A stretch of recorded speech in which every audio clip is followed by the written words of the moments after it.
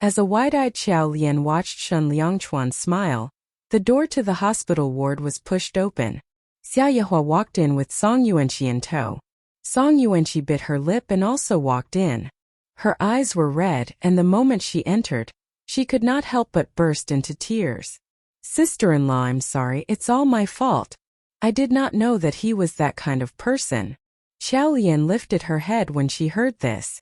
Xia Yehua quickly added, "All right, it's our good fortune that nothing bad happened this time. However, this incident has also taught us that people we meet online sometimes are not who they say they are, which is why we must all be extraordinarily alert when surfing the internet. Don't ever do something like this again." Song Yuanqi nodded and then walked to the side. As she lowered her head silently, tears continued to roll down her face. Xiao Lian looked at her. She understood how Song Yuanqi was currently feeling. She was definitely extremely upset. However, she still felt that Song Yuanqi had fared better than her. At least she had been able to clearly see what kind of man she had entered into an online relationship with. At least, she had understood that he had ulterior motives for getting to know her. But what about Xiao Lian herself? Why had Zichuan suddenly not shown up to the agreed-upon meeting? What exactly had happened to Zichuan? Until now, nobody had given her a satisfactory explanation for this. In reality, after what happened, she had thought about it for a long time. Ultimately, she could only think of one reason. If there was something that could have made Zichuan detest her, it had to have been that incident after all. She lowered her head and looked at her bandaged right arm. Even though Xiao Lian's injuries looked serious, in fact, the thugs that had beaten her up were not professional fighters. Hence, no bones were broken, and she was able to settle her hospital dischargement paperwork after only 3 days. During this time, Shen Liangchuan had practically stayed with her at the hospital every single day. Neither of them spoke much. Xiao Lian scrolled through her Weibo when she was bored, whereas Shen Liangchuan kept browsing his script. A strange silence had filled the entire room completely, so the nurses looked at the both of them confusingly when they came in to sweep the floor. After 3 days, she moved back home. She once again received a phone call from Gao Yuming. "Forget Chuan, you did not attend the live streaming event 3 days ago. Tell me, what have you been doing this entire time? Do you know how many times you've cancelled on me?" Xiao Lian hurriedly said. "I'm sorry, Gao Yuming." Gao Yuming sighed and said, "Actually, I don't understand you at all. Nowadays, female casters are paid quite handsomely. Some female esports casters are even making almost $2 million a year. You could have made it too, if you had just been more dedicated to become a successful female caster." Xiao Lian smiled but did not respond. Gao Yuming immediately continued, "You're quite popular right now. I guarantee that if you are willing to show your face when you livestream, your popularity will shoot through the roof. You could become a respected figure in the live streaming world. If you continue to laze about and only live stream irregularly, like you are doing now, you won't earn more." After Xiao Lian heard his words, she fell silent for a while before saying eventually, "I can't show my face." It was not that she did not want to or that she did not dare to, but it was because she was not able to. When Gao Yuming heard this, he stopped pressuring her. Over the past couple of years, he had broached this topic many times. Instead, he immediately said, "There's a esports match this afternoon. Are you going to attend the live stream?" Xiao Lian knew that she had stood Gao Yuming up many times now. Thus she instantly said, "I'm going. I'll go now." After hanging up, she stared at the dressing table in the master bedroom. She looked at herself in the mirror and saw that her face was still swollen. She picked up a mask and a hat, and she put them on firmly. Just as she was about to go outside, Shen Liangchuan suddenly pushed open the door. When he saw how she was dressed, he froze for a second before asking, "Where are you going?" Xiao Lian jumped in fright. Hadn't Shen Liangchuan left earlier today to attend a meeting? Why was he back so early? Could she actually leave dressed like that? She coughed, her eyes spinning wildly, and said softly, "There's a piece of news I need to uncover back at the news agency. I'm rushing over now." Shen Liangchuan's eyes darkened and said commandingly, "I'm not allowing you to go out." Qiao Lian. Qiao Lian raised her head and said, Mr. Shen. Before she could finish speaking, he raised his eyebrows, so she immediately changed how she addressed him. Shen Liangchuan, could you not interfere in my affairs when it comes to work? We've discussed this issue before. The terms are even written in our mutual contract. Shen Liangchuan was intending to make her stay by hook or by crook, but he suddenly remembered that she used to be extremely hardworking when she worked, mostly for his sake. If he forced her to stay, would she be unhappy? Shen Liangchuan pursed his lips and said, Take care of yourself. Qiao Lian's eyes brightened and immediately said sweetly, All right. Shen Liangchuan, don't worry. I will definitely leave in one piece and come back in one piece as well. She even bowed mischievously to him. Then she ran downstairs, and he curled his lips into an irresistible smile when he saw the happy expression on her face. However, he was still worried about her. Shen Liangchuan paused for a while before going downstairs and driving his car out of the villa. He then saw Qiao Lian walking in front of him. He thought that she would hail a cab, but instead she walked to the nearest bus stop and to his surprise boarded a bus. Shen Liangchuan frowned, as he reacted to what had just happened. Did she always take public transport when she went to work at this time of the day? He followed the bus by car, and eventually arrived at a residential area. Just as he was about to drive inside, his phone suddenly rang. Song Cheng's voice emanated from the other end saying, Brother Shen, I've got some news regarding Forget Chuan today. She wants to attend the live streaming event. I'm going to stop her right now.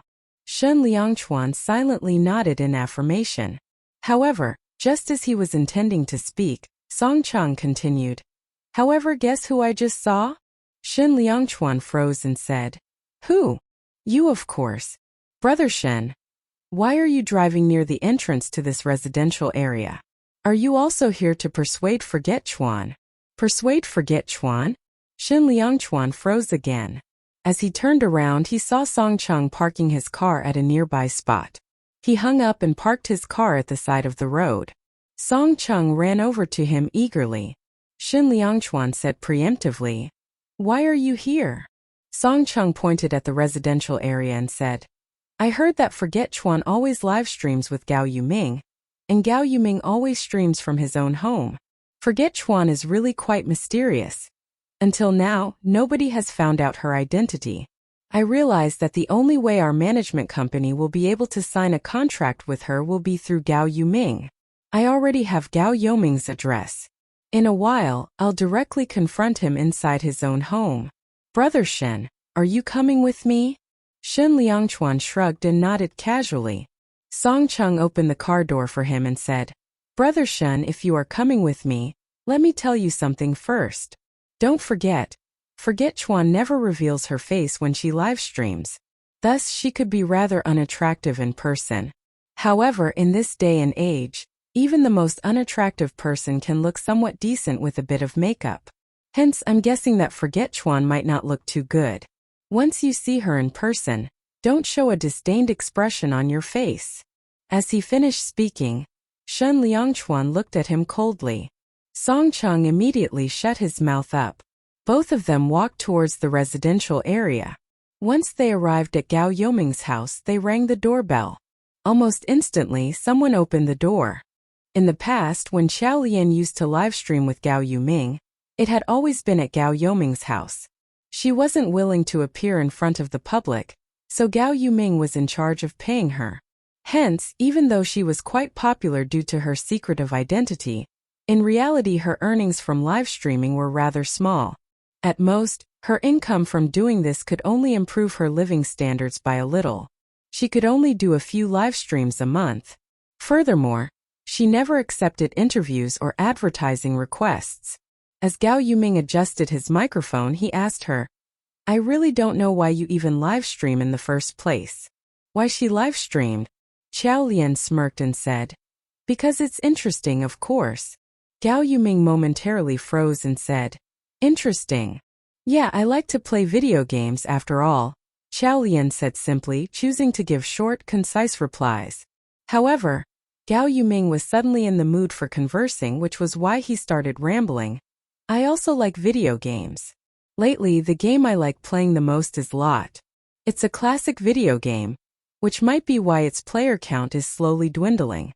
Even though many games today have better graphics and animation, I still think that Lot is a classic that won't grow old. After hearing his spiel, Xiao Lian nodded. Gao Yuming continued. Have you played Lot before? Before Xiao Lian could reply, he mumbled to himself, let me see. When Lot was still a popular video game, you were probably only starting high school, right? You must have had lots of schoolwork, which was why you probably didn't have much time to play this game. Let me tell you, if you have the chance, you should definitely try out Lot. It's quite fun. Lot. Xiao Lian smiled. Gao Yuming noticed that there were still 5 minutes before the live stream began. Thus, he spoke again. Even though nowadays some players get called the gods of gaming, because of their gaming prowess, the real god of gaming, and the one who started it all was a player from Lot. That player, called Zichuan, would definitely be the best player in the world if he still played some of these modern games today. Xiao Lian momentarily froze and said, You know Zichuan? Her heart suddenly jolted. This was the first time she heard anyone mention the name Zichuan. After so many years. Gao Yuming was slightly older than her. Back when Lot was still popular, he should have been in university. Did he know Zichuan's identity or where he was at? As she thought of Zichuan, her heart started beating wildly. Only then did she realize that she was still holding on to a person that she thought she had forgotten, due to how much she had thought of him in the past few days. Gao Yuming delightedly said, Of course not. I've only heard of him in passing. You may not know this, but during those days, Zichuan's group was practically invincible. Every member of his team was extremely good at the game. There was even one member of the group who used the nickname Xiao Qiao, after the character in the game that she often played. Let me tell you, she was a legendary player in the game. Even if we ignore how good Zichuan was, Xiao Qiao was also extremely proficient at the game. Other than Zichuan, I haven't seen anyone who was better at the game than she was. Xiao Lian's lips twitched. Gao Yuming clearly misread her expression as he said, Don't give me that look. This Xiao Qiao really did not play like a girl. She was extremely good at the game, so much that people started to wonder whether she was actually a guy playing with a girl's username. However, people in the know said that Xiao Qiao was indeed a girl. Xiao Lian blushed profusely. She felt extremely embarrassed to be complimented right to her face. Just as she was intending to speak, they suddenly heard the doorbell ring. Gao Yuming stood up and immediately opened the door. Who is it? Is it the delivery man? As he finished speaking, he heard Song Cheng's voice. Hello, I am looking for Forget Chuan. As there was only 1 minute before the live stream began, Xiao Lian sat at her seat idly. However, when she suddenly heard a familiar voice emanating from the entrance, she jumped up in shock. She quickly turned her head and immediately slammed the door of the main bedroom, where she was currently at. As a male live streamer, Gao Yuming definitely wanted to enter the entertainment industry as well, which was why he paid a lot of attention to entertainment news. Obviously, he knew who Song Cheng was. However, more importantly, the man standing behind Song Cheng wearing sunglasses and a mask, could that actually be Xinliang Chuan? He felt woozy just from looking at the people who had just appeared in front of him. Finally, he intentionally shifted himself away from the doorway and stuttered, Please enter. Before he could finish speaking, he heard a door slam shut behind him. Instantly, as if by reflex, he decisively blocked the front door. He widened his eyes and looked at Song Cheng. Please wait here for a while. Let me see whether Forget Chuan is willing to meet the both of you. He had almost forgotten that Xiao Lian promised that she would live stream with him, provided he agreed to the condition that she would not have to reveal her face on air.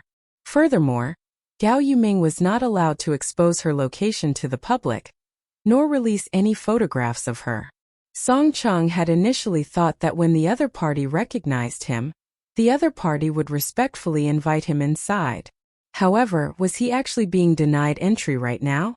Could it be that this bastard standing in front of him actually did not know who he was? He frowned and felt as though his ego had been damaged. Maybe you don't know who I am. I'm Song Cheng. The man still blocked the front door. Did he really not know who Song Chung was? His ego was totally bruised. Song Chung continued speaking. I am Best Actor Shin's manager. The man kept blocking the door. Song Chung. Song Chung moved aside, exposing Shen Liangchuan. Even if you don't know who I am, surely you know who he is, right? However, he could not believe that the other party still stood in front of the door, even after glancing at Shen Liangchuan. Song Chung. Song Chung instantly felt a sense of relief. If this guy wouldn't even show some respect to Best Actor Shen, then he shouldn't feel bad that he wasn't being shown respect either. He laughed and said, Go and ask for Get Chuan. Only then did Gao Yuming nod. He turned around and walked into the bedroom. After conversing for a while, he came back to them and said, Forget Chuan says that since the live stream is about to start, she won't be able to talk with you at this moment. Thus, could the both of you wait outside for a while? Gao Yuming felt embarrassed as he said this. Most live streams took at least an hour. Did she expect them to wait outside for an hour? By saying this, Forget Chuan was actually refusing to meet with them after all. Given what Gao Yumin knew about them, he was certain that there was no way they would agree to this. Indeed, once he finished speaking, Song Cheng's expression had totally changed. He knew it, they were finished. Song Chung was indeed angry. Just as he was about to speak, Shen Liangchuan said softly, Fine.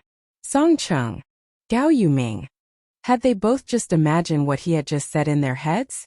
Best Actor Shin had just said what? Xiao Lian was hiding in the bedroom, fervently checking the situation outside. When she heard him agree, her entire body froze. Actually, she had told them to wait outside because she wanted to create some trouble for them. Based on what she knew about Song Cheng's attitude and Shen Liangchuan's ego, she had expected them to immediately turn around and walk away. If they did so, everything would be resolved. However, why had they agreed to her conditions? Furthermore, looking at the expressions on their faces, she knew that they had no intention to leave. She was now trapped inside the room. If only she could sprout a pair of wings and fly away. Gao Yuming was absolutely dumbfounded. Did Best Actor Shin really intend to wait outside his home for an entire hour? Gao Yuming truly wanted to invite them inside. However, after recalling Forget Chuan's instructions, he could only smile awkwardly before closing the door.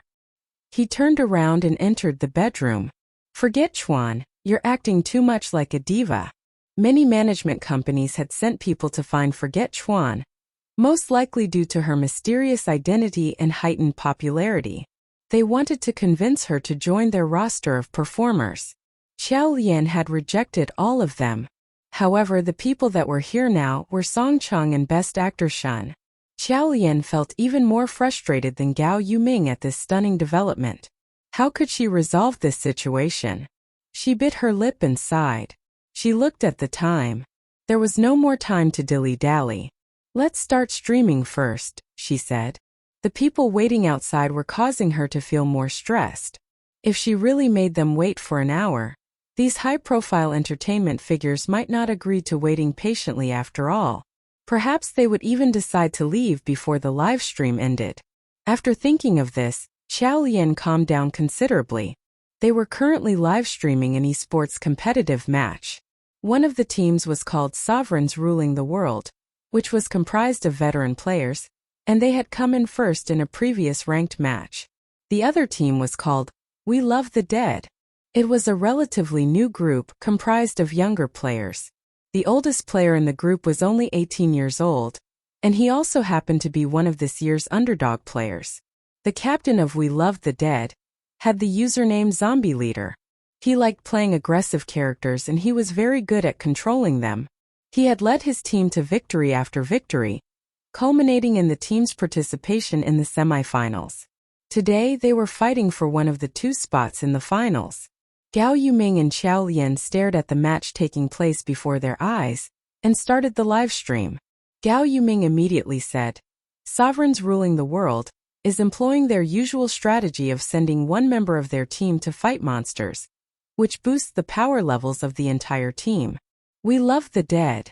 On the other hand, Xiao Lian carried on at a suitable moment, As the match progresses, we can see that both teams have started their first head-to-head brawl. The two esports casters complemented each other nicely, and their fervent passion shone through when they spoke. As time passed, the competition started to heat up. Suddenly, We Love the Dead's central tower was suddenly attacked by the enemy team. Gao Yuming anxiously said.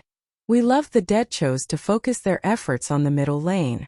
However, sovereigns ruling the world had obviously seen through their tactics, and thus they shifted their positions from the edges of the map to the center. Even though We Love the Dead is within an inch of victory, they currently have no option but to rush back to provide aid and assistance. But look! Oh my goodness! Zombie Leader is the only player returning back to their base. That's so conceited of him. The results are clear. As he finished, Xiao Lian instead rebutted his words, saying, I don't really agree with you. Zombie Leader is returning to base alone because he has already predicted that this exact scenario would happen. As she finished speaking, she saw that We Love the Dead had already sent out their special soldiers.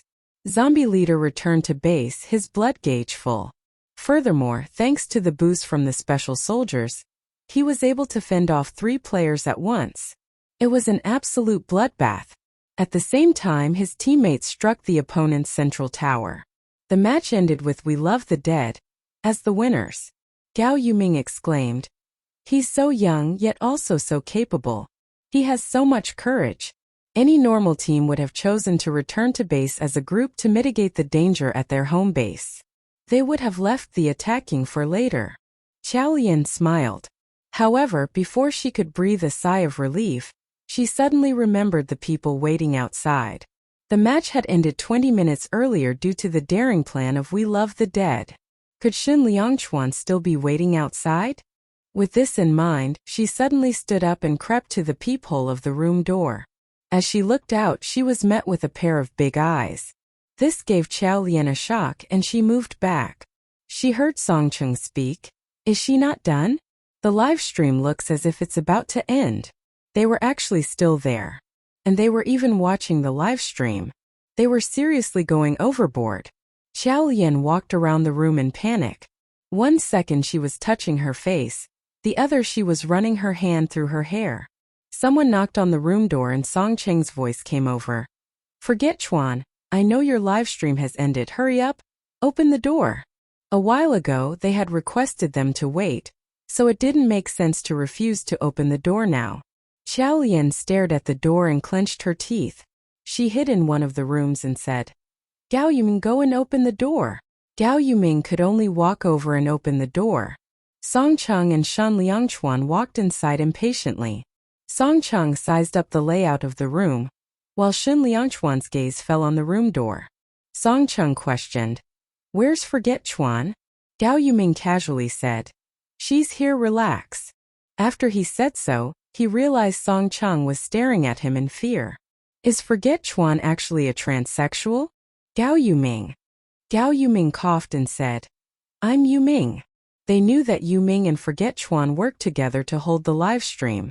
Song Cheng then patted his chest and exclaimed, You gave me a shock. Where's Forget Chuan? After he asked, the door opened. Everyone looked over and Song Cheng got quite shocked. What the F***CK? Shin Liangchuan followed Song Cheng's gaze and saw a woman. The woman had an unkempt appearance and a dirty face. Wait, it was not that her face was dirty. It was that she had applied a thick layer of makeup powder on her face.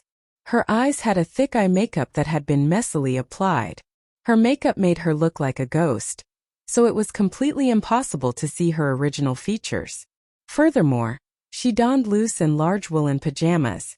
She walked out of the room half awake, and when she saw the 2 men she rasped, Hi, I'm Forget Chuan. Song Cheng. Shin Liangchuan. Even Gao Yuming was shocked by her appearance. Usually people would dress up prettily when meeting their managers, but Forget Chuan. Why was she so weird? Xiao Lian happily sat down, believing that they would leave after seeing how she looked like. It would be unimaginably queer if they decide to sign her, even though she was weirdo. Song Cheng stared at her intensely, thinking that it was too strange. Xiao Lian openly allowed both of them to size her up and said, What are y'all here for? As she said this, she even stuck out her fingers and scratched her legs. She looked extremely sleazy. Songcheng. Songcheng hinted Shen Liangchuan with a look and said, we just came here to take a look. If there's nothing else, we'll take our leave. He stood up when he finished speaking. He would have to be a moron if he still wanted to sign such a person. Unexpectedly, when he stood up, Songcheng heard Shen Liangchuan speak. Our company, QC Media Company, wants to sign a contract with you and make you one of our artists. May I ask if you have thought about this? Songcheng almost fell on the floor in shock. What was wrong with Best Actor Shen? Akin to Songcheng, Xiaolian had almost fallen too after hearing Shen Liangchuan's words. What the hell? Shen Liangchuan still wants to sign her despite the terrible image she showed. Could it be that this guy had recognized her? She widened her eyes and stared at Shen Liangchuan, but he was expressionless and she couldn't see any emotion in his black eyes. If he had recognized her, he wouldn't have been so polite, so did it mean that he hadn't recognized her? Xiaolian couldn't help but ask, Mr. Shen, why do you want to sign me? She pointed at herself and continued, After all, I'm rather ugly, I am unfit to appear in the public. Only my voice is attractive for an audience. After saying so, she coughed violently and continued, And I even caught the flu today. Songcheng and Shen Liangchuan had heard her voice before. She was completely fearless when live streaming, since a person's voice could be slightly modified with the right processing. When one talks over the phone, there is also a slight difference in the voice heard. She was only afraid to be recognized in real life. There was no change in Shen Liangchuan's expression. He plainly spoke. It's because I like to game. His voice was mellow and deep, which made people feel really comfortable. When Xiaolian heard his words, she was slightly taken aback, and she suddenly remembered a conversation with Zichuan years ago. She had asked, Zichuan, why are you so good at gaming? It's because I like to game. He had been really powerful in the game simply because of his liking to it. And now Shen Liangchuan wanted to sign her as an esports caster due to his love for gaming? She raised an eyebrow and heard him continue. I've heard your live stream a few times. You have a broad knowledge of the game and you understand how we work. You will become an outstanding esports caster. Xiaolian was delighted to hear him praising her, and she replied humbly, You flatter me. Shen Liangchuan glanced at Songcheng. Songcheng immediately came to his senses. Although he didn't know why Best Actor Shen was insisting on signing this woman in his company, he had to follow his commands unconditionally. He directly asked, So what are your demands? Do you have any demands? Nope. Xiaolian answered with a grin. Songcheng nodded. He knew that no one would reject it if Best Actor Shen asked personally. So when will we sign the contract? When have I agreed to signing the contract? Her words made Songcheng want to laugh really badly, and she continued saying, I have never wanted to become a star in the livestream world. I livestream just to earn some extra money. I won't sign anything with any management companies. Songcheng asked, You wouldn't even consider it if it's our company that offered? As she could tell that they were both going to disagree until the end, she could only take the indirect method. Could you allow me to consider it then? Songcheng nodded and took out his phone, saying, I will add your WeChat then. Like this it will be more convenient for us to contact each other. When Xiaolian was about to agree, Shen Liangchuan said, Search for 186XXX. Songcheng was stunned and Xiaolian was even more stunned. That phone number was Shen Liangchuan's. But with him staring at her, she didn't dare to go against him. She had no option but to log on her other WeChat account and added him. Songcheng and Shen Liangchuan were heading back. But when they reached doorstep, Songcheng looked back at the person behind him. He didn't know why, but he ineffably felt that Forgetchuan was kind of similar to Xiaolian. And following his impulse, he asked, Forgetchuan, do you know a female reporter named Xiaolian? After Songcheng finished his sentence, Shen Liangchuan gaze dimmed. Xiaolian looked at both of them. She suddenly smiled and said, Of course. Isn't she the famous brave female hero who fights for justice? When she ended her sentence, there was a strange silence in the room. Gao Yuming covered his face, He had never seen someone so narcissistic. Song Chung curved his lips. Wasn't she just a reporter? Why did Forget Chuan adore her so much? Even Shen Liangchuan couldn't help but slightly curve his lips. He didn't speak, but his eyes were sparkling. Xiao Lian acted as if she hadn't noticed their looks and continued speaking. As part of the entertainment industry, we are bound to pay more attention to some famous reporters. I've actually taken notice of this reporter named Xiao Lian. Shen Liangchuan had always thought that it was inappropriate for her to invade others' privacy as a reporter. Thus, she had to take this chance to put in good words for herself. She stuck out her lengthy fingers and said, "This Xiao Lian has been in the industry for just half a year, and she has already dug out so many influential articles. Firstly, there were 2 female artists who were fighting for the female lead. One of them turned to underhand means to win the position. She reported that incident. Secondly, fifth, not long ago, didn't she also report on Yao Manwen and Wang Wenhao? Thus there are both good and bad reporters. This Xiao Lian is a good one. She's definitely the hero of the new age. The spread of evil and all demons and monsters can't escape her eyes." She wanted to continue, but Gao Yuming had coughed and cut her off.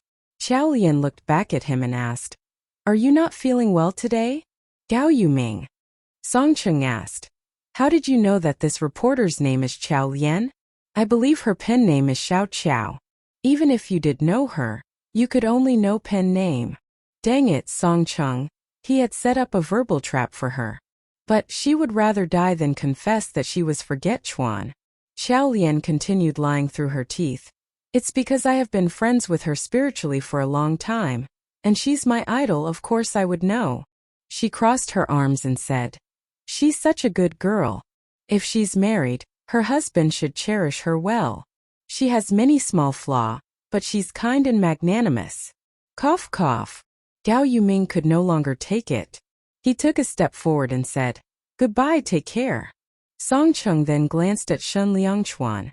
Shen Liangchuan's expression remained unreadable, but it showed a little of happiness.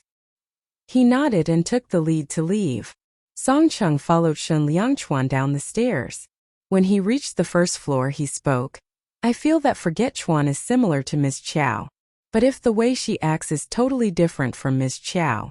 Ms. Chow is so quiet, but Forget Chuan is so cheerful and funny. Shen Liangchuan. How is Xiao Lian a quiet person in any way?" They both walked to the exit of the housing estate and entered their respective cars. After a while, Song Chung realized that Shen Liangchuan hadn't started his car. He walked over and knocked on Shen Liangchuan's car window. "Brother Shen, is there anything wrong?" Shen Liangchuan replied, "No." "Then why aren't you leaving? You can leave first." Song Chung asked, "You still have something to do?" "Yes." Song Chung thought. "So, would it kill for you to talk a bit more about it?" He sighed deeply and nodded. "I will stay to accompany you then." He was a famous actor after all. It wouldn't be good if someone spotted him. He stood by the car and lit a cigarette.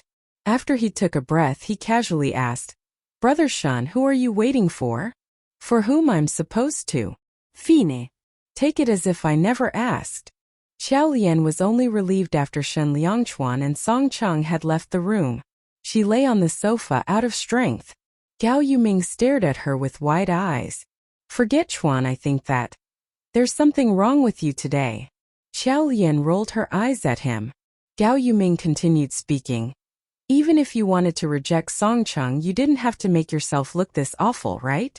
It was so horrible that I could hardly bear to look at it." Xiao Lian sighed and said, "There's no other way because I'm such a beauty. If they had seen me, what should I do if they forced me to sign the contract?" Gao Yuming replied, "Would it kill you to not be narcissistic for a day?" Xiao Lian stood up, smiling, and entered the room to get changed. This room of Gao Yuming was their workspace. As his sole income came from live streaming, there were a lot of clothes in the room. After Xiao Lian got changed, she washed her face and walked out of the room. Gao Yuming was watching the game replay. When he heard her steps, he couldn't help but sigh and said, "Forget Chuan, zombie leader, is really too arrogant. His move was so dangerous. The game usually lasts about 40 minutes. Why did he have to end it in 20? Xiao Lian casually replied.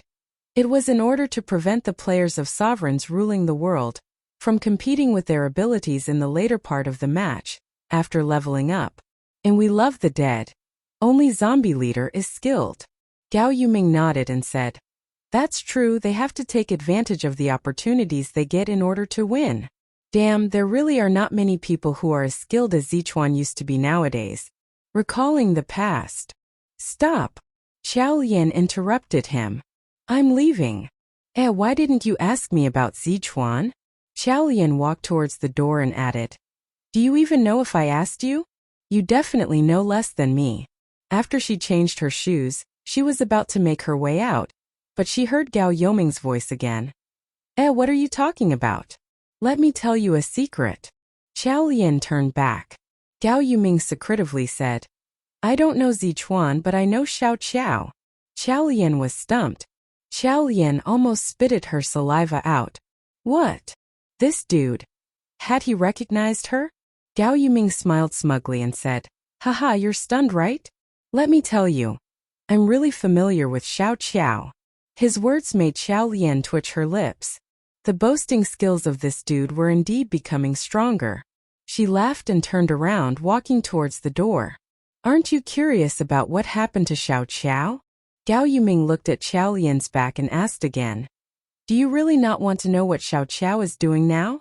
Xiao Lian waved her hand and entered the elevator. What was Xiao Qiao doing now? She had obviously become a reporter. Otherwise, should she still be gaming? Continue gaming. When this thought appeared, Xiao Lian's expression dimmed. Ziquan. Did he hate her because of that matter? Had he tricked her because... When that thought appeared, it spiraled around her brain crazily. She shook her head, waved away the thoughts and once again looked forward. Zichuan has already become your past. Xiao Lian, you have to stop thinking about him. Ding. The elevator arrived. She walked out of the building and walked towards the exit of the housing estate. After taking 2 steps, she suddenly heard someone excitedly shouting for her. Miss Qiao. When she lifted her head, she saw Song Cheng, who was standing in the distance. And her gaze landed on Shen Liangchuan, who was in the car. Xiao Lian was immediately on guard and she widened her eyes. Had they both been waiting here just to intercept her? She was still in a state of shock when she heard Song Cheng exclaim excitedly, Miss Qiao, why are you here? After he ended his sentence, he turned and looked at Shen Liangchuan, who was seated in the car. Song Cheng immediately understood why Xiao Lian was here. Xiao Lian swallowed her saliva in shock and approached them. She smiled and said, This is such a coincidence. Why are both of you here? Shen Liangchuan didn't answer her question and instead replied with another, You are here to dig for news? Xiao Lian giggled and replied, Yes, I heard that Forget Chuan was doing a live stream here and I came to take a look. Did you find any news? No. I can tell you the house number. Xiao Lian was absolutely stumped. So why was this man so nice suddenly? He wanted to give her the house number for her to get news of Forget Chuan? She remained on her guard as she stared at him and said, It's all right. Shen Liangchuan didn't make things difficult for her and instead looked forward, asking, Where are you going now? Xiao Lian subconsciously replied, Home. Oh, get on the car. Xiao Lian didn't know what to say. He wanted to send her home? Why did it feel like reality was quite unreal? She walked to the passenger seat, got onto the car and sat there obediently. However, she constantly stared at Shen Liangchuan from the corner of her eyes. He had been so nice ever since she had saved Song Yuanxi. His kindness was difficult to ascertain, and it made her feel uneasy. She lowered her head and couldn't help but despise herself. She was really one miserable wretch. Would she only feel at ease if he continued being mean to her? Xiao Lian shook her head, and she only looked forward after she got rid of the nonsensical thoughts. But at that moment, she realized something and said, Mr. Shen Liangchuan, this isn't the road home. Shen Liangchuan looked at her plainly and said, Yes. Xiao Lian was speechless. What did he mean by yes? This dude measured his words too much. He was truly cold on the outside but passionate inside. As she was criticized him internally, she heard him say, "We're going to eat." Going to eat? He wanted to bring her to meet his friends? Xiao Lian immediately sat up straight and looked at her clothes. She was wearing a woolen shirt, a pair of jeans and white shoes. Could she really meet his friends while being dressed up so casually? She was instantly on tenterhooks. However, Shen Liangchuan didn't speak. It should be fine, right? His car arrived at a private restaurant. Shen Liangchuan alighted from the car, and he walked forward with her following closely behind. They both entered a private room. It was then that she realized that it was only them eating. She was overwhelmed by his favor, but at the same time she feared it. He had purposely waited outside the apartment, just to fetch her for food? This guy, did he know that she was Forget Chuan? She clenched her teeth and looked at him with vigilance. Shen Liangchuan, you're treating me? Shen Liangchuan nodded and said, "Yes." "Why?" Shen Liangchuan lifted his head and said, "Take a seat." Xiao Lian obediently sat down and continued staring at him. Then Shen Liangchuan continued, "I would like to ask you for a favor." Best Actor Shen's asking for her help? That was so rare. Xiao Lian's eyes suddenly lightened up. "What?" "My company wants to sign Forget Chuan, and she seems to like you very much. Help me convince her." Xiao Lian was absolutely stumped. Xiao Lian stared at Shen Liangchuan unbelievingly. She felt as though she had just lifted a huge rock, only to drop it onto her foot. She opened and closed her mouth repeatedly, trying to find an excuse to reject him. However, after looking at the determined expression on his face, all the excuses were stuck in her mouth. After thinking for a while, she said stubbornly, "I've never met her before. However, she has admired you for quite some time now. So, I think that she would be extremely happy if she met you." Shen Liangchuan emphasized the word admired, causing Xiao Lian to desperately wish that she would have bitten her own tongue. She stared at Shen Liangchuan, trying to figure out whether he was saying this because he had deduced something about her identity, or whether it was purely coincidence. However, this person had a skilled poker face. His expression remained blank, so she was unable to deduce anything from it. "Fine." She would cross the bridge when she got to it. She said casually, "Let me try then." Shen Liangchuan shot a glance at her before slowly lowering his head. He then said, "I'm begging you." When Xiao Lian heard this, she raised her head astonishingly. He was begging her? This was the most polite sentence that Shen Liangchuan had ever said to her. She blinked and could not help but say, "Is Forget Chuan that important to you?" At this moment, the compartment door was pushed open. The waitstaff entered and placed the dishes they were lifting on the table, causing the conversation to stop. After the waitstaff had left, Xiao Lian picked up her chopsticks, intending to take the most tender piece of yellow croaker. However, another pair of chopsticks shot out in front of hers and grabbed it before she could get to it. Xiao Lian immediately froze. She lifted her head, only to see Shen Liangchuan clamp his chopsticks on the piece of fish. Oh well, she wasn't as fast as him after all. She was just not destined to taste this delicacy. As she thought of this, the pair of chopsticks appeared in front of her face. She lifted her head bewilderingly and watched Shen Liangchuan put the piece of yellow croaker in her bowl. "Xiao Lian." Xiao Lian stared at the piece of yellow croaker and looked at Shen Liangchuan cautiously. "What are you doing?"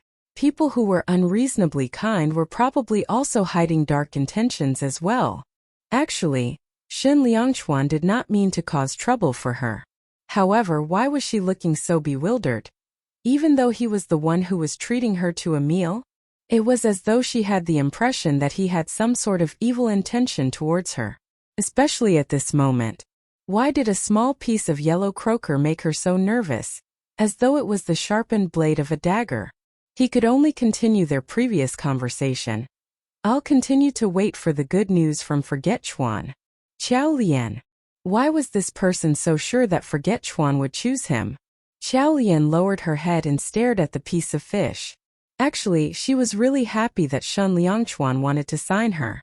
She had fantasized countless times before about working alongside Shen Liangchuan. He was her idol after all. However, when this day had finally come, she realized that she was not qualified to work alongside him. She could not reveal her identity to the public. Thus, regardless of how poor she was, she had never thought of entering the entertainment industry. Gao Yuming had always told her that, as a female sportscaster whose popularity was already quite high, as long as she was willing to show her face to the public, he could guarantee that she would earn more than 100,000 yuan a month. However, it was not that she was unwilling to do so. She had already sold her body for money, let alone her face. Yet, the fact was that she absolutely could not do so. She picked up the piece of yellow croaker with her chopsticks and put it in her mouth. However, she found it relatively bland. Then she heard Shen Liangchuan saying, "If she causes you any difficulties, let me know." Xiao Lian raised her gaze, but Shen Liangchuan had already lowered his head and was concentrating on his food. He looked extremely elegant when he ate. She could tell with a single glance that he had been born in a rich family, as the etiquette he displayed had to have been taught from a young age. He must have been born with the golden spoon in his mouth, right? But then why had Best Actor Shen chosen to enter the entertainment industry? Shen Liangchuan had been born into a wealthy family, thus, he must have grown up in a rather affluent environment. However, most wealthy people did not look favorably upon celebrities. So, why had he entered the entertainment industry? She had never considered these questions. Only when she suddenly thought of this did she realize that she did not understand him at all. Apart from knowing that he had won a Best Actor award in the past and that he had arduously worked really hard to progress from a nobody to one of the most popular celebrities today, she knew nothing about him. She did not even know who his father was, or whether he had any siblings. She did not know why Song Yuanqi was bizarrely staying at their villa. Furthermore, he had never shown any intention to explain this to her. Was it because he felt that there was no need to explain this to someone he would divorce sooner or later anyway? She recalled the conversation they had had on the night they became newlyweds. Always remember your duty. As she thought about this, the small piece of yellow croaker she was chewing suddenly turned bitter. She lowered her head and thought for a long while before finally replying, "All right." She absently ate the rest of her meal. After they had finished eating, Xiao Lian sat in Shen Liangchuan's car as it drove towards the villa. On the way, her cell phone suddenly rang. When she picked it up, she realized that the chief editor was calling her. Her frowned slightly as she answered the call. The chief editor's voice emanated from the other end saying, "Xiao Lian, Wang Wenhao only slapped you once, so why are you taking leave for so many days?" Xiao Lian pursed her lips. The chief editor continued saying, "Hey, do you not want to work anymore? Then please hand in your resignation letter." Xiao Lian smiled and said, "I'll be coming to work tomorrow." The chief editor humped coldly and said, "At least you have some self-awareness. I'm telling you now, you better work hard at uncovering Best Actor Shen's scoop." When she finished speaking, she immediately hung up. Xiao Lian pursed her lips as she looked at her phone. She could not help but curse out, "You old hag." After she finished swearing, she threw her cell phone into her pocket. As she felt a cold gaze directed at her from the side, her body suddenly froze. Damn! How could she have forgotten that she was in Shen Liangchuan's car? This fellow must have definitely heard her mutterings just now. Ah! She sat up straight and lowered her head, desperately wishing that she could disappear into thin air. Shen Liangchuan suddenly said, "How do you usually scold me?" Xiao Lian replied, "Why would I even scold you, bastard? Are you sure?" Xiao Lian replied, "Absolutely certain." Only then was Shen Liangchuan satisfied. When they reached the villa, both of them got out of the car.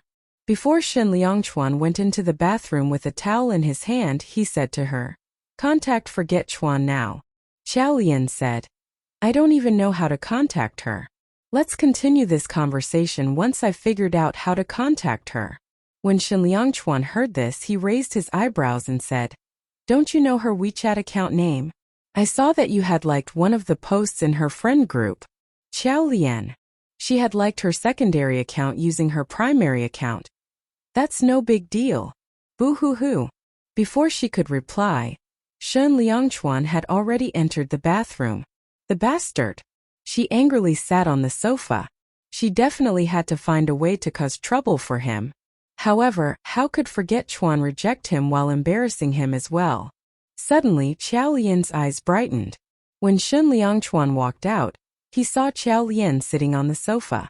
She was smiling at him, an expression of joy on her face. I have news from Forget Chuan. She said that in order for her to consider signing a contract with your company, you must first beat her in a video game match. She was Xiao Qiao after all, that Xiao Qiao who could back up her reputation with her amazing video game skills. Thus, how could Best Actor Shen possibly win her? The only person living in this world who could have actually beaten her at playing video games in her prime would have been Zichuan. One could even say that it had been Zichuan who caused her to play video games so competently. From the time when she used to play video games casually, to the addiction that she experienced later, to the time that she finally became one of the best video gamers ever, video games had become one of her biggest passions in life. Qiao Lian curled her lips. Even though there were many areas in which she could not hope to match Shen Liangchuan, playing video games was certainly not one of them. After all, her ability to play video games was one of her strengths. He would be speechless once she had beaten him, right? As she thought about this, she looked at Shen Liangchuan. He had just finished showering. A towel was wrapped around his waist, exposing his compact abdominal and pectoral muscles. The only source of light in the room came from a dimly lit bedside lamp. His skin glowed brightly because of it. His face looked as sharp as a well-carved statue. His appearance was so exquisite that it could anger both mortals and deities alike. His distinct facial features exuded determination. Hence, even though he looked extremely beautiful, he did not exude any femininity at all. Instead, his body exuded a sense of masculinity. The stars were brightly shining outside. Today was a rare day in which there was no fog whatsoever. However, at this moment, Qiao Lian had no time to enjoy the scenery outside. That's because to her, the star that shone the brightest in the entire world was right in front of her. This star had guided her in the right direction during the darkest days of her life. Thus, she idolized Shen Liangchuan. Due to this idolization, she felt small and diminutive when facing him. Growing up, she had always felt as though she stood above everybody else. Even if her household was about to collapse, she would never compromise for anybody, except for Shen Liangchuan. Hence, she felt a sense of resentment within her. Now, she would teach him a lesson under the guise of Forget Chuan. At least this way she could regain some dignity. As she thought about this, she became momentarily excited. Later, after she crushed Shen Liangchuan, would he start crying out of anger? She excitedly looked at him, only to see that he had an apathetic look on his face, causing her to be unable to gauge his feelings. Qiao Lian snickered uncontrollably when she saw his relaxed expression. Go on, keep acting. Later on you will lose everything, even the pants you are wearing. She immersed herself in her thoughts before staring once again at Shen Liangchuan. Shen Liangchuan, Forget Chuan is a female video game caster. No doubt, she will be extremely good at playing video games. Are you afraid of taking her on? She was purposely asking him whether he dared to play against Forget Chuan, and not whether he was actually playing because she wanted to purposely antagonize him. She was certain that there was no way he would refuse. Indeed, he lifted his head. A complicated expression was reflected in his dark eyes. Was he afraid? Just as she thought of this, she heard him reply, "All right. When is this going to happen? The faster the better, of course." However, if she started the match right now, wouldn't she blow her cover? Qiao Lian's eyes rolled around in their sockets as she examined the room. How could she prevent him from figuring out that it was her playing in the video game match, while at the same time still allowing her to see him embarrass himself? This was a dilemma indeed. Qiao Lian stood up and walked into the bathroom. I'll arrange the match for tomorrow evening. Once she finished saying that, she closed the door and took off her clothes. As she still had injuries all over her body, she could not shower or bathe. She could only wipe her body with a towel. She did so while looking at herself in the mirror. However, she could not wipe her back, no matter how hard she tried. Just as she was fretting over the problem, the door to the bathroom was suddenly pushed open. A shocked Xiao Lian violently turned her head to look behind her, only to see Shen Liangchuan walking towards her. Panicked, she hurriedly picked up the towel and wrapped her body with it. "Why are you here?" Xiao Lian was truly shocked. She had been married to Shen Liangchuan for almost a month now. Even though they had not been living under the same roof for too long a period, Shen Liangchuan had been barging into the bathroom with nary a greeting these past few days. She bit her lip and widened her eyes. Could this guy actually be coming in here to do that with her? However, her body was clearly covered with injuries. It would be unkind of him to think of doing that with her when she was in this state. As she thought of this, she instantly became warier of him. However, Shen Liangchuan took a step forward and said, "Let me help you." "Help her? Help her do what?" He grabbed a towel from a nearby bucket, wrung it and pressed it on her shoulders. Where else should I rub? Was he helping her to wipe her body? Xiao Lian's head began to hurt. This guy was clearly too nice towards her. Was he doing this with nefarious intentions in mind? Shen Liangchuan saw that she stayed silent for a long time as she kept staring at him with those round eyes of hers. Even though he was covered with a towel, his exquisite shoulders could still be seen. His clavicle looked both attractive and sexy. Her skin was so pale that even a slight pinch could cause it to swell for a few days, let alone a beating like the one she had experienced a few days ago. His eyes filled with warmth when he saw the bruises on her body. His actions also became gentler. Suddenly, Xiao Lian snapped back to reality. She swallowed a mouthful of saliva before saying, "My back." Shen Liangchuan walked behind her and instantly pulled the towel away from his body. The action was so fast that Xiao Lian had no time to react. She was about to pick the towel up when she felt his warm, enormous hands grab hold of her shoulder. Then she heard his voice emanating from her neck area saying, "Don't move." She felt his warm breath near her ear, causing her entire body to freeze. She felt a fiery sensation near her abdomen. As the sensation worked its way up her body, she felt increasing hotter and drier. The warmth of the enormous hand on her shoulder felt like it came out of a furnace. Starting from her shoulder, the warmth slowly began to spread to her entire body. Due to her nakedness, her shoulders unconsciously tensed up, and she could feel a tightening sensation sucking out all of the air from her lungs as she grew increasingly nervous. She felt a hot towel being applied to her back. The heat from the towel activated sensations across her entire body, causing her to break out in numerous goosebumps. She felt as though the sensitivity of her body had reached its peak. She could clearly feel his hand gently rubbing her body with a towel. From her neck, the towel worked its way down her spine until it stopped near her tailbone. Xiao Lian's face was burning red as she felt that huge hand inching towards her derriere. She hurriedly stopped him and said, That area's been wiped." Shen Liangchuan's hand paused in midair. He muttered an affirmative. His low voice clearly sounded a bit hoarse. Then, his hand passed by her derriere and his other hand let go of her shoulder. Xiao Lian's entire body instantly relaxed. She heard him say, "It's finished." She obviously knew he had finished. "Since you've finished, please get out of here now." Xiao Lian bit her lip and stealthily turned her head, only to see that Shen Liangchuan was directing a fiery gaze at her body. His gaze caused a renewed fiery sensation to break out all across her body again. Her skin started to turn pink, probably due to her embarrassment. She lowered her head and picked up the towel from the floor. Then she clumsily wrapped it around herself and said, "Well, let's go out." As she finished speaking, she turned to run out of the room. However, in her haste she accidentally tripped. In a panic, she loosened her hand from the towel and used it to grab Shen Liangchuan instead. The towel around her body was clearly not wrapped tightly. When she let go of it, it immediately slid off her body and fell to the floor. Furthermore, she also accidentally tugged the towel wrapping Shen Liangchuan's body off of him. Shen Liangchuan wanted to grab hold of her, but his gaze wavered and he fell down as well. At this point, both Xiao Lian and Shen Liangchuan were already near the bathroom door. Outside the bathroom door, A thick Persian carpet laid on the floor. As such, even if they fell onto it, they would not feel any pain at all. However, why did they both feel a body pressing onto their own?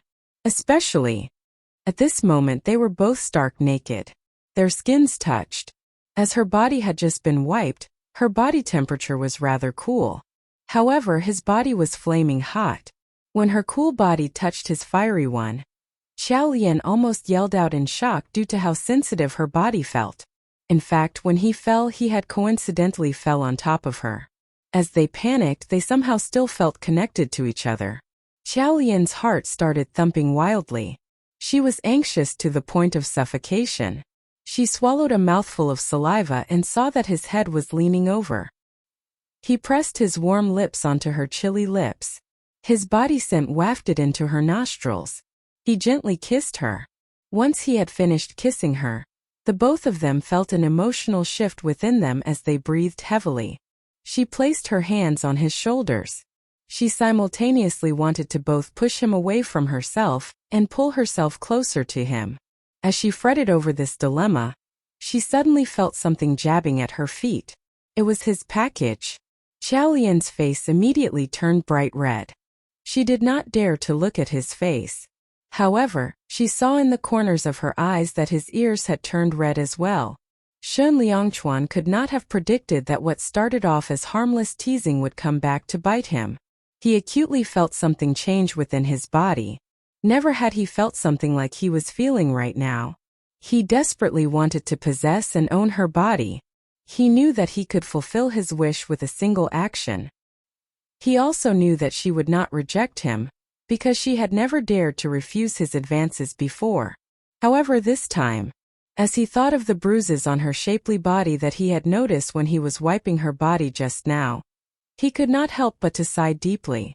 As Xiao Lian waited for Shen Liangchuan to make his next move, she noticed that he had abruptly stopped moving. It seemed as though he was feeling conflicted about something. Finally, after some time, he stood up. As the pressure of his body eased off of her, she felt as though her heart had also suddenly turned hollow. Then, she suddenly noticed that he had lifted her into his arms and was currently striding forward, until he finally placed her onto the bed gently. She hurriedly covered herself with a blanket before staring wide-eyed at him. As his back was facing the light, she could not clearly see the expression on his face. However, as he stood beside the bed, his gaze was similar to one that a wolf might levy at its prey. Xiao Lian tugged the blanket closer to herself. Just as she thought that he might swallow her whole, the next second, he suddenly turned around and walked to the side. Xiao Lian inexplicably sighed in relief. Even though she did not injure her bones when she was hurt, she still had numerous bruises all over her body. The doctor had even reminded her that she should not be doing any strenuous activities for the time being. Shen Liangchuan clearly wanted to do it with her. However, he managed to control his impulses. Was this because he had taken into consideration the state of her body? Thinking about this warmed her heart considerably. There were times when he did indeed care about her. Hence, she had decided that she would take it slightly easier on him once they had started the video game match. After all, she did not want him to lose too terribly. She buried her head in the blanket. Only her eyes were visible, and she used those eyes to stare at him. He sat on the sofa and closed his eyes, as though he was trying to calm the raging fire within his body. However, the image of a girl's pale body kept flashing across his mind. These thoughts only caused him to feel even more suppressed. Certain parts of his body began to swell with pain. He abruptly stood up and barked a command at Xiao Lian, saying, "Contact Forget Chuan now. I want to play a match against her immediately." He put on his pajamas, picked up his phone and said, "I will wait for her in the study." After he finished speaking, he walked out. Xiao Lian only came back to her senses after the room door closed. This dude. Was he intending to game to divert his attention from his lower body? Furthermore, he had taken the initiative to leave. Was she able to play against him now? She hurriedly jumped off the bed and casually put on her clothes. She found her phone and entered Forget Chuan's WeChat. Once she had entered successfully, she saw the message from Shen Liangchuan. Shan Liangchuan. What are we playing? Xiao Lian gave it a thought. She was Xiao Qiao. She had always been good at gaming. Although she was the most familiar with Lot, since he had the title of Best Actor, she should give him a chance. Thus she replied, Forget Chuan, you can decide. What games do you usually play? Shen Liangchuan, Lot then. Xiao Lian was stunned. He was usually succinct. Did he mean that he chose Lot or that he usually played Lot? The game that she was the most familiar with was Lot. Would she be taking the advantage if they competed in Lot? Forget Chuan. I'm the best at Lot. Do you want to change the game? Shen Liangchuan. It's all right. Indeed, all men were proud creatures. Forget Chuan. Okay then, one-on-one. Shen Liangchuan agreed. After thinking for a while, she continued. Forget Chuan, my username in Lot is Unforgettable Love. Add me as a friend. After she sent the message, she entered the game. Unforgettable Love was her sub-account. She had created 2 accounts when she used to play. After she logged in, she got a notification from the game, and it hinted that someone had added her as a friend. His username was Xian, and he was only level 1. If Shen Liangchuan really liked to play Lot, this had to be his sub-account. Moreover, it looked like he had just created the account. This guy, could he really play? Forget it. She would just give him a chance later so that he wouldn't explode after losing. After she added him, they entered the one-on-one mode.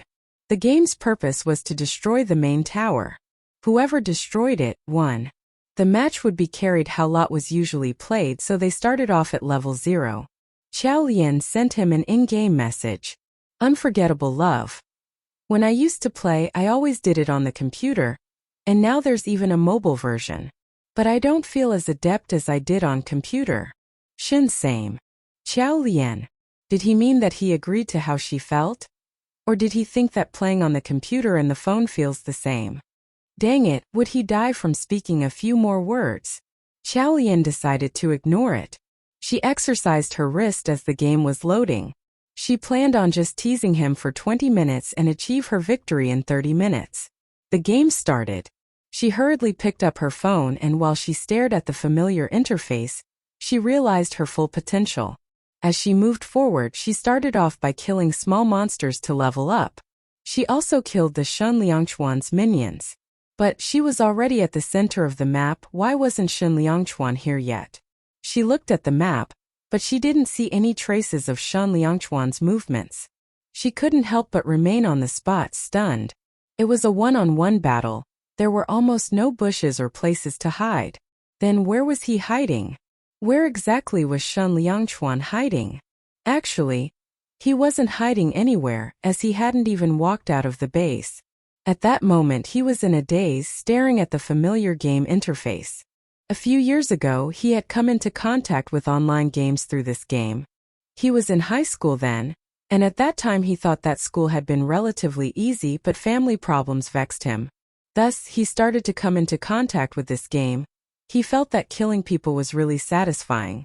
He didn't think much into it then. He just found a few people who played the game well and formed a team to join competitions. He had never expected himself to become famous. And sometime later he met Xiao Qiao. That day, he turned on the computer and went to get himself a cup of water. After he came back, he realized that his cat had clicked the mouse, and he had actually entered a random match. The system had randomly assigned him a team. He had originally intended to quit the match, but his teammates weren't online yet and the game had already started. Thus he decided to continue with the match. He didn't notice Xiao Qiao in the beginning, but he soon realized that every time she revived, she would come to look for him. He thought that she was annoying, and thus killed her time and time again. At the end of the game, he had already killed her 10 times. This idiot, she didn't even level up. She didn't get her teammates to fight alongside her and instead rushed towards him every time she revived. She was a total airhead. He hadn't been playing seriously for that match. So, in the later part of the game, he found it annoying and decided to end it as soon as possible. After the game, he went to the bathroom. Yet when he came back, he realized that his cat had once again entered him into a new match. He felt really annoyed then. It was really boring to play with a bunch of idiots. Thus he decisively quit the match. After he quit the match, his teammates logged in so they played a ranked match together. Only after the ranked match ended, he realized that he had received a private message. He recognized her profile picture. It was the Xiao Qiao from the other match. He had not made an effort to remember her. It was just that his memory was too good. She asked him why he had quit the game. He didn't even pause to think and replied, "I don't want to be in the same team as an idiot." After this, he just left this person who he considered unimportant in the back of his mind. His self back then would have never expected that this person would actually become his obsession in the future. After that, she tried all ways to contact him and get his attention. Every time he was in a competition, she would always be a part of the enemy team. And she targeted him all the time. She didn't try to level up, didn't kill monsters, and just focused on attacking him every single time she revived. With such an idiot in the team, she always lowered the fighting ability of his enemy team. He was really confused on why his opponents would agree to have her in the team when they were actually competing. One day, after he had become friends with her, he asked her why.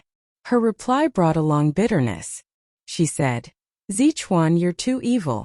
I was too small and invisible to catch your attention. I had no choice but to spend my monthly pocket money on buying golden coins. Every time you joined a competition, I would bribe the enemy team. I said that since they won't be able to beat you, I would give them golden coins if they allowed me to join." The way she spoke about the money was totally like a nouveau riche. She still spoke as if she had done the right thing. "Look, you got such a good girlfriend. When will you return me the pocket money I've spent on you?" Shen Liangchuan curved his lips and laughed. It seemed as if his past online had once again appeared before him. Her character was like her. She was always excited and occupied with something. Every time they were in a competition, she would jump about. Even when she was resting on a spot, she would run around him. He had thought that they would get increasingly closer and slowly become a real-life couple. He had even mentally planned their special wedding in the future. However, no one could have expected that things would change. Shen Liangchuan was in a daze for a relatively long period of time. By the time he recovered his senses, he realized that she had already taken her minions to attack his second turret. Qiaolian felt really guilty. She was really alert, as she still hadn't seen Shen Liangchuan yet. He had to be hiding somewhere. However, she was already at his second turret. Why hadn't Shen Liangchuan appeared? This guy. Could it be that he had snuck up on her? She was both staring at her main tower and in front of her. Her fingers flew over the screen at a fast speed, quietly waiting for Shen Liangchuan to appear. Just then she finally saw Shen Liangchuan. The moment she saw his level, she thought her eyes were playing tricks on her. The match had started for 2 to 3 minutes and he was only level 1? That was unbelievable. Don't tell me that he has been standing there in a daze for the whole time? He really didn't know how to game. She had originally decided to directly kill him in one move and end this game within 5 minutes. But when she saw how weak he was and why, Xiaolian's heart immediately softened. The poor guy was certainly unhappy. If she killed him quickly, would he feel useless? He had always been temperamental. He would definitely vent his anger on her if he lost too poorly. She wanted to take revenge, but she didn't want to drag herself into trouble. Thus, when Shen Liangchuan came for her, she immediately waited on the spot. But after hesitating for a while, she still left. She was giving him some time to catch his breath. Mobile version of games were widespread in the recent years. Thus Shen Liangchuan had had mobile versions of other games before. However, this was his first time playing the mobile version of Lot. Although he was not very used to it, he was still able to get the hang of it in no time. The controls on the mobile were much worse than on the computer, but this didn't affect his performance. When he attacked, he realized Qiaolian had spotted him. However, she turned around and ran away. She ran away. Her reaction stunned him a little, and he felt an unfamiliar pain emerging in his heart suddenly. Her character in the game was still Xiao Qiao. Even after so many years, she only played Xiao Qiao. Even the skin she used was the same one. She liked wearing the conservative yellow dress, bright and beautiful. When they played in the past, she always stayed around him. However, after 8 years, she turned and ran away after seeing him. It seemed like he hadn't played with her for a long time. Yes. He had long known that Forget Chuan was Xiao Qiao. He had recognized Qiao Lian and had occasionally tuned into her livestream. Her voice hadn't changed much in all of these years. It was really similar to what it used to be in the game many years back. And he had finally found her. Shen Liangchuan calmed himself down and started playing again. After Qiao Lian returned to her base and fully healed herself, she proceeded forward again. Thanks to the delay, she realized that Shen Liangchuan had killed quite a few of her minions and had leveled up. She was level 4 now, and if she fought Shen Liangchuan was who in level 3, it would be a complete victory for her. Thus she rushed forward. It wouldn't be bullying if she killed him this way, right? Thinking about it instantly made her excited. Shen Liangchuan had bullied her so many times in real life, and now she finally has the chance to kill him personally. Just when she rubbed her wrist intending to charge forward, she suddenly realized that he had immobilized her. She was stunned. And next he rushed in front of her and did a close attack. Her health decreases by half. By the time she came to her senses, she shockingly realized that she was almost dead. Qiao Lian was dumbfounded by his perfect control of the game. What the hell? He was playing like a pro. Could it be that Shen Liangchuan had found a pro to play against her? Did that work too? In her daze she had revived.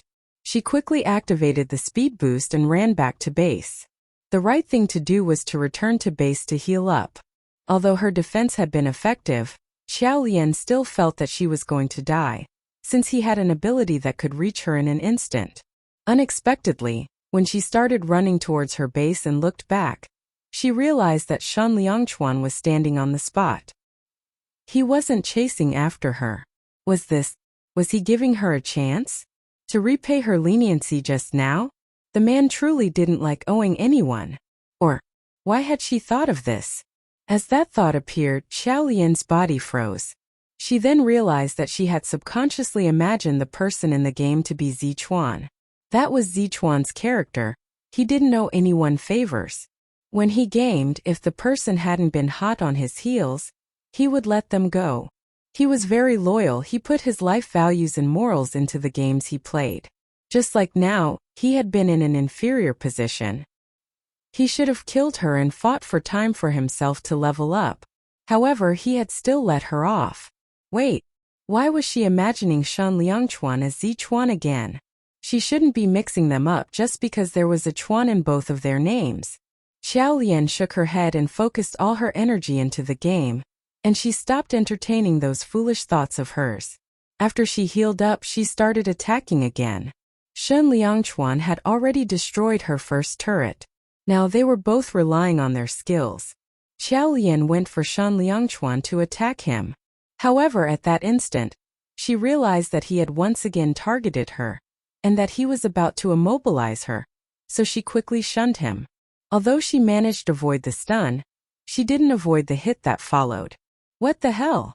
She couldn't help but shriek. Where did Shen Liangchuan find such a pro? He was amazing. She focused her energy on the game and fought with Shen Liangchuan with evenly matched abilities. In the study, Shen Liangchuan stared at the woman in the yellow dress. This dress was a dress they had won by killing monsters to level up. There was only one of this kind in the whole game. Thus, this was like Xiao Qiao's unique characteristic. As he watched her get hit again, although the rooms had been well soundproofed, he felt as if he had heard Xiao Qiao shout, "What the hell?" He didn't know why, but he could hear her voice. It said, "Zichuan, come quickly. This guy is too powerful." He could have killed her with a shot, but, because of that moment of distraction, his movements slowed down. It gave her a chance to catch a breath and run away. He stared at the game and suddenly felt that his heart couldn't calm down. They had always been the best partners. They used to be so close. But why did they end up like this? They had met, but they couldn't recognize each other. Even when they were in game, they had to meet as enemies. This seemed to be the most desolate thing in the world. Even though this was just a game, Shen Liangchuan suddenly felt desolate. He suddenly stood up, went out study room and stood before the door of the master bedroom. At that instant, he suddenly had a strong urge to rush in and tell that woman in the room that he was Zichuan. He even placed his hand on the door handle. He could enter whenever he wanted. However, until the end he remained on the spot. The memories from 8 years ago had rushed in, and complex emotions once again flashed through his eyes. In the end, he lowered his head and gave a bitter laugh. So what if he said it? It wasn't as if he could change anything from 8 years ago. It wasn't as if he could change the fact that she had played him. He took a deep breath and put his hand down. Staring at the champion on his phone, he suddenly lost the urge to continue playing. He exited the game, turned around and entered the study room. In the master bedroom, Xiao Lian had accumulated energy and was waiting to utterly defeat him. Xun Liangquan's performance did not really mean much. She was still really powerful. But who could have told her? What was this? Her opponent had quit the match? Her opponent had quit the match. What the hell? Was he admitting defeat, knowing that he couldn't beat her? She jumped off the bed, directly opened the door and rushed to the study room. At the doorstep, she heard Xun Liangquan's voice from the inside of the study room, saying, "Oh, okay." He was actually on the phone. So, had he abandoned the match? Xiao Lian took 2 steps backwards and returned to the room. She patiently waited for him to come back online again, but his phone call seemed to last for a long time. As she was not active on the game, the system had exited the game application for her. Their competition had ended as they had stopped playing. Xiao Lian lay on the bed staring at the ceiling. She didn't know why, but she suddenly started laughing. She had suddenly recalled that time that she got stronger thanks to Zichuan's guidance, so she recklessly insisted on challenging him to a one-on-one. He was so pestered by her that he had no choice but to start a game. They both started by killing small monsters in order to level up, and they didn't attack each other. After a while, she couldn't take it any longer and provoked him. However, she ended up getting hit by him. She shouted in the game directly, "Hey Zichuan, how dare you attack me? Didn't you attack me too? That's different. I'm a girl and you should go easy on me. How do we play then?" Xiao Lian covered her mouth and laughed. "I also don't know, but I don't want you to attack me and I don't want to attack you either. However, when I see you, I can't resist jumping on you." Her honest words made him stop talking for a moment. Xiao Lian giggled and said, "Don't tell me that you're embarrassed." No. Xiao Lian started laughing heartily and said, "You're embarrassed? Woman, why are you so annoying?" He scolded her, but they didn't quit the game. They even worked together to kill a small monster. The match became a joke in the end. However, the sweeter it had been in the past, the sadder it seemed now. Zichuan had made her fall deeply in love, and then hate him deeply for a long 8 years. The hate had been there so long that it was deeply buried in her heart, and she was completely unable to forget it. As she lay on the bed for some time, she suddenly stuck out her hands and covered her eyes. After a while, 2 drops of tears rolled out of the corner of her eyes. "Zichuan, why didn't you appear then? Why hadn't he appeared?" Xun Liangquan, who was in the study room, was standing on the balcony and looking into the distant starry sky, trying to push back memories. That day, he did go and remained near the cafe for the whole time. He stayed there until the end. The haze in Beijing was not as bad 8 years ago. That day was a sunny day. There weren't many people in the cafe, thus after he arrived, he saw her immediately. He quietly stood outside the cafe and watched her. She was just like what he had imagined, beautiful, eye-catching and lively, just like a little sun. He even nervously held his phone. He wanted to enter the cafe, but he was hesitant. He shouldn't be entering, he should hate her. Hate her. But in the end, he still couldn't resist the yearning he had for her. He pushed the cafe's door open and walked in. At that moment, she was conversing on the phone. She looked really bored sitting on the sofa, and it also showed that she was distracted. He didn't know what the person on the other side of the phone said, but she smiled and replied, "Yes, I'm in Beijing."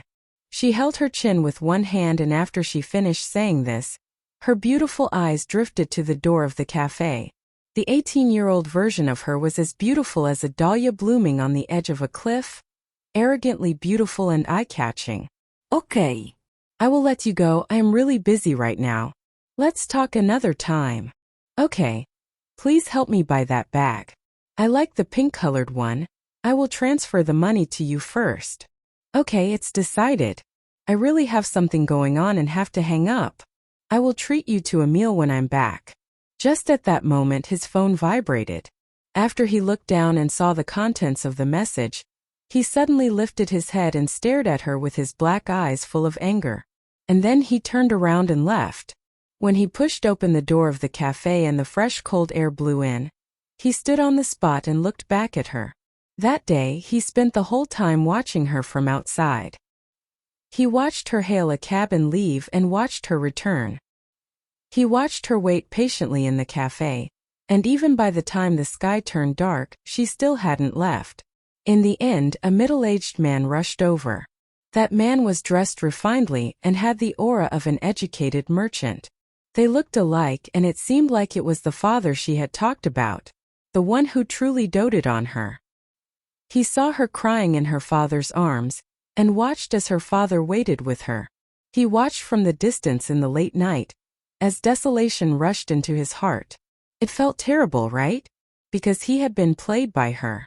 But did she know how terrible it felt to be played with? Yet when he saw how sad she was, he didn't feel any pleasure and instead, all he felt was pain.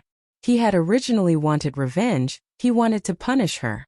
But at that moment he still chose to leave.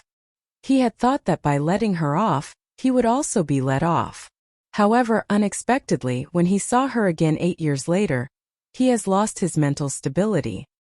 He had used a shameful way to make her stay by his side, and every single time he had tried to convince himself that it was to fulfill his revenge from 8 years ago.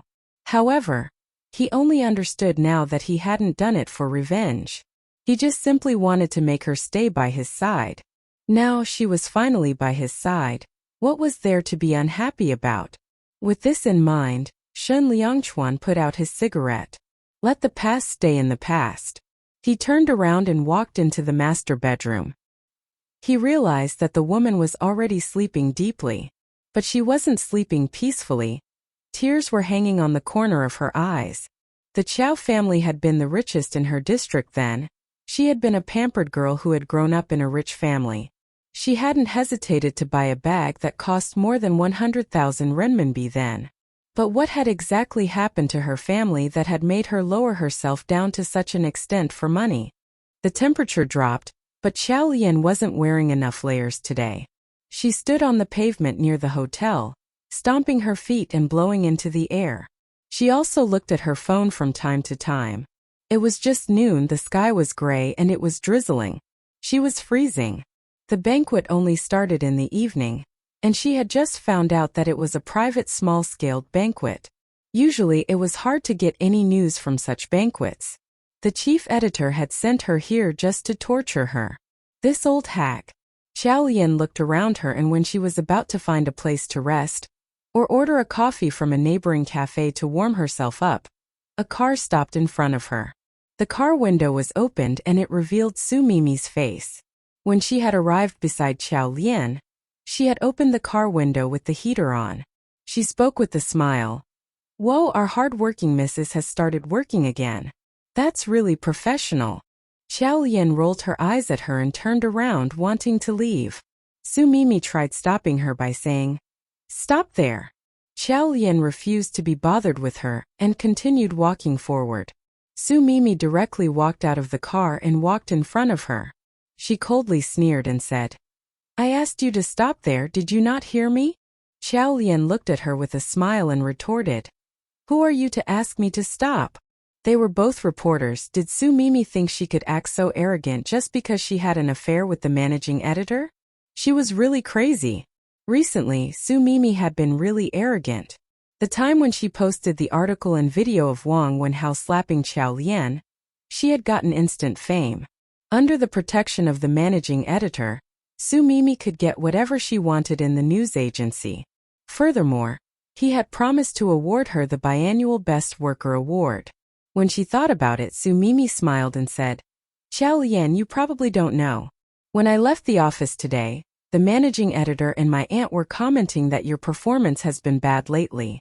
If you don't find anything today, you will have to pack your stuff and leave the news agency. Xiao Lian frowned and asked, So you had better obediently wait here, so that you wouldn't miss any huge scoops. They were determined to make life difficult for her. If a newbie in the industry was disliked by the seniors, that was how they punished the person. It was a joke that they were punishing her like that. Newbie reporters weren't usually able to find any news, but they still reported back to the chief editor for checking. I've been here a whole day. Even if I don't find anything, I have still put in hard work. As for her, no matter whether she kept watching outside or got no huge scoops, the chief editor would not let her off. Xiao Lian didn't speak. Although she was freezing from the cold, she widened her eyes and stared at Su Mimi like an idiot. Her stare made Su Mimi really uncomfortable and she asked, What are you looking at? I'm looking at how an idiot behaves. She walked forward and skirted around Su Mimi asking, How can you be so sure that I won't be able to get any scoops? She was not brainless enough to listen to them and just freeze there. Xiao Lian didn't speak and entered the cafe. At the same time, a pair of eyes were staring from outside. It was only until 4 or 5 in the afternoon that she finally saw a few low-key cars driving slowly into the underground car park and directly into the hotel. Xiao Lian could no longer loaf around, and she walked out of the cafe. The moment she stepped out, a gush of cold air hit her. She shivered as she hugged herself. When she was about to continue moving forward, her arm was suddenly grabbed by someone. Turning her head around, she saw Shen Liangchuan in sunglasses and wearing a mask, standing beside her. Shen Liangchuan stared at her, frowning. He stuck out his hand to smoothen out the crease between her eyebrows and covered her with the blanket. Then he took her phone and placed it on the side. He quietly lay beside her and fell asleep with her scent. Shen Liangchuan woke up when the sky had already started brightening up. The phone he had placed on the bedside table started to vibrate. He turned his head, picked up Xiao Lian's phone and walked to the balcony. When he saw the name Old Hag on the screen, he hesitated for a moment, but chose to pick up in the end. After he picked up, he heard a loud female voice. Xiao Lian, where the hell are you? I asked you to report to work today, why aren't you here? Her tone showed pure dislike. Shen Liangchuan frowned and kept quiet. The person on the other side of the call continued. Are you mute? Listen to me, you don't have to come to the company, go and wait at Shangyun Pavilion now. Do you hear me? Shen Liangchuan frowned again and just when he was about to speak, he heard a whine behind him. Xiao Lian had woken up. Shen Liangchuan turned around and saw her half-awake blank expression. He gave it a thought, walked back and placed the phone by her ear. She was still in a daze, and her confused expression when she looked up was really cute. But next, the voice of the old hag on the other end could be heard. Hey, Xiao Lian, do you hear me? Xiao Lian immediately perked up. She raised her head and said, I've heard you. Her boss snorted coldly and continued, Let me tell you, it is Mo Shiqing's birthday today. Tonight, there will be a lot of people in the industry in Wenxiang Estate. You had better wait there and uncover something. Ok. I promise to complete the mission. After Xiao Lian replied, the old had snorted again. Xiao Lian only felt relieved after she hung up. When she looked at the time, she realized that it was only 7 in the morning. The banquet was in the evening, so asking her to wait there at such an hour was obviously to make a joke out of her. Dang it. When the managing editor had been around, she had already been the best among all the reporters. But now she was like a newbie and had to start afresh. She slammed the pillow with force and when she lifted her head again, she realized that Shen Liangchuan had already entered the bathroom. He hadn't heard it, right? Xiao Lian came out of bed and briefly put on makeup to cover the scar on her face. She went downstairs and ate breakfast with Shen Liangchuan. Thereafter, they left separately.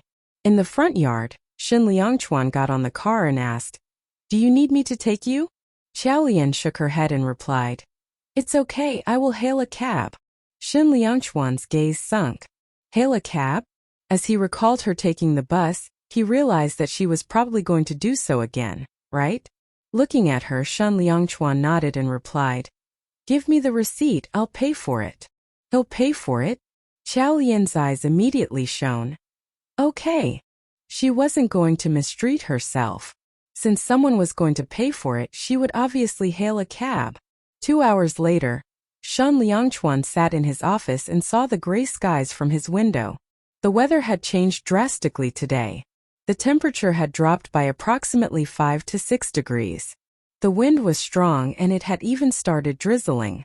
In this weather, was she camping outside, under the rain and waiting to catch news like other reporters? As he thought about it, he frowned and looked at the documents in his hands. Yet, he wasn't really processing any of it. After a while, he looked at Song Chung and he said, "Cancel all the plans for this evening." Song Chung froze. Why? To attend Mo Shiqing's birthday banquet. Shen Liangchuan was covered really thoroughly. No one could tell how he looked like. However, with that aura of his, who wouldn't turn around to glance? Mo Shiqing's birthday banquet was just across the road. Who could that artist be? While everyone was guessing, Xiao Lian widened her eyes. Her first reaction was to look at her surroundings and grab Shen Liangchuan. She looked around anxiously and realized that his car was waiting right before her. She didn't need his order. She ran over and entered the car smoothly. She then turned to look at Shen Liangchuan and patted her chest, still shocked by the situation they were in. She anxiously asked, "Why are you here? Why was he here? Why couldn't he be here? What kind of tone was that?"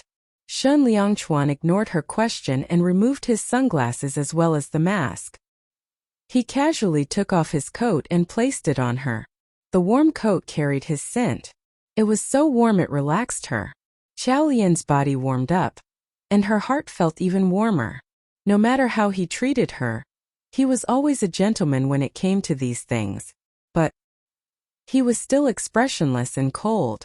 He looked as if someone owed him a huge sum of money. Okay then, she really did owe him $2 million. Thus Xiao Lian thanked him. "Thank you."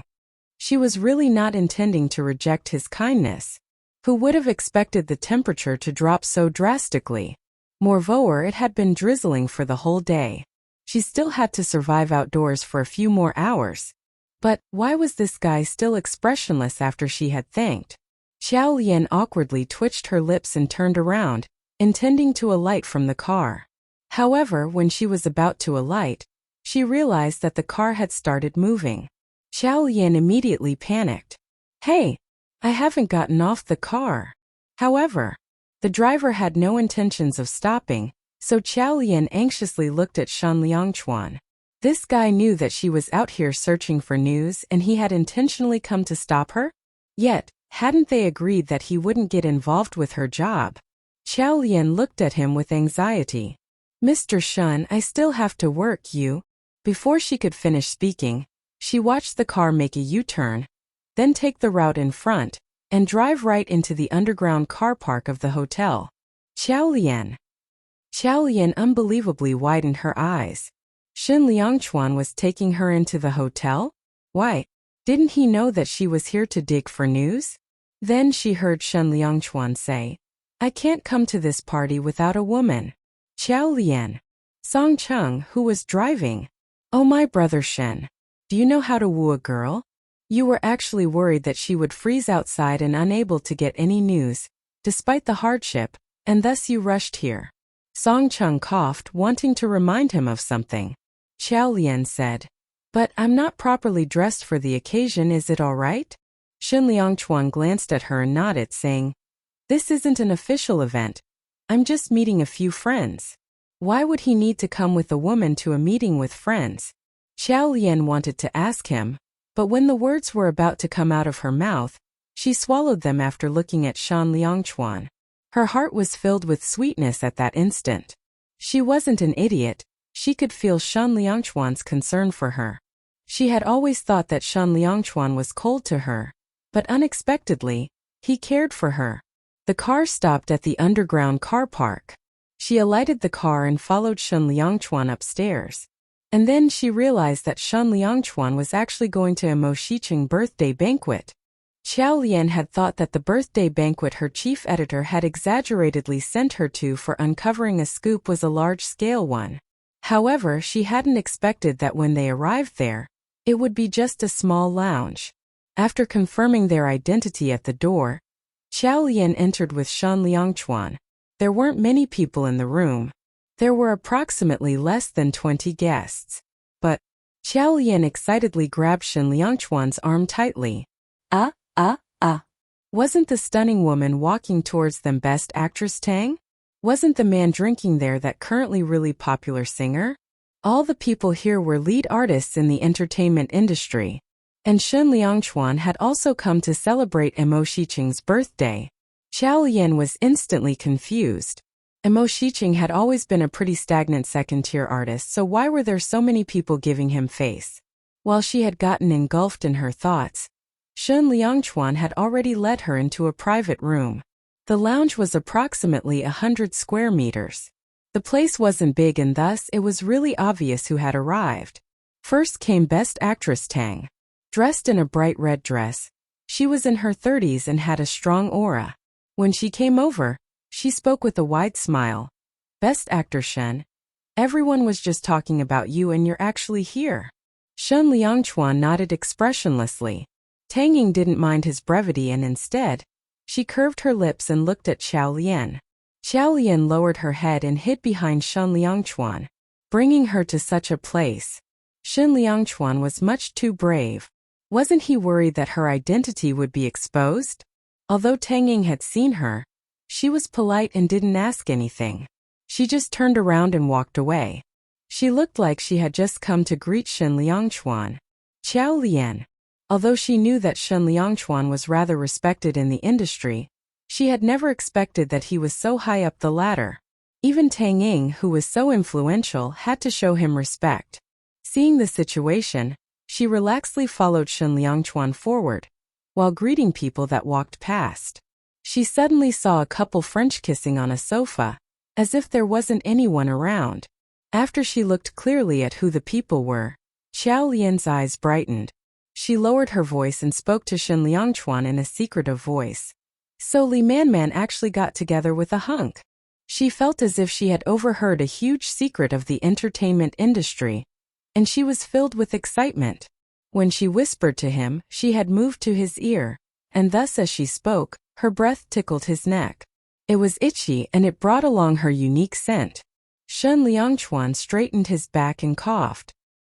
His ears turned red, as he plainly made a sound of agreement.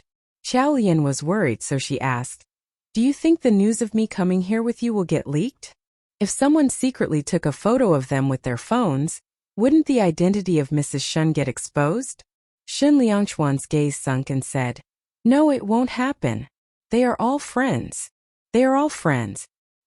His sentence made Xiao Lian's heart shiver for a second, and she looked up in disbelief.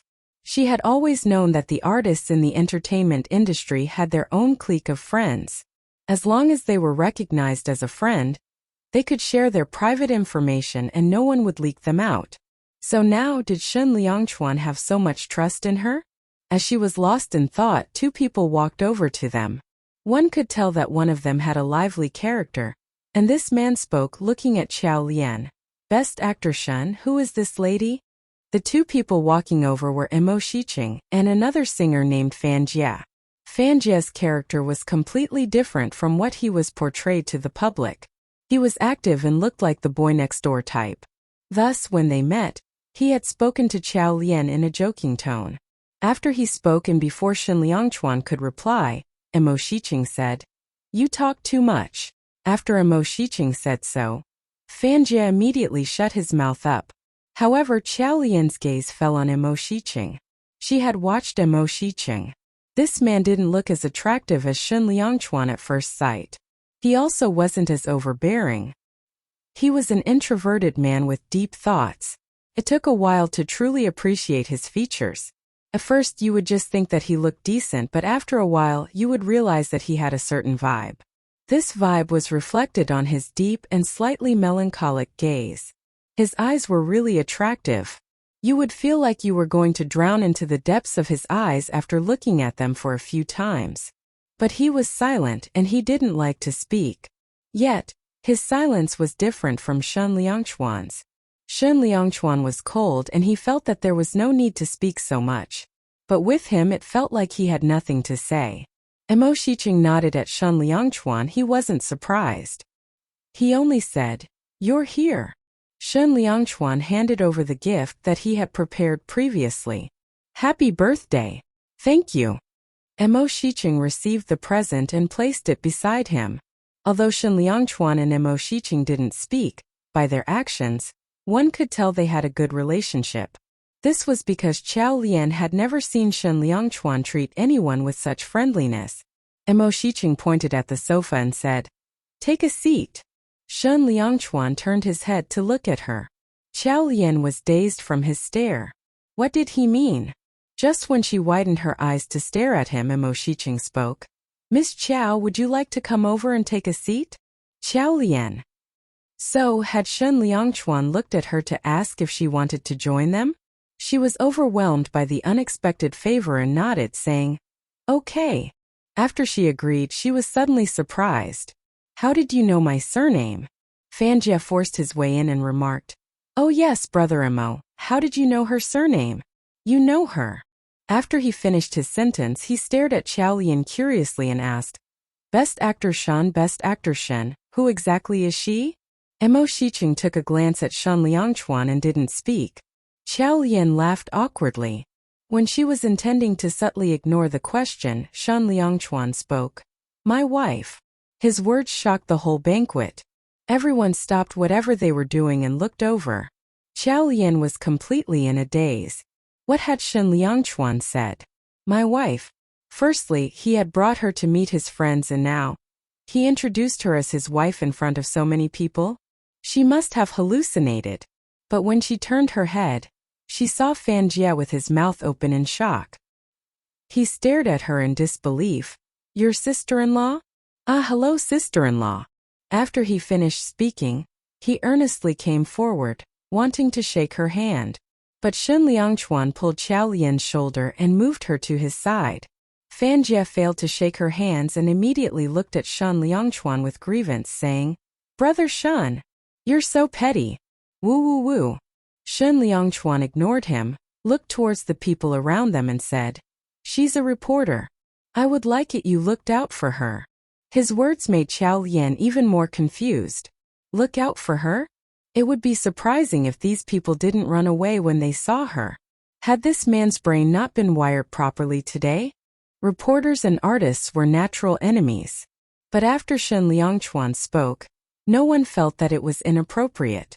Instead, someone even nodded and said, "No problem.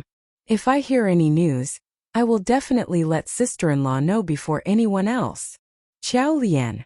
She felt that she had entered the wrong place today, or rather she had transmigrated to outer space. She winced and squeezed out an awkward smile. Thereafter, she turned her head and looked at Shen Liangchuan. Fanjia had already stepped forward, saying, "Sister-in-law, coincidentally I've heard of a scandal. Do you want to report it? I can assure you that you will shoot to fame." Qiao Lian. After being a reporter for so many years, this was the first time she met such a communicating artist. Just as she was in a daze, her phone suddenly rang.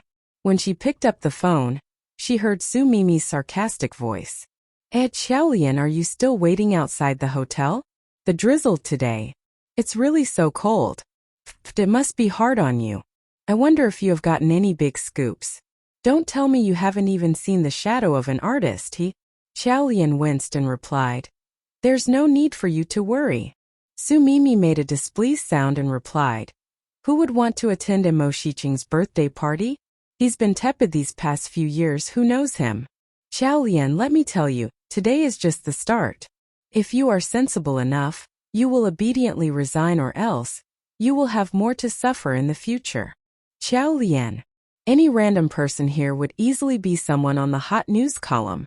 "Sister-in-law, who are you calling and being so secretive with?" Suddenly, a head popped out in front of her and Fanjia blinked his innocent big eyes, staring at her. Qiao Lian. On the other end of the line, Su Mimi was silent for a moment and she suddenly asked with curiosity, "Who was that talking just now?" Fan Jie? Xiao Lian's hand trembled, and her phone was snatched away by Fan Jie. He then impolitely spoke to the phone. Who are you? Xiao Lian. Su Mimi was stunned and shut up at once. Fan Jie giggled and wanted to continue. However, before he could do so, Xiao Lian quickly snatched the phone over and spoke expressionlessly to the phone. You're mistaken. Then she decisively hung up. When she lifted her head again, she saw Fan Jie let out a sigh of relief. He was reporting to Shen Liangchuan saying, Brother Shen, it was a woman. Sister-in-law wasn't calling other men behind your back. Xiao Lian. After Fan Jie had shown off his accomplishment, he went up to Xiao Lian again and said, Sister-in-law, I think your friend really likes me. How about I give you an autograph and help you do her a favor? Xiao Lian replied, There's no need. She didn't even know how to face Su Mimi now. She twitched her lips and walked to Shen Liangchuan's side. She then heard Shen Liangchuan bidding Emo Shiqing goodbye as he said, We'll be leaving. Emo Shiqing walked to the door and personally sent them off. Xiao Lian obediently followed Shen Liangchuan, but Fan Jie was reluctant to part with them. He asked, Sister-in-law, you are leaving already? Xiao Lian giggled and Fan Jie waved his handkerchief saying, Sister-in-law, I will take care of you more the next time we meet. Xiao Lian. It was obvious that Shen Liangchuan had something to tell Emo Shiqing, and thus Emo Shiqing accompanied them to the underground car park. When the lift doors opened, a few people walked out. Just as Emo Shiqing intended to accompany them to the car, a bunch of paparazzi suddenly rushed out of a hidden corner blabbering. Is that Best Actor Shen? Is the woman beside Best Actor Shen Mrs. Shen? Xiao Lian's irises contracted. They were doomed. They wouldn't be able to escape this time. No one there expected reporters to have sneaked in, so they were all confused that instant. Shen Liangchuan's eyes narrowed. He subconsciously removed his cap and put it on Xiao Lian's head. Then he buried her head in his arms. But this wasn't enough. Xiao Lian looked at her clothes. She had been waiting outside the hotel with this group of reporters today.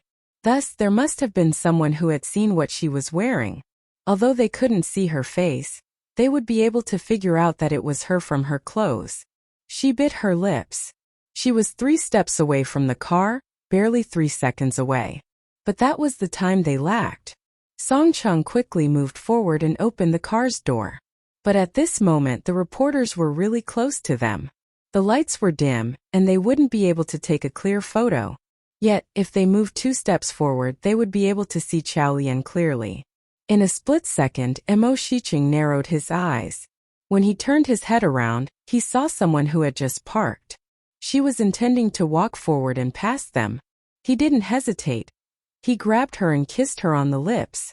This kiss was so sudden and out of the blue. All the reporters were instantly shocked. Xiao Lian was even more stunned. Shen Liangchuan, on the other hand, had the fastest reaction. He made use of the few seconds Emo Shiqing had created to shock everyone, and took Xiao Lian into the car. The car started and drove off without hesitation. When they passed by Emo Shiqing, Shen Liangchuan lowered the car window slightly. He softly thanked Emo Shiqing saying, Thank you. The car drove out of the car park speedily. Emo Shiqing only let go of the girl in his arms after the car drove off. The lights were too dim and the reporters were filming them. Thus, without a word, Emo Shiqing protected the girl's face in his arms and moved backwards. The reporters suddenly came back to their senses, questioning, Mr. Emo, is this your girlfriend? Mr. Emo, are you going to announce your relationship? Numerous questions were thrown at them, causing Emo Shiqing to narrow his eyes. His melancholic gaze was shining with confidence. He puckered his lips and nodded to all the reporters, while his gaze fell on the securities officers that had rushed over after hearing the news. The security officers surrounded the reporters and questioned them. Who let y'all in?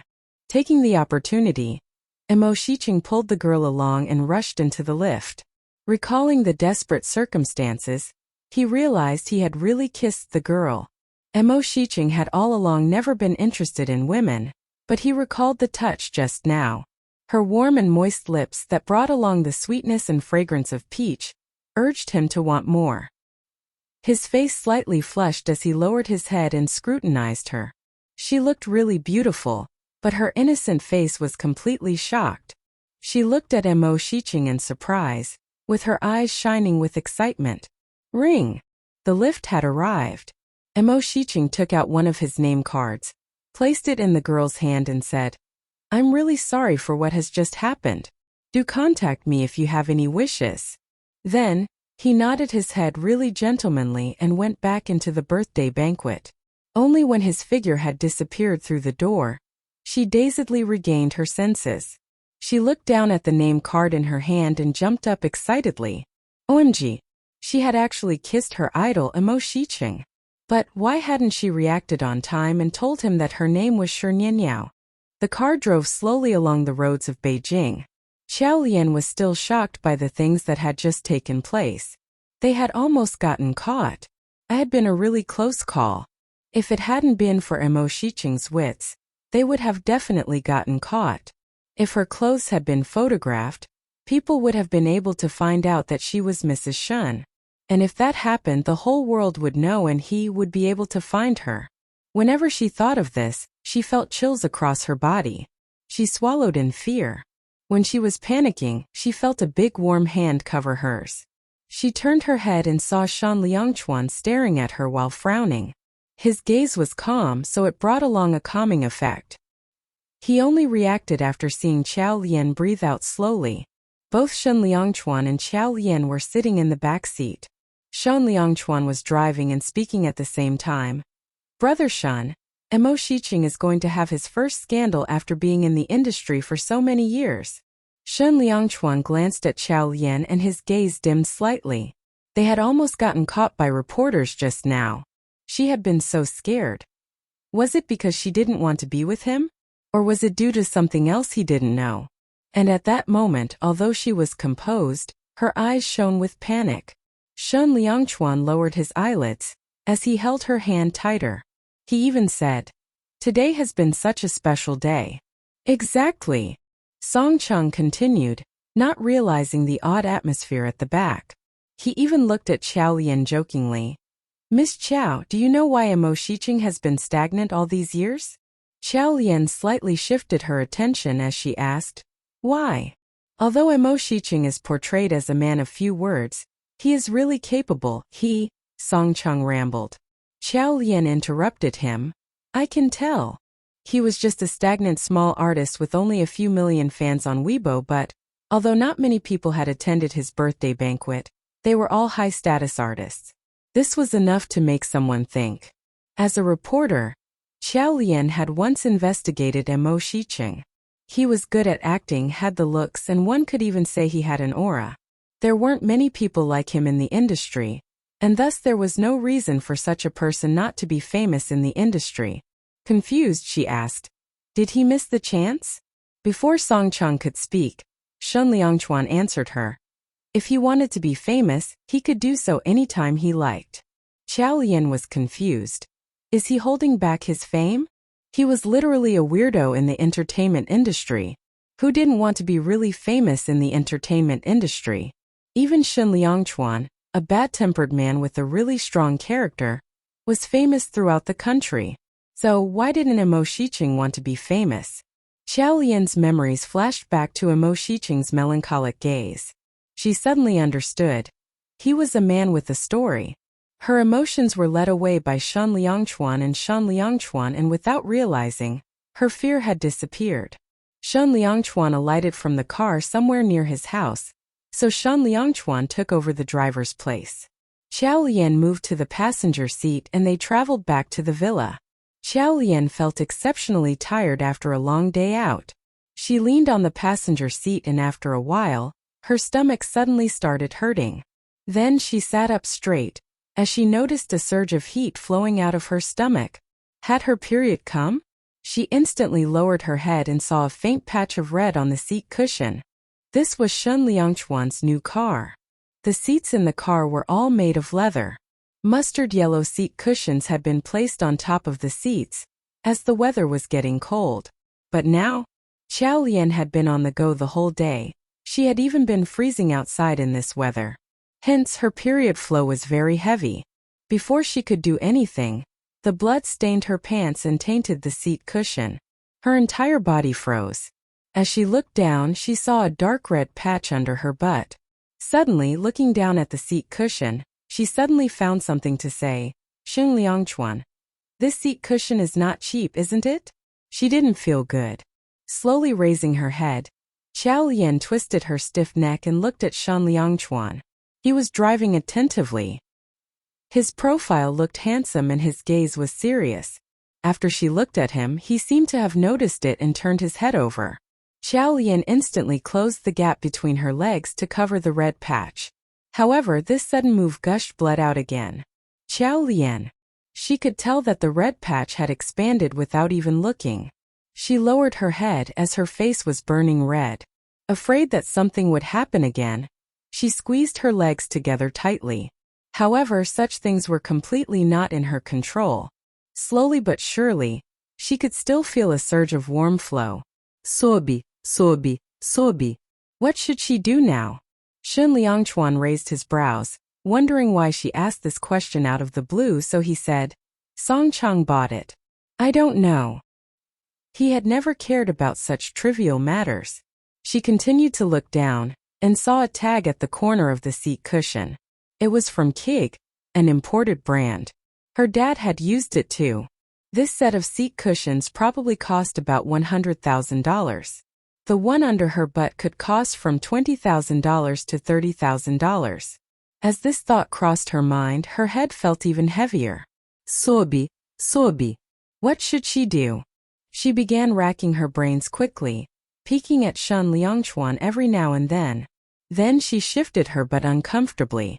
When she looked down again, she realized that the red patch had gotten even bigger. After clearing her throat, she covered her face and sighed heavily all of a sudden. Sigh. Hearing her sigh, Shen Liangchuan raised his brows but remained silent. Qiao Lian noticed that he wasn't saying anything, so she said, Shen Liangchuan, can I discuss something with you? Speak. Qiao Lian coughed. She lowered her head and let out a deep sigh. This seat cushion of yours is rather pretty. Speechless, Shen Liangchuan raised his brows again. Qiao Lian let out another cough. Shen Liangchuan, look, we have been together for almost a month, am I right? Yes. So, are you satisfied with my performance so far? Shen Liangchuan was puzzled.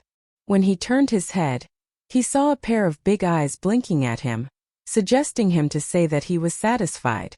His lips slightly curled up. Barely satisfactory. Qiao Lian. Qiao Lian wished she could knock some sense into him. She could only clear her throat. I think my performance has been okay. Because of you, I've been living on edge for so many days. I have almost gotten caught on camera several times. But I managed to escape them all because of my intelligence and wits, right? Shen Liangchuan glanced at her. Yes, so. So, shouldn't you give me a present? Give her a present? Shen Liangchuan raised his brows. What do you want? A branded bag? Jewelry? Qiao Lian waved her hands hurriedly. Those are too expensive. They can easily add up to a few $100,000s. I think this seat cushion is quite nice. It is soft and warm. You might as well just give me the one I'm sitting on. Shen Liangchuan. Shen Liangchuan could not comprehend completely what Qiao Lian had just said. After all that long-winded talk and beating around the bush, all she wanted in the end was his seat cushion? Though the seat cushion was undeniably comfortable, still it was just a seat cushion. Did she want to take it to the office and place it on her chair? He turned and looked ahead. There are so many of those at home. You can just take one. Qiao Lian said immediately. But the one under my butt now is the one I like. Shen Liangchuan looked at her. Why? Because I felt a sense of familiarity as soon as I saw it. You may not know this, but I have liked this design of seat cushions for a long time. When I saw it just now, I immediately took a liking to it. This was utter shit. It wasn't even the first time she sat in his car. Why had she not liked it in the past? Shen Liangchuan narrowed his eyes. I'm not giving this to you. What exactly was this guy up to? Qiao Lian. He's so petty. It's just a seat cushion. Lowering her head, she looked at the seat cushion and then said through gritted teeth, Shen Liangchuan, then can I buy this seat cushion from you? Anyway, this cushion has already been used for at least a month and it has been sat on by who knows how many people. The original price of this set is $100,000, so this seat cushion should cost $20,000 at most. Give me a discount and sell it to me at $5,000, okay? Seeing that she was bargaining with him so seriously, Shen Liangchuan teased. Not okay. Qiao Lian stared at him wide-eyed.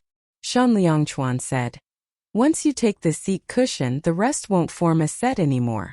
So, if you want to buy it, you can only buy the whole set. The whole set? $100,000? Even after all the discounts, it would still cost at least a few dozens of thousands. Qiao Lian strongly believed that she was being cheated. This guy was simply atrocious. She discussed with him. Look, we are on such good terms. Moreover, you don't lack this cushion. Just give it to me. Shen Liangchuan lowered his eyes. We are on good terms? We've slept together so many times. Anxious, Qiao Lian started rambling without much thought again. As soon as these words escaped her mouth, Shen Liangchuan turned his head slightly and glanced at her. With that one glance, Qiao Lian became furious, causing her face to turn red instantly. How could those words come out of a girl's mouth? She lowered her head to look at the seat cushion under her butt, totally deprived of words. While she was still fuming with anger, she heard him say, You are not wrong. Qiao Lian. Since we have slept so many times, I'll give you this seat cushion. In a flash, Qiao Lian stared at him with her eyes wide open in joy. Really? But you have nowhere to put this car seat cushion. So, I will lend you this car for now. When Shen Liangchuan finished his words, the ends of his ears were slightly red. He looked ahead with a solemn look on his face. In contrast, Qiao Lian thought that she must have heard wrongly. What did Shen Liangchuan mean by this? Lend her the car. Did he mean that he would let her drive this car from now on? She said. There's no need. As she finished speaking, the car stopped. They had reached the villa. Shen Liangchuan turned his head. Then I won't give you the cushion.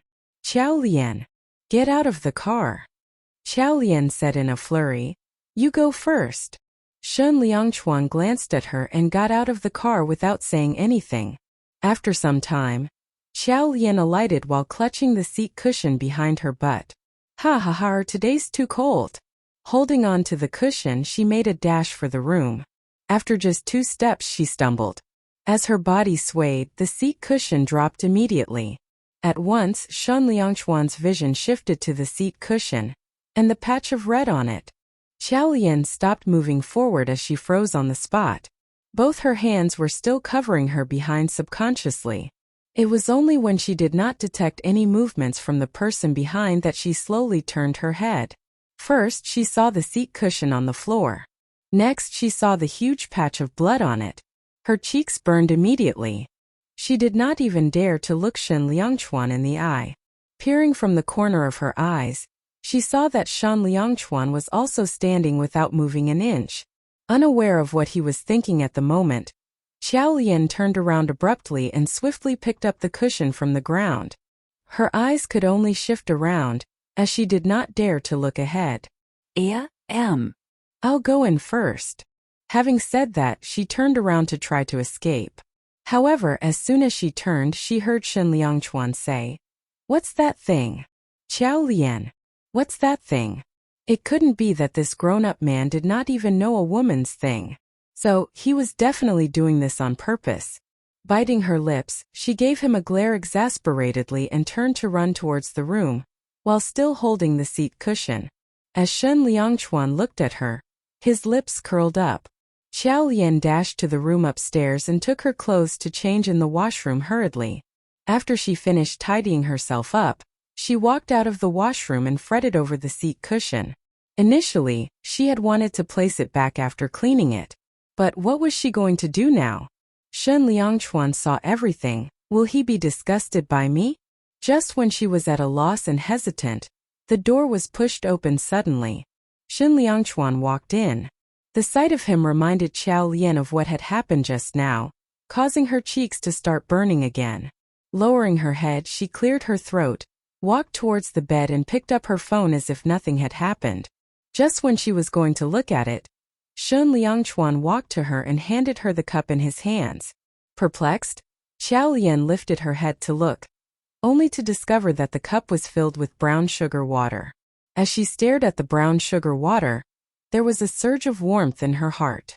She took the cup from his hands and decided to forgive his fooling around from before.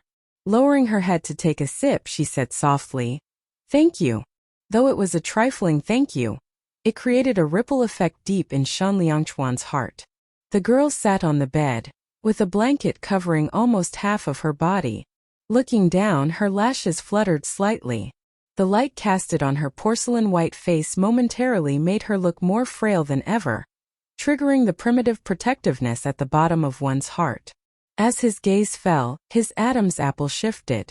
At last he replied speedily, "You are welcome." Then he turned around as he wanted to go back to the study room to do his things.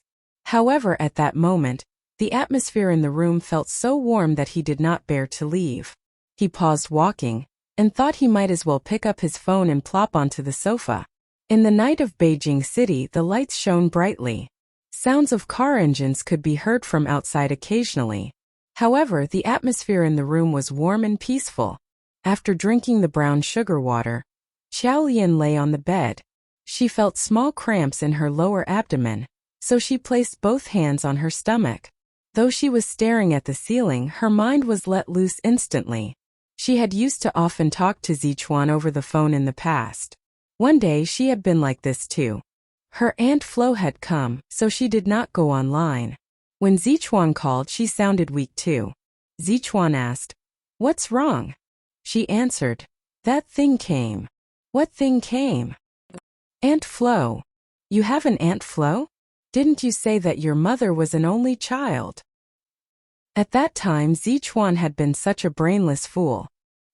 His words had left her completely speechless. A 17 to 18-year girl was right at her shy phase. However, the other party was so insensitive that it almost made her suffocate. "Why are you so stupid? How can a girl be so unreasonable? What has your Aunt Flo's visit got to do with your sickness? Did she pass a virus on to you?" Xiao Lian was running out of patience. "Not that Aunt Flo, it's that thing." "What thing?" "Shark Week." "What is Shark Week? Is it a holiday?" Xiao Lian. Had this guy ever attended biology lessons? She was going to die of suffocation, so she just came clean. "It's menstruation. Do you understand now?" The other party became silent instantaneously. It was only a few moments later that his soft murmurs could be heard. "Menstruation is just menstruation. Why do you have to call it Aunt Flo or Shark Week or whatever?" Xiao Lian said, "Enough. If you keep talking, it will get me so angry that I will probably die of excessive blood loss." In the past, if she wanted to end the call, the other party would surely hang up swiftly. But this time, as soon as she finished her words, the other party hesitated for quite a while before saying, "Okay." After the call ended, she lay on her bed and giggled. Why was Zichuan so clueless about this topic? Yet so adorable. 5 minutes later, the phone rang again. She checked and realized it was still Zichuan. Answering the call, she heard Zichuan say from the other end, "I just checked. If your Aunt Flo is here, you should drink more brown sugar water and keep yourself warm. Don't let the cold get to you." Only when Xiao Lian felt that she was going to turn deaf anytime soon due to the incessant nagging, did they end the call. Ever since that day, he would remember the date of her monthly period. Later on one particular day, her relatives visited her house. She was too busy, so she did not go online. Zichuan called her. "What are you doing?" Xiao Lian replied, "My Aunt Flo is visiting." Zichuan said, "But the dates don't match up. Is there something wrong with your body?" Xiao Lian answered, "This time my distant Aunt Flo actually came to visit with her family." Zichuan. Under her. As Xiao Lian reminisced, she couldn't help but laugh out loud. How would anyone dislike this kind of Zichuan? So even an online relationship is enough to be etched in one's memory. Thinking about this caused her heart to ache again. Her smile slowly disappeared. Maybe it was because of her body, but today she felt that her heart was very vulnerable. Turning around, she saw Shen Liangchuan sitting on the sofa.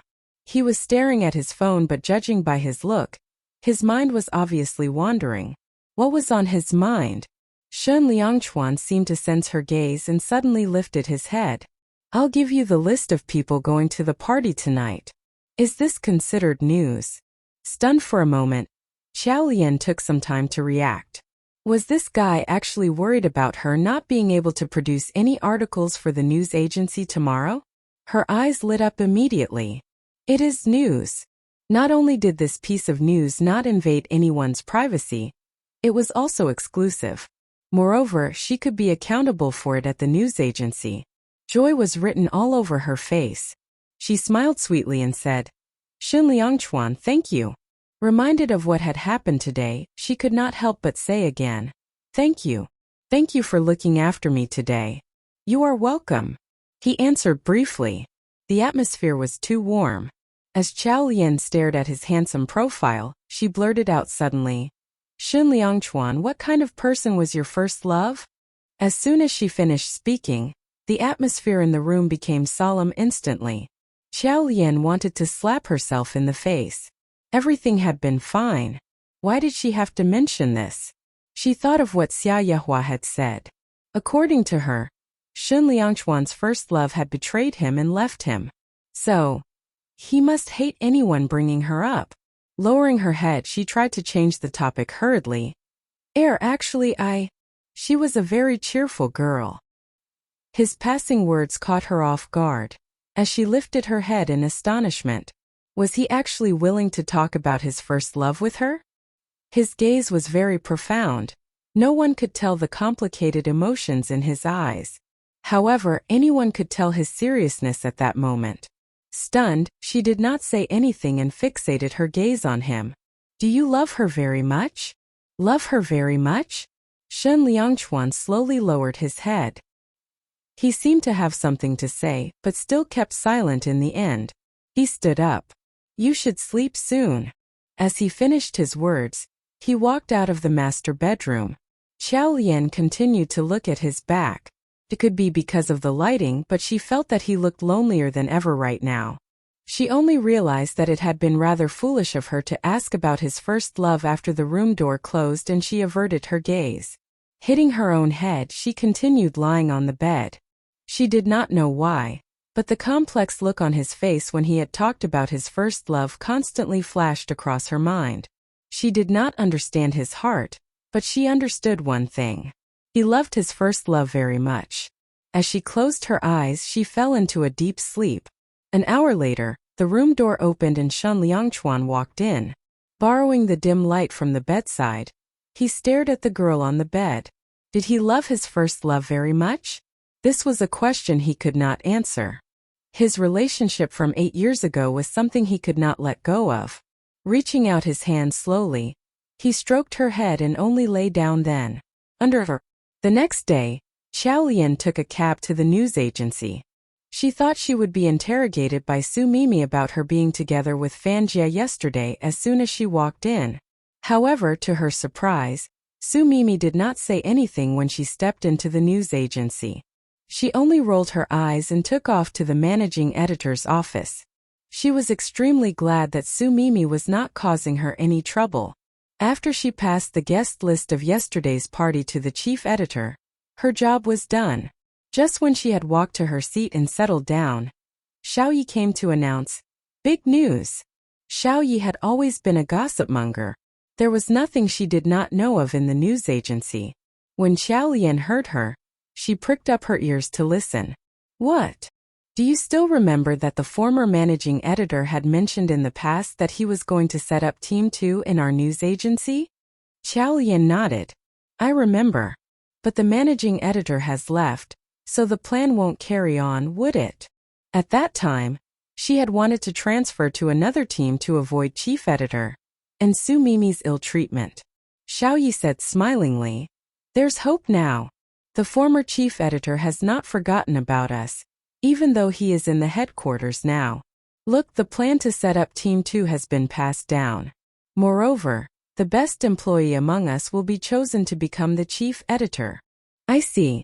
Xiao Lian's eyes instantly lit up. So what are the candidates for chief editor of Team 2 supposed to do? Xiao Yi lowered her voice. This is why Su Mimi is trying to dig up some big piece of news with all her might. Big piece of news? This kind of things could only be found by chance, not by searching. Xiao Lian shook her head faintly. Xiao Yi continued. Currently, the biggest scoop is Fan Jia. Fan Jia. Xiao Lian's eyes twinkled all of a sudden. Fan Jia just released a new album, right? That's why every news agency is fighting for an exclusive interview. Right now, the chief editor and managing editor are focusing all their attention on this. If Su Mimi managed to get an exclusive interview with Fan Jia, Team 2's chief editor position would surely be hers. Xiao Lian was stupefied. What the hell? Although she had long known that Fan Jia was the prince of the entertainment industry, she suddenly felt that his fame had fallen a little after seeing him yesterday. He was just a fool. Who would have known that this fool would be of such importance to them? Xiao Yi continued. Did you know? Su Mimi and Fan Jia have some history. Before you got here just now, Su Mimi was telling us about it. Su Mimi knows Fan Jia? Xiao Lian was even more astonished. Yes, Su Mimi said that she interviewed Fan Jia 2 years ago. At that time, Fan Jia was only a small celebrity. Since she knows Fan Jia, she went to look for the managing editor to take up the job. Judging by this, she really is determined to get the scoop. When Xiao Lian heard her words, she turned her head to look at the managing editor's office. After a while, Su Mimi walked out of the managing editor's office, looking pleased with herself. Scanning the few people present, she landed her eyes on Xiao Lian and scoffed. Without saying anything, she walked out. As a matter of fact, while Su Mimi was on the way to meet Fan Jia, she still felt a little nervous. 2 years ago, Fan Jia, a pure and innocent boy, had been all smiles in the interview with her. Shy and quiet, his face would turn red after exchanging a few words with her. Both of them had had a good time then. She had even given Fan Jia her name card. It was true that Fan Jia had risen to fame in the recent 2 years, but that day he had blushed as soon as their eyes met. She must have left him an impression, right? In the blink of an eye, she arrived at Fan Jia's management company. Reporters crowded the surroundings of company, all seeking to build good personal relations with Fan Jia, in order to get the chance for an exclusive interview. Someone even went so far as to bribe Fan Jia's manager. Everyone was bootlicking them with mouths full of compliments. As Su Mimi went forward, the security officer stopped her and denied her entry. It was only when Su Mimi took out her reporter's certificate that she was assigned to the conference room, to wait for news with the other reporters. She stretched her neck to look outside. Moments later, Fan Jia's personal nani bandruva ube. Surrounded by a few bodyguards and his manager, he walked towards the company. Not long after he got out, the reporters flocked to him in the blink of an eye. Mr. Fan Jia, when will your new album be released to the public? Mr. Fan Jia, can I interview you about your new album? Fan Jia, I'm a reporter from Everyday News. Can I make an appointment for an interview with you? All the questions made Fan Jia stop walking. His features were exquisite and he looked like a porcelain doll. Dressed in casual attire, he displayed a gentle smile and nodded in acknowledgement to the reporters. When Su Mimi saw Fan Jia, her eyes lit up and quickly squeezed to the front. Fan Jia, do you still remember me?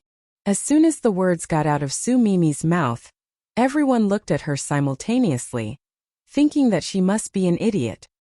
Fan Jia glanced at Su Mimi. Evidently, he did not know her and wanted to turn and leave. Su Mimi became anxious. Their agency had sent Fan Jia an invitation for an exclusive interview a long time ago, but Fan Jia had been unresponsive all along. She shouted in a flurry, Fan Jia, I'm reporter Su Mimi from G8 SIP News. When she finished speaking, Fan Jia stopped in his tracks. G8 SIP News? Wasn't that sister-in-law's news agency? Fan Jia stopped walking, causing all the reporters to be dazed. Shortly after, they looked at Su Mimi simultaneously. At this moment, Su Mimi was completely worked up. See, she knew that Fan Jie would recognize her. As her eyes lit up, she squeezed towards the front. Mr. Fan Jie, do you still remember me? I interviewed you 2 years ago. We had an enjoyable talk, and you even said that you would remember me. Fan Jie looked at her smilingly, with zero memories of her. However, this person was probably his sister-in-law's colleague. If it was so, he should probably leave some face for her, shouldn't he? Hence, Fan Jie acted as if he suddenly realized something. Oh, it's you. Su Mimi said instantly. Yes, it's me. Fan Jie, can we talk about your new album? When Fan Jie heard this, he tilted his head and then grinned at her. About that, we can discuss it next time. If he agreed to the interview with G8SIP news agency now, in the presence of so many reporters, they would probably cook up some ridiculous stories. He smiled at Su Mimi and turned to walk inside again. Just as the reporters tried to follow along for further discussion, the security officers blocked all their paths.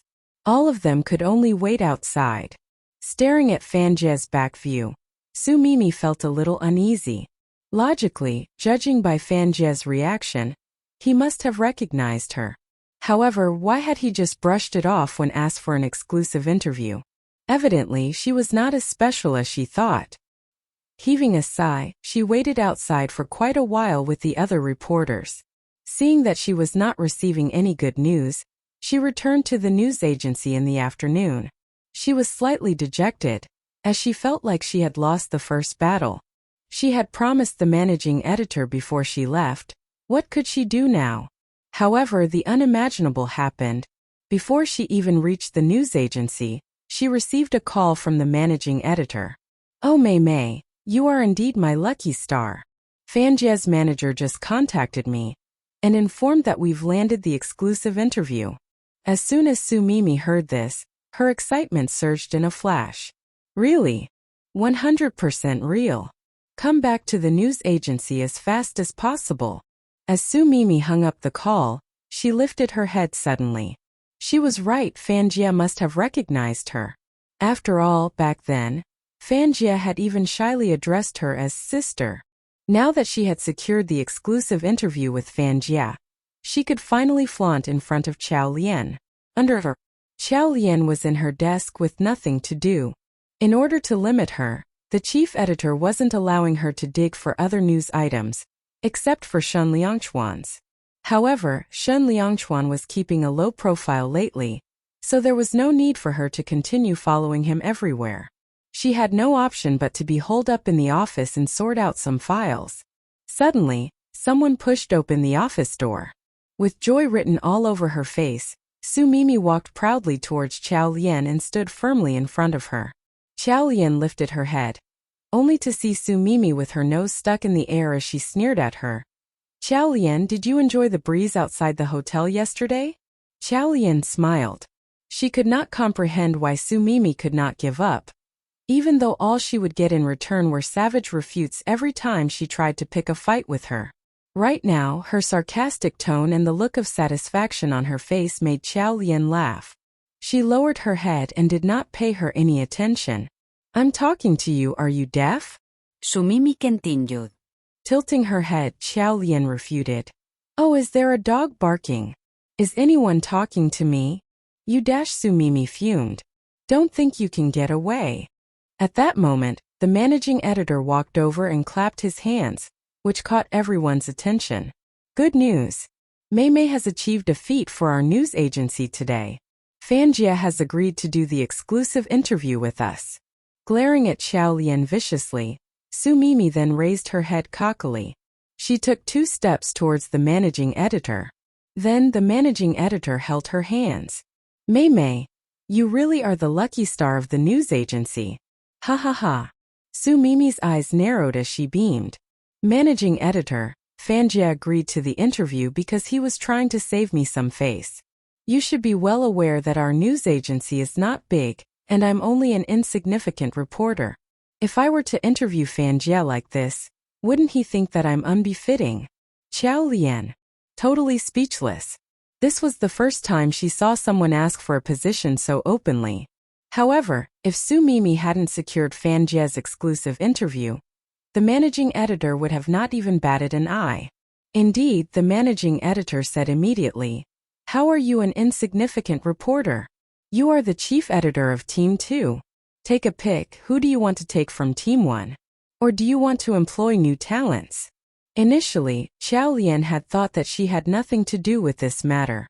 However, as soon as the managing editor finished speaking, she noticed Su Mimi's meaningful glance at her.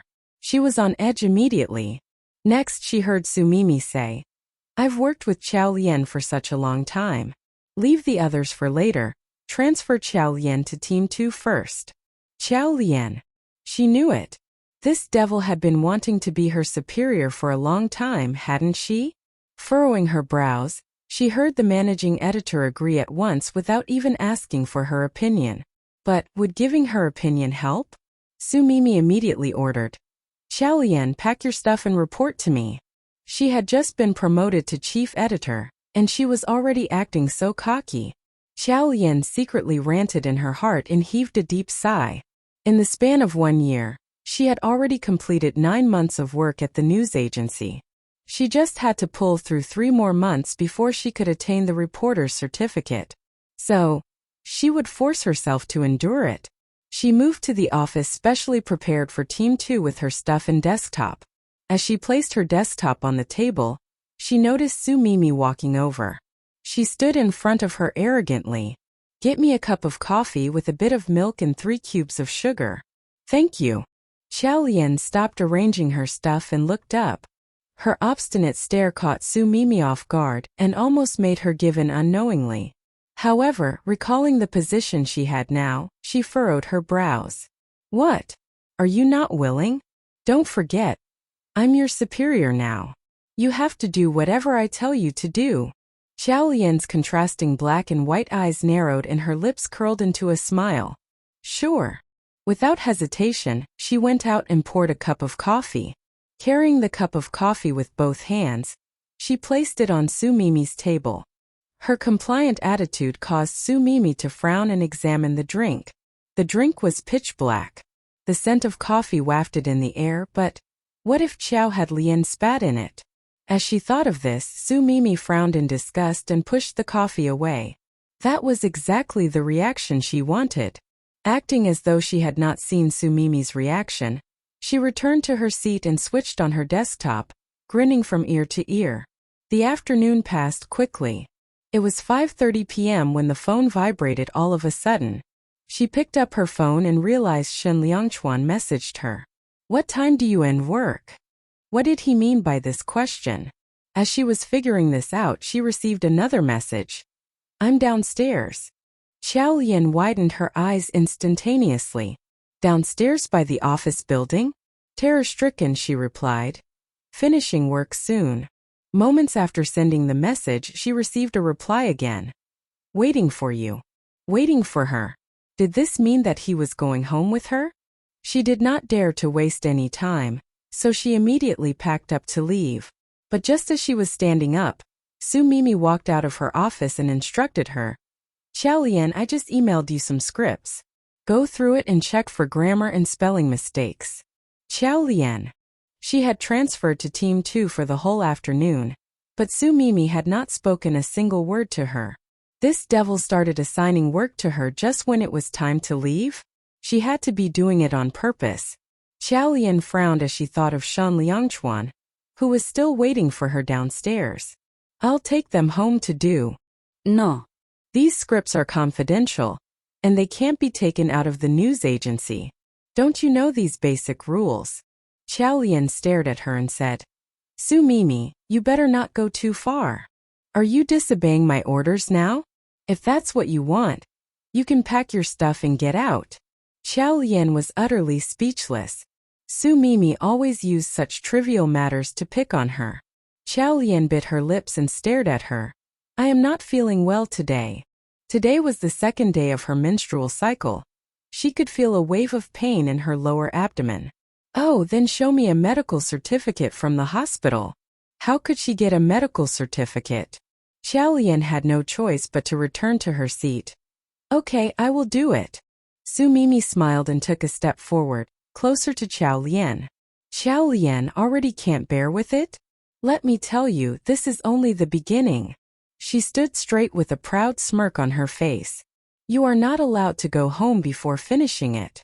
Qiao Lian swallowed her anger, wishing she could scream at Fan Jie now. This guy was already causing trouble for her, and they had just met. Suppressing her anger, Qiao Lian switched on her desktop and downloaded the script. While she scanned it, she found that Su Mimi had sent her a script with 100,000 words. Her blood was slowly boiling. Trying to keep calm, she saw Su Mimi walking out of the office excitedly with her handbag. Su Mimi raised her volume intentionally and said, "Darling, let's have seafood for dinner to celebrate my promotion. I am so happy today." Qiao Lian waited for Su Mimi to leave before she picked up her phone to send Shen Liangchuan a message. "I'm sorry, I was suddenly told to work overtime. Why don't you leave first?" She started checking the script after sending the text. After a while, her phone vibrated again. She picked it up and realized that Shen Liangchuan had replied, "Approximately how long will you take?" How long? If she had to finish checking 100,000 words completely, it would probably take the whole night. Qiao Lian took a deep breath again. Looking at the time, she answered, "About 10 p.m. She knew that even if she could finish everything by tonight, Su Mimi would still find flaws in her work tomorrow. So, she decided to just work until 10 p.m. and not care about anything else. Liangchuan replied, "Okay." Assuming that he had returned home, Qiao Lian stopped thinking about it. At 10 p.m. sharp, she packed up her stuff and left. After she reached the ground level, she intended to walk towards the bus station. Just then, a flash of light shone from opposite side. She raised her hand to block the light from her eyes subconsciously, only to see Shen Liangchuan's car driving towards her. Qiao Lian was immediately stunned. "You didn't leave?" He had actually waited for her outside for 4.5 hours. Qiao Lian looked at Shen Liangchuan in confusion and surprise. The street lights shone through the open car window and reflected on his handsome face. After hearing Qiao Lian's words, he slowly looked up without any explanation and only said, "Get in the car." Qiao Lian settled into the passenger seat obediently. As soon as she sat down, she was reminded of how she had been bleeding heavily there yesterday. Immediately, she looked down guiltily, where she found that a red seat cushion had been placed there. This color did not match the interior of the car at all. Furthermore, its bright red color was rather similar to blood. So, was he trying to say that she did not need to bother about dirtying the seat cushion anymore? Her lips twitched and she cleared her throat uncomfortably. Only then did she look at Shen Liangchuan and ask, how long did you wait?" Shen Liangchuan answered indifferently, "Not long. I happened to eat nearby." Exactly what could he have eaten nearby that could have taken up to 4.5 hours? She wanted to continue asking, however. She suddenly noticed that his ears were slightly red. Was he embarrassed? She instantly froze. She couldn't help feeling a surge of warmth inside her heart. Yesterday, he had taken her to Mo Shiqing's birthday party. When they had reached home at night, he had poured her a cup of brown sugar water, and today, he had specially come there to send her home. All these made her heart beat faster uncontrollably. If a man treats a woman so nicely, does it mean? No, she should not jump to conclusions. Lowering her head hastily, she tried to suppress her inner thoughts. However, she could not help but smile. "What do you want to eat?" His voice rang in her ears all of a sudden. Qiao Lian was stunned for a moment. She took a while to realize Shen Liangchuan was talking to her. She said hurriedly, "It's okay. I can just eat at home." It was already 10 p.m. It was a bit too late to go eat dinner now. As she thought about this, she felt rather conflicted and continued, Next time, you don't have to wait until this late." Shen Liangchuan gave her a stare, which made her shut her mouth instantly. He looked ahead very seriously, looking extremely charismatic. A girl should not go home at these hours. It's not safe. His caring words made Qiao Lian's cheeks burn once again. She wanted to say something, but she did not know how to express it. Hence, she could only lower her head and mutter, "Thank you. You are welcome. Then he asked, Are you still feeling unwell? Taken aback, Xiao Lian took a moment to react. He was asking about her Aunt Flo, so she answered quickly, It's fine. Normally it's worse on the first day. I feel much better on the second day. Oh. His lukewarm answer made the whole car silent again. As Xiao Lian pressed her lips together, she suddenly thought of something and said, I did not get pregnant this month. I will continue to work hard next month. After hearing her words, his hand holding the steering wheel paused for a while. After a few moments of silence, an "oh" could be heard. Xiao Lian was feeling embarrassed about what she had just said, so she hadn't noticed the change in his emotions. Her mind started to wander. Pregnant. Logically, it should be easy for a woman to get pregnant. They had even calculated her ovulation period, so the success rate should be high. However, why was she not pregnant? With disappointment, she placed her hand on her lower abdomen. Just when she was in a daze, Shen Liangchuan said, Why did you finish working so late? When he started talking about this, Xiao Lian was full of pent-up anger. Immediately, she could not help but complain under her breath. It's all because of Fan Jie. Fan Jie? What's wrong? Xiao Lian had intended to talk about what had happened at the news agency. However, as soon as Shen Liangchuan finished the sentence, his phone started ringing. Hence, she had no option but to shut her mouth for now. Meanwhile, Shen Liangchuan put the call through with a Bluetooth earpiece. Fan Jie's voice could be heard from the other end. Brother Shen, hurry up, thank me. Shen Liangchuan narrowed his eyes and glanced at Xiao Lian. A moment ago, Xiao Lian had still been talking about how Fan Jie had made her end work late, and now Fan Jie was calling him. He said indifferently, Why? It's because of the exclusive interview regarding my new album. So many news agencies came to look for me, but I rejected all of them and then accepted G8 News invitation. Don't you think I'm very loyal? Don't I treat sister-in-law really well? So, how are you going to repay me? It suddenly dawned on Shen Liangchuan. Xiao Lian had had to work overtime until late at night today because Fan Jie had made an appointment with them for an exclusive interview, and she had had to prepare for it? Brother Shen, you know me. All along, when I do good, I want to be recognized. So I'm just letting you know. As for your gratitude, you must remember this favor and repay me in the future. Although it was nothing difficult for me. Oh right, don't worry. Even though I asked for sister-in-law to interview me, I will maintain a safe distance with her. After all, if sister-in-law were to fall for such a fine man like me, that would be terrible. I can also help you ask around the news agency to see if anyone there has ulterior motives for sister-in-law. You don't have to feel so touched by this. That's all, bye-bye. He hung up right after saying all he wanted to say in one go. Shen Liangchuan. Fixing his gaze ahead, Shen Liangchuan's eyes showed a tinge of resignation. Fan Jie was a clueless chatterbox. In addition, his confidence was sky-high, as he believed that every single woman on earth would like him. The phone call had interrupted their conversation just now. Since Shen Liangchuan did not pursue it any further, Xiao Lian could only stay silent. They both reached the villa rather quickly.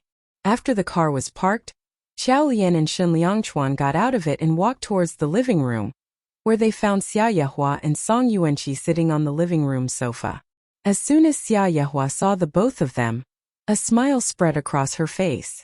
Why did you arrive home so late? Xiao Lian wanted to say something, but Shen Liangchuan was one step ahead her. Working overtime. Instantly, Xia Yehua started nagging. Work is important, but your health is more important. Don't you understand such a simple idea? Xiao Lian wanted to explain, but once again, before she even got a chance to speak, Shen Liangchuan asked, Why did both of you come over? This question changed the subject. Xia Yehua looked at Xiao Lian. I'm just here to take a look. You have already been married for a month, haven't you? I was worried, so I came over to take a look. I did the math, and I'm just scared that neither of you would even realize if Xiao Qiao is pregnant. After all, you are all still young. If both of you don't control yourselves. Her words caused Xiao Lian's face to turn completely red. As she looked at Xia Yehua awkwardly, She suddenly felt a little guilty and said, "Mom, my Aunt Flo is here." The only reason for their marriage was for her to bear his child. However, after the first month she was still not pregnant. It was not an unusual matter, but in this very moment she felt miserable. Moreover, would Xia Yehua have complaints about her? Just when this thought popped up in her mind, Xia Yehua widened her eyes. "Huh, you're not pregnant." She patted Xiao Lian's shoulder. "It's okay." However, she turned and yelled at Shen Liangchuan. "Why are you so incapable?" Shen Liangchuan said, "Are you sure you are my biological mother?" Seeing the glum look on Shen Liangchuan's face, Xiao Lian hurried over and tried to smooth things out. "Mom, we will try harder next month. Don't worry about this." "I'm not worried." The way Xia Yehua spoke to her was very loving. Holding her hand, she said, "I just feel that the problem definitely does not lie within you. It must be because he is not putting in his best effort in getting you pregnant." How was he not putting in his best effort? He had actually exercised diligently every single day of her ovulating period this month. If he were to put in more effort than that, how was she going to survive the next month? As soon as she thought of this, Shen Liangchuan said, "Do you have anything else to say?" Xia Yehua was only then reminded of the reason of her visit. Pointing at Song Yuanqi, she said, "Oh, I almost forgot about the main matter. Yuanqi mentioned that she wanted to enter the entertainment industry. Isn't your agency hiring new talents? Just let Yuanqi go to your agency." As Song Yuanqi was mentioned, she stood up in a flurry. Brother Liangchuan, sister-in-law. Ever since she had gotten conned by that online friend, her guts seemed to have shrunk even more. Song Yuanqi's demeanor compelled others to lower their voice when speaking to her. Shen Liangchuan nodded at her. "I will notify Song Cheng tomorrow." Song Yuanqi was immediately on cloud 9 and said, "Thank you." Looking at her, Xia Yehua sighed and walked over to pat her shoulders. "Silly, we are family. You don't have to thank us." All of a sudden, Song Yuanqi's eyes turned red. After some time, she said as her lips trembled, "Godmother, let's leave. We shouldn't disturb Brother Liangchuan and sister-in-law's rest." Xia Yehua couldn't reject her and agreed. "Sure." She picked up her bag and walked out with her.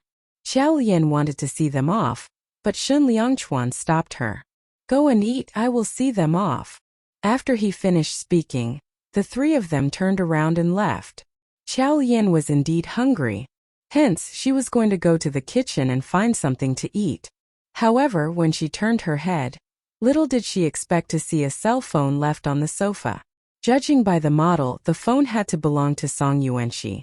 Hoping to catch up to them, she quickly picked up the phone and walked out. At that moment, the three of them were standing at the entrance and Xia Yehua's chauffeur was bringing the car over. Xiao Lian took a few steps. Just when she was nearing them, she overheard their conversation. Oblivious to what Xia Yehua had said before, she heard Shen Liangchuan answer, "There's no rush." No rush? "You will already be 26 years old this year. You should have a kid soon. Confess it, do you not want a child? You don't still have feelings for that first love of yours, do you? Let me tell you, Xiao Qiao is a decent girl. You should spend your life with her." Shen Liangchuan said with a tinge of annoyance. "Just get in the car." Xia Yehua reached out her hands and nodded. "You have to get me a grandchild next month, do you understand?" Shen Liangchuan furrowed his brows and said, "We'll talk about it next month." Immediately, Xia Yehua was furious. "What do you mean by talk about it next month? You are just trying to muddle through this." Clenching his jaws, Shen Liangchuan remained silent. Just as Xia Yehua was going to continue, Song Yuanqi quickly tugged at her arm and consoled her softly. Only then did Xia Yehua get in the car with the cold humph. Xiao Lian stood on the spot and watched the car drive away blankly. Her eyes landed on Shen Liangchuan. He was standing there casually with both hands in his pockets and looking at the car quietly. That demeanor somehow made him look rather lonely. She lowered her head and looked at her lower abdomen. Initially, she hadn't thought much about not getting pregnant. However, right now her heart had sunk all of a sudden. Shen Liangchuan would rather be misunderstood by Xia Yehua than to explain that it was her fault.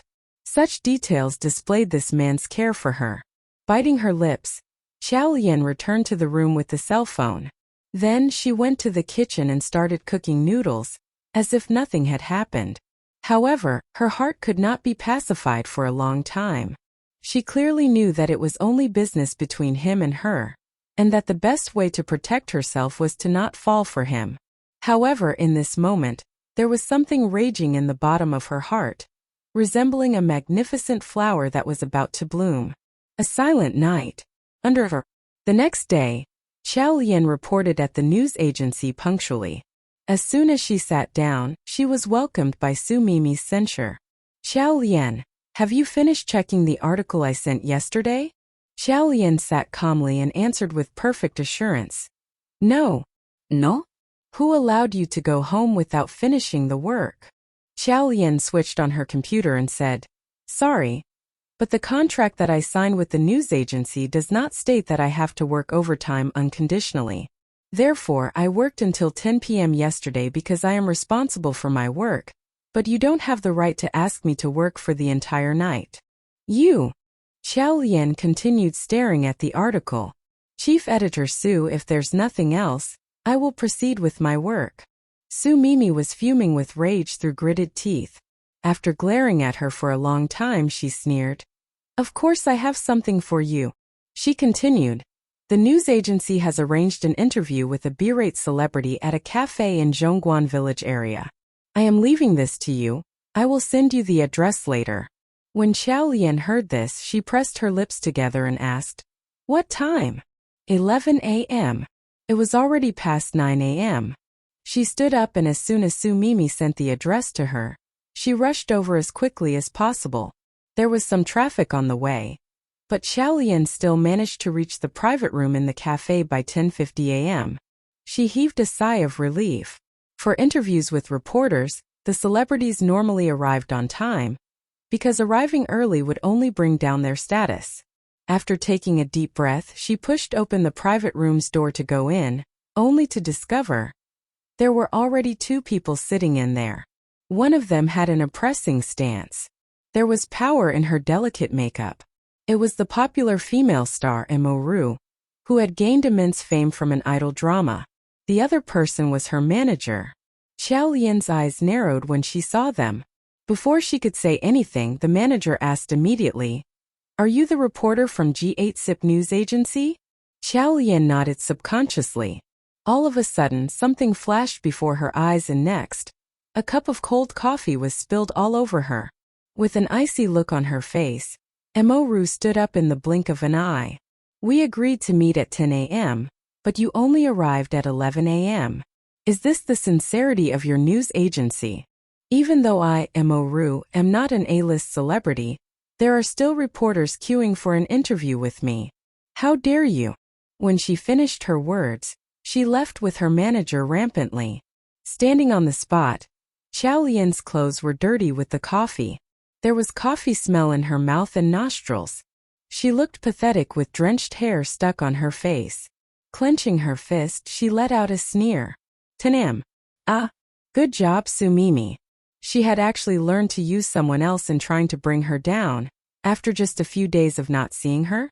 At the news agency, in the office of the managing editor, standing in front of the office table, Xiao Lian looked at Lu Zhixing, who was sitting there and slamming the table. "Bam bam. How dare you? The interview was at 10 a.m., yet you only arrived at 11 a.m. Do you not want this job anymore? Then just leave now." As he spoke, the mole on his chin quaked amusingly along with him. Xiao Lian knew that nothing she said would help, but she still said, "Su Mimi told me it was at 11 a.m. Do you have any proof?" Xiao Lian took out her phone and opened the recording application. She had expected Su Mimi to set her up, so she had already prepared. However, she did not expect the managing editor to rebut it. "I don't want to know about the process. I just know that you were in charge of Ru's interview, and you messed it up." Lu Zhixing stood up all of a sudden. Leaning forward, he assumed an oppressive posture and slightly narrowed his eyes. "Xiao Lian, the mistake you made this time is way too serious. If the news agency doesn't punish you, no one will be satisfied. As Qiao Lian stood there silently, she felt more furious than ever. She had never expected that the managing editor would say such shameless words, even with proof. However, after a second, Lu Zhixing was unexpectedly smiling again. Of course, you must know that right now only I can help you settle this matter in the entire news agency. He approached Qiao Lian from behind the table. With a lecherous look in his eyes, he reached out to grab Qiao Lian's hand. After all, you have done a lot for the news agency by digging out so many incredible news items. The news agency can't bear to let you go either. Just when he reached out his hands, Qiao Lian retreated 2 steps in disgust to keep a distance from him. Qiao Lian's behavior caused the managing editor's expression to darken again. Qiao Lian, you should be grateful when I try to be nice to you. Qiao Lian was so furious that she was speechless. The managing editor scoffed. Sure, since you are so upright, go home now and wait for the announcement. After the news agency has agreed on your punishment, you can scram. Let me warn you, I won't let you leave just like that. The news agency will surely ask you to compensate for the loss of Mo Ru's interview. Was he threatening her again? Sneering, Qiao Lian turned around and left. However, little did she expect to see Su Mimi standing by the door just as she walked out of the office. She glared at her with a gloomy look on her face and said, Qiao Lian, I told you a long time ago that I would make you leave the news agency with your tail in between your legs. Looking at Su Mimi, Qiao Lian's lips curled up suddenly. Su Mimi, isn't the only reason you are trying so hard to bring me down that I overshadow you so much that you don't have any chances to shine? I'm telling you, even if I leave, I will continue outshining you to the point that you won't ever succeed. As soon as the words got out of her mouth, Su Mimi's face changed drastically. Don't spew nonsense here. We'll see if it's really just nonsense. She immediately walked towards the entrance of the news agency. A news agency like this was not worth staying at. Actually, she already knew that the managing editor and Su Mimi had a scandalous relationship. Even if she had shown the proof, the managing editor would have not spared her. However, when she truly experienced injustice, not only did she still feel enraged, but she also felt even more helpless and hopeless. She had tolerated Su Mimi for so long.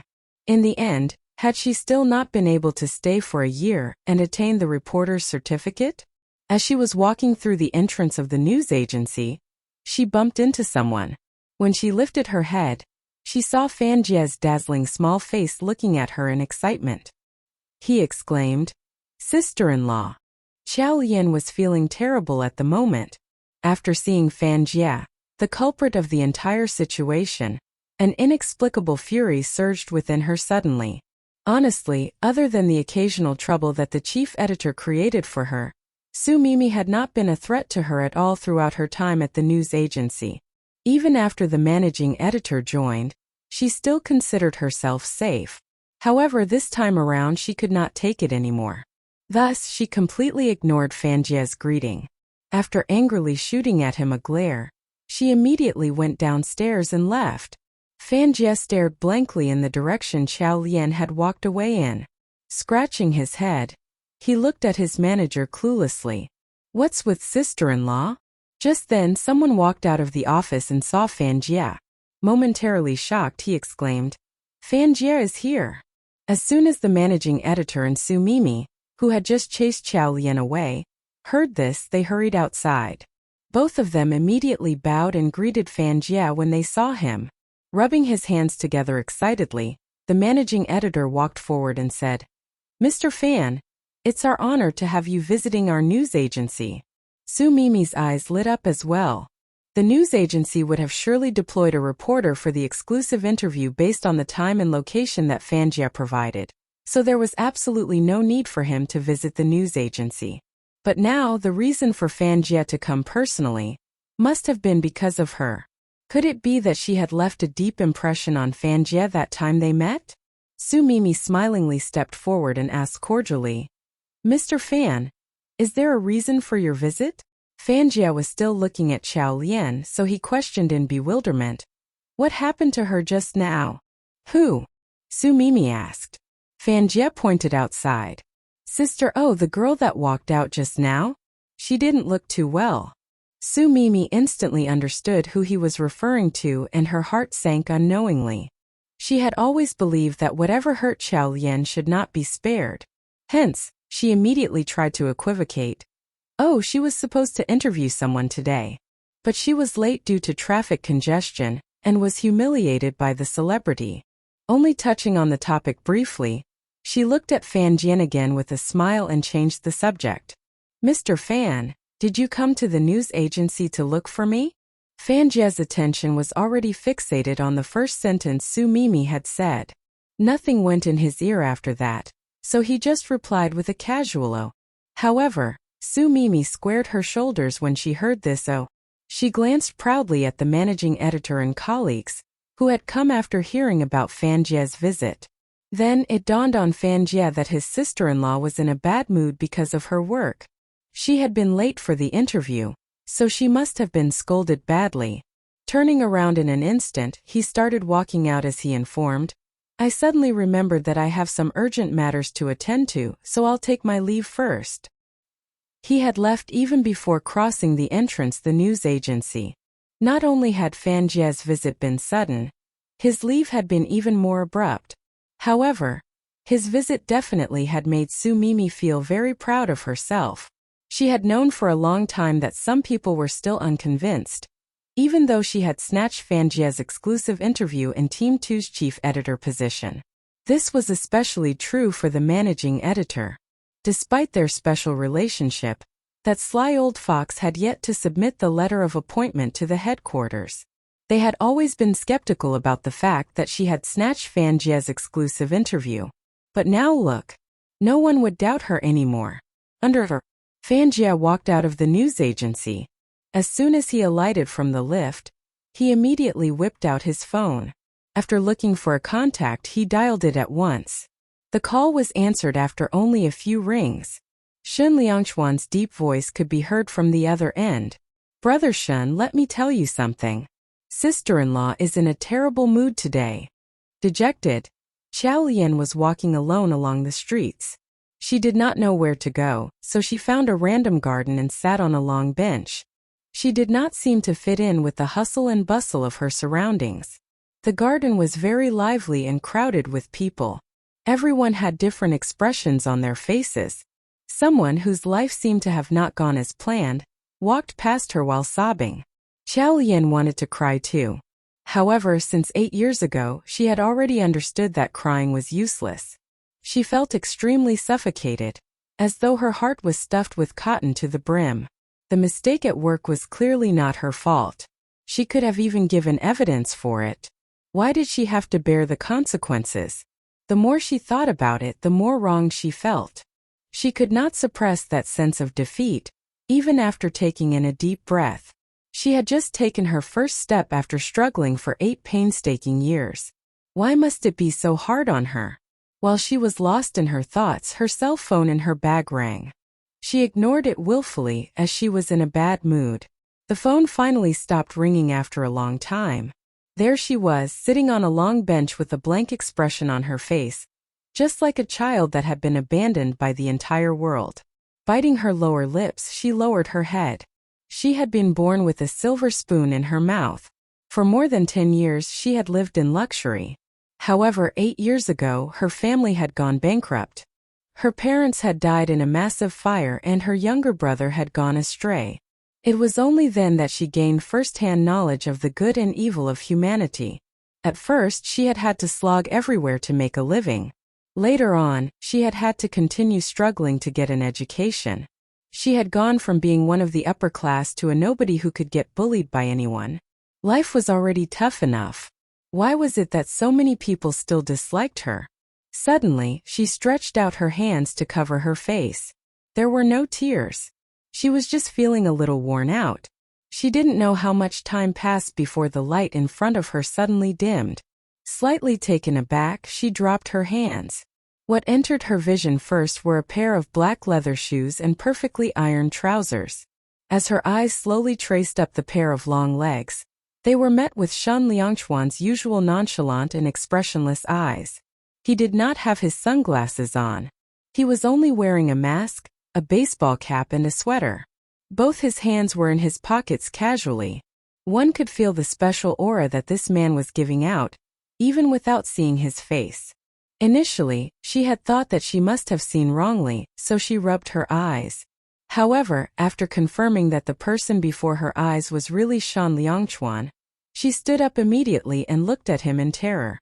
"Why are you here?" She scanned her surroundings vigilantly in an instant. There were actually numerous news agencies around where she worked. Shan Liangchuan's presence there was no different from a sheep walking into a tiger's den. Shan Liangchuan turned around and walked back to where he came from. He only said 2 words with his deep voice. "Come here." Her mind had already blanked out, so she subconsciously followed him. They quickly walked forward to a road beside the garden, and then got on the nanny van in no time. She could finally heave a sigh of relief. Seeing that he was taking off his mask, she immediately started nagging incessantly. "How can you appear here? You are taking too big of a risk. If someone took a photo, we would be doomed." After conveniently throwing away the one-time mask into the dustbin beside, Shan Liangchuan looked at her and said, "Come with me somewhere." "To where?" Qiao Lian stared at him wide-eyed, but Shan Liangchuan simply leaned back on the seat and rested his eyes. Qiao Lian could only shut her mouth. She turned her head to look out of the car, only to discover that the car was on the expressway leaving Beijing. She wanted to ask where exactly they were headed to. However, after turning around and looking at Shan Liangchuan, she swallowed her words. In no time, they had already arrived at the destination. After driving on the expressway for more than 3 hours, they finally arrived at the seaside of Qinhuangdao. Qiao Lian got off the car after Shan Liangchuan. They were walking on the beach when Shan Liangchuan stopped in his tracks. Qiao Lian looked at him, unaware of why he had suddenly stopped walking. Shan Liangchuan pointed at the sea and said, "Look." She looked in the direction he was pointing at, but Qiao Lian could see nothing but the vast sea. Just when she was about to ask what was there to see, she was suddenly drawn by the distant view. The emerald green seawater looked just like silk, floating in ripples under the sunlight. In the distance, the sea and sky joined to become one vast horizon. A wind blow triggered a massive wave. However, no matter how massive the wave was, everything returned to peace in the end. The sea was an imposing grandeur that could contain anything and everything. Standing on the beach beside the coast, all of Qiao Lian's frustrations from work became almost nothing in front of the endless sea. Suddenly, she felt a majestic strength emerge within her. So what if she had lost her job? She could just find another one. She was determined to achieve what she had set out to do before she died. These thoughts slowly calmed her heart down, and she was not as fretful as she had initially been. Standing there quietly, she turned to look at Shan Liangchuan. All of a sudden a thought came to her mind. She widened her eyes in astonishment. "Shan Liangchuan, you brought me here because..." Was it because? The next moment, she heard Shan Liangchuan say, "Whenever I'm down, I like to look at the sea." He had always believed that the sea could wash away all sadness. Just like 8 years ago, whenever he felt extremely unhappy, he would secretly come here to look at the sea. He had kept this habit of his until this day. His words had confirmed Qiao Lian's guess. Her gaze, directed at Shan Liangchuan, brightened up in an instant. So, he had brought her here to lift up her spirits? He had just set up his company. However, he had delayed his schedule just to take her to the beach and make her happy? She felt an inexplicable joy and was moved beyond words. These feelings slowly warmed her heart, and she couldn't help but lower her head. It had been a long time since she had experienced such care. Her eyes watered instantaneously. "How did you know that I was unhappy?" Shan Liangchuan looked down. Then she realized something again. "How did you know that I was in the garden?" Shan Liangchuan pressed his lips together. Fanjia had told him that Qiao Lian was feeling down.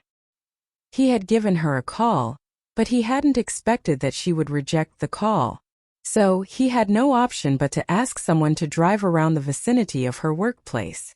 Only after driving around aimlessly for a long time did he spot her in the garden. However, looking at her small, delicate face and bright eyes, he said nonchalantly, "I happened to pass by there and I saw you." He looked rather unnatural, so there was a tinge of impatience in his tone. "Are you done looking? If you are, let's head back." Xiao Lian grinned from ear to ear immediately. "I'm done looking." After driving for over 3 hours and looking at the sea for half an hour, the sky was already dark when they reached Beijing. Xiao Lian lay on her bed after eating and washing up. Her heart felt as sweet as honey. The last thought she had before falling asleep was that she had not expected that even Shan Liangchuan's way of comforting people was special. Xiao Lian had really gotten over what had happened that day. She started paying attention to hiring notices put out by other news agencies. 5 days later, G8SIP News called her and asked her to report to the news agency. Actually, the mistake of being late for the interview could be considered both big and small. Beijing's traffic was so heavy. It was impossible that no reporter had been late for an interview before. The managing editor's words then had only been to scare her. After all, if Xiao Lian got actually fired, Lu Zhixing would not be able to continue pursuing her, wouldn't he? However, there was Su Mimi, who had just risen to power in the news agency, so this matter would definitely not be settled easily. In the conference room, Lu Zhixing and Su Mimi gave Xiao Lian her final punishment notice. After Xiao Lian saw the notice, she was completely speechless. Curling her lips, she questioned, "You're asking me to apologize to Mo Ru?" Mo Ru was well known for having a very bad temper in the industry. Last time, because she had been late, she had already been splashed with coffee. Who knew how hard she would be on her if she went to apologize this time? Su Mimi said arrogantly, "Yes, it's your fault, of course you should go and apologize to her. Are you expecting us to clean up the mess you made?" Ignoring what she said, Xiao Lian looked at the second clause. Compensate $300,000 for Mo Ru's loss and $200,000 for the news agency's loss? This was just daylight robbery. Unfortunately, Su Mimi went on to explain, "Yes, Mo Ru wasted her whole morning, and she earns more than $300,000 in one morning. A $300,000 compensation should already be a bargain for you. As for the news agency, don't you think you have to compensate us for wrecking Mo Ru's news item?" Once again, Xiao Lian ignored her words and looked at the third clause. "You even want to publicly announce the reason for my expulsion in the reporter's circle? This would create a blatant obstacle for her when looking for a new job. Which news agency would hire an employee who had gotten dismissed and had bad records? Too much, this was way too much. It would have been fine if they had just fired her, but they were playing so many dirty moves." Taking a deep breath, Xiao Lian tried to suppress the anger in her heart. Meanwhile, Su Mimi's lips curled and she said smilingly, "Yes, you have half a month's time. If you are not able to get that sum of money and Mo Ru has not forgiven you, we will sue you. Half a month's time to prepare $500,000? How could any normal person be able to get that sum of money?" This Su Mimi was really vicious. She had not left her any chances. Xiao Lian's eyes narrowed. "Su Mimi, you better not go too far." "Too far?" Standing up, Su Mimi looked at her and scoffed. "Of course, I can give you another option. We won't fire you or expose the reason for your expulsion. We also won't ask for those $500,000 from you. However, the only condition is that you have to kneel down and beg me right now." As soon as she finished speaking, she glared at Xiao Lian evilly. Xiao Lian's fist tightened. As their eyes met, intense sparks flew in the air. She sneered, "Keep dreaming." She turned and left. But as soon as she walked out, she saw Xiaoyi ushering Fanjia towards the conference room. "Managing editor, Mr. Fanjia is here." As soon as the managing editor and Su Mimi heard this, they immediately rushed out. Su Mimi's eyes lit up. Quickening her steps, she stopped in front of Fanjia and reached out her hand towards him. "Mr. Fan, you are here again." Fanjia was all smiles as he reached out his hand quickly. However, the next second he was fixing his gaze on her. He walked past Su Mei and stopped in front of Xiao Lian. He held her hand cordially and passionately and asked, Miss Chow, can we talk about the exclusive interview now? Su Mimi's smile immediately froze on her face. The whole office became oddly silent in an instant. Perplexed, everyone looked at the scene right before their eyes. Hadn't Fanjia visited the news agency because of Su Mimi? But what was happening now? The managing editor was shocked beyond words by what was happening. His eyes widened in bewilderment as he looked at them. Needless to say, Su Mimi froze as she was completely stunned. Fanjia knew Xiao Lian? What was going on? All of a sudden, she thought of how she had heard Fanjia's voice coming from Xiao Lian's phone that night. Su Mimi's gaze turned cold. Stepping forward hurriedly, she stood next to Fanjia. Before Xiao Lian could even speak, she said, "Mr. Fanjia, I am the chief editor in charge of this particular project. You." Before she finished speaking, Fanjia was stunned too. He glanced at Su Mimi, and then at his sister-in-law, who looked glum and did not seem to be in a good mood. What was going on? Xiao Lian wanted to ask what was going on too. Hadn't Fanjia only agreed to the news agency's exclusive interview because of Su Mimi? So why had he come looking for her as soon as he stepped in? Suddenly, Shun Liangchuan's 4 words, "Please treat her kindly," popped up in her mind. Could it be that Fanjia had agreed to G8 SIP's exclusive interview because of her and not Su Mimi? Immediately, Xiao Lian did not know whether to cry or laugh. What even was happening? Fanjia was way too unreliable when doing things. She was lost in her thoughts. When she heard what Su Mimi said, her fury and dismay vanished. Her mood shot to its peak right from the bottom, just like a roller coaster. Her lips curled as she looked at Su Mimi smilingly. "Su Mimi, did you hear that? Mr. Fan said he wants me to interview him." Su Mimi's immediately shot a sharp and vicious gaze. "Shut up, Xiao Lian." She turned her head and looked at Fanjia fawningly. "Mr. Fan, we can talk there. Let's head to the conference room.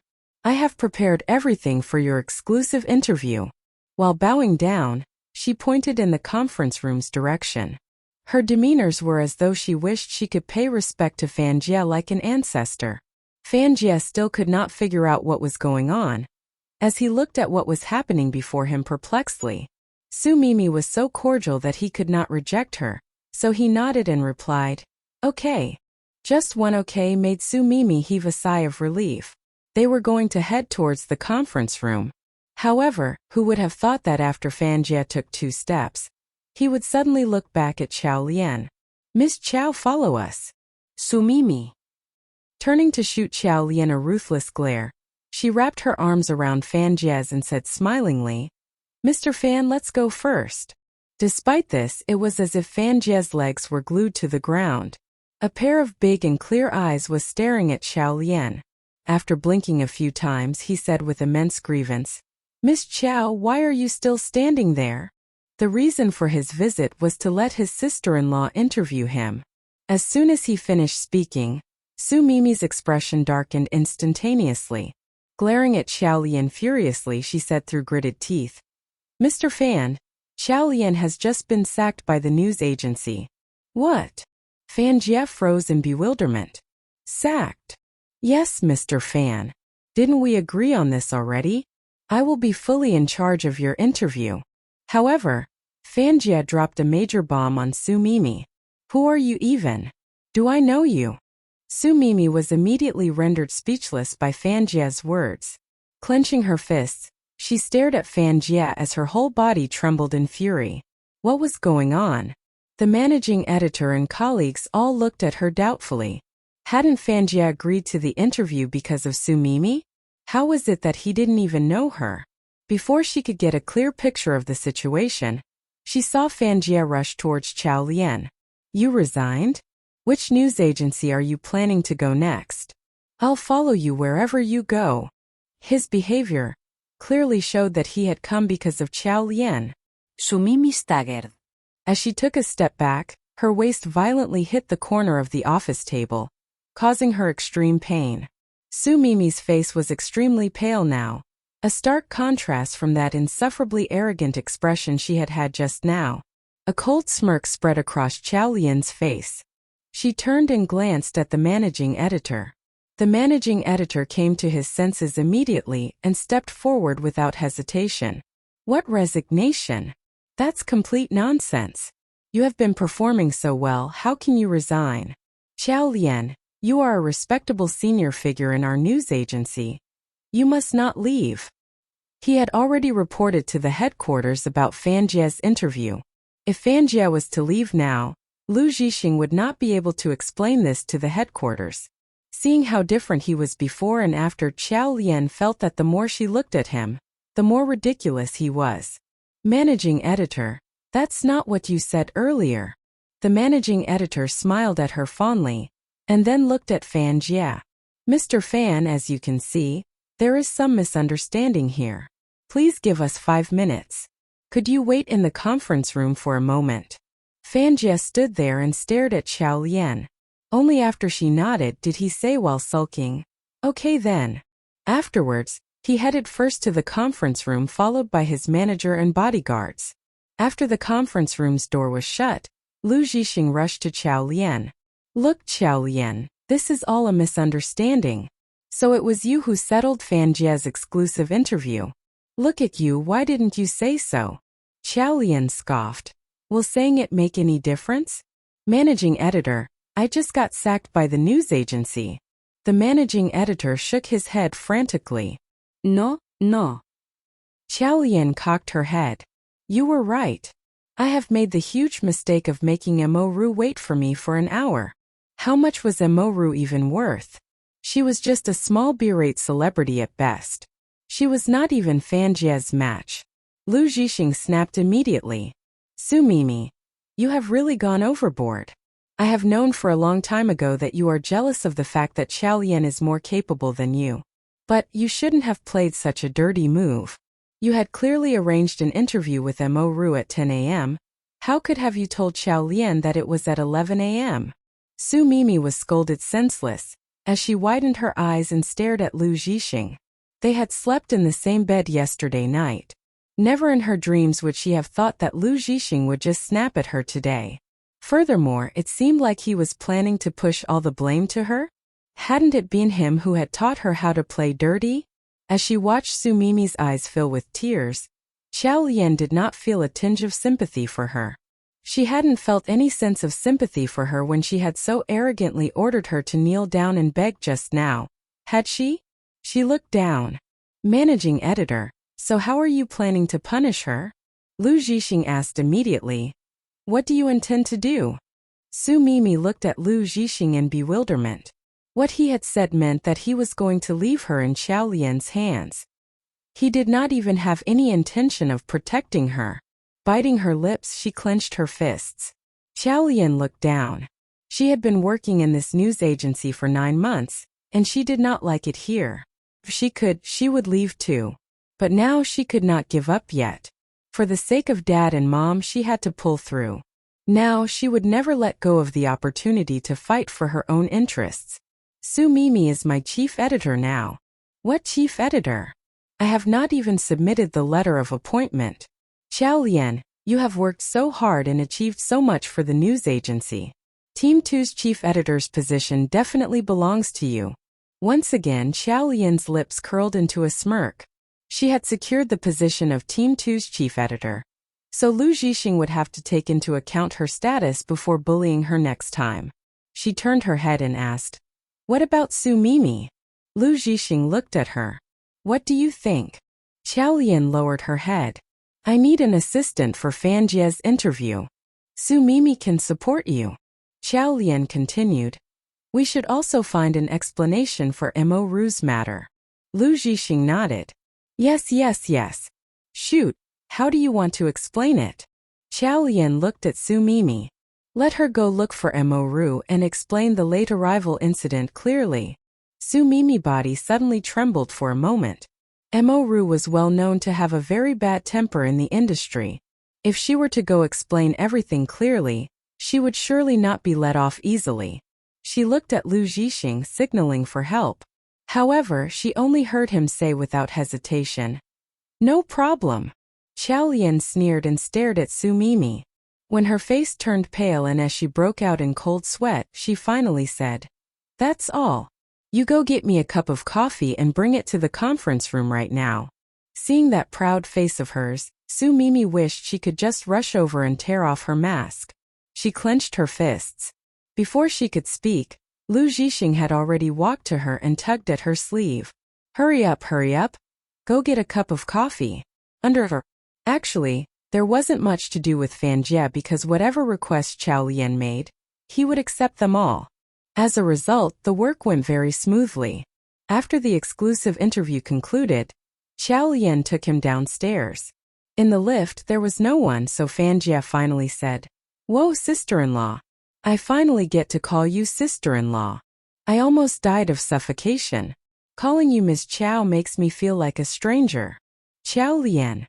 If she remembered correctly, this was only her third time meeting Fan Jie. Wasn't this guy too casual when getting acquainted with people?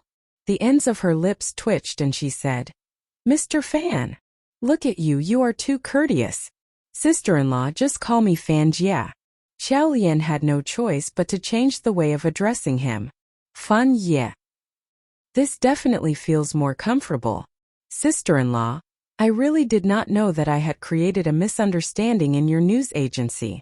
However, you could say I helped you indirectly, right? So, sister-in-law, can you not tell Brother Shen about what happened at the news agency? Darn it. His muddle-headedness had actually caused trouble for sister-in-law. If Brother Shen found out about this, he would not let him off.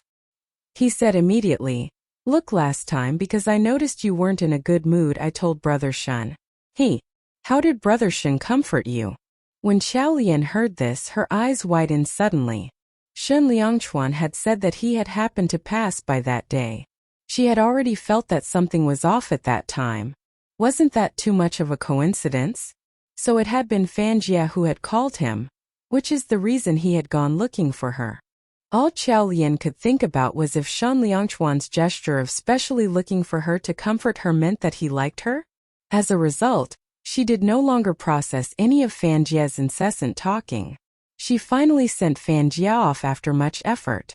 On the way back to the news agency, her heartbeat started racing quickly and her cheeks burnt uncontrollably whenever she thought of Shen Liangchuan.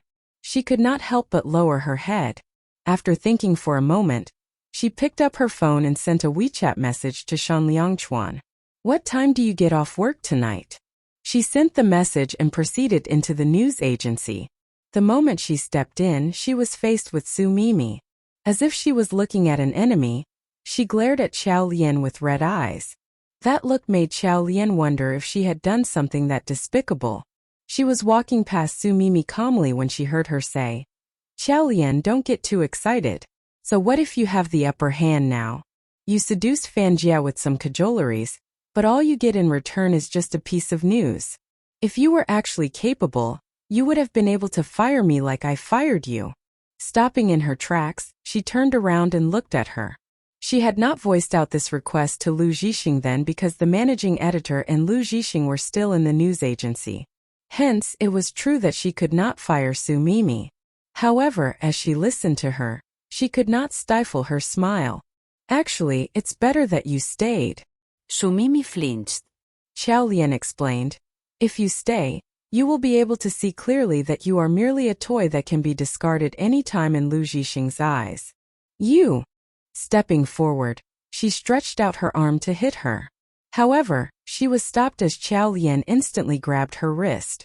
Looking at the woman who was on the brink of losing it, Chao Lian scoffed, "Su Mimi, tell me, if just now I had strongly requested Lu Zhixing to fire you and if he hadn't done so, he would have lost me in Fan Jie's exclusive interview. What do you think he would have done? What would have he done?" Su Mimi froze. Initially, she had been certain that Lu Zhixing wouldn't have let her suffer. But after what had happened today, she suddenly felt that Lu Zhixing might actually fire her without any hesitation.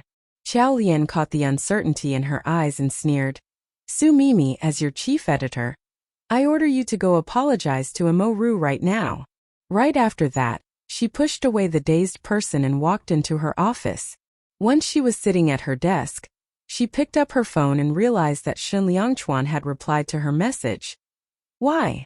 Chao Lian stared at the screen nervously. During this period of time, she had been getting along very well with Shen Liangchuan. Shen Liangchuan did have feelings for her. So if she confessed, would Shen Liangchuan try to accept her? She was the kind of person who took action. After some thought, she began typing again. However, she deleted what she had typed again. She kept typing and deleting over and over.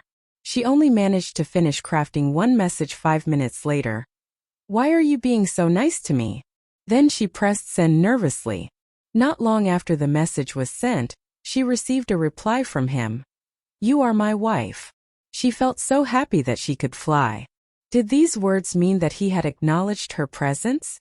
Just when she was bathing in excitement, Xiao Yi walked in while holding a document.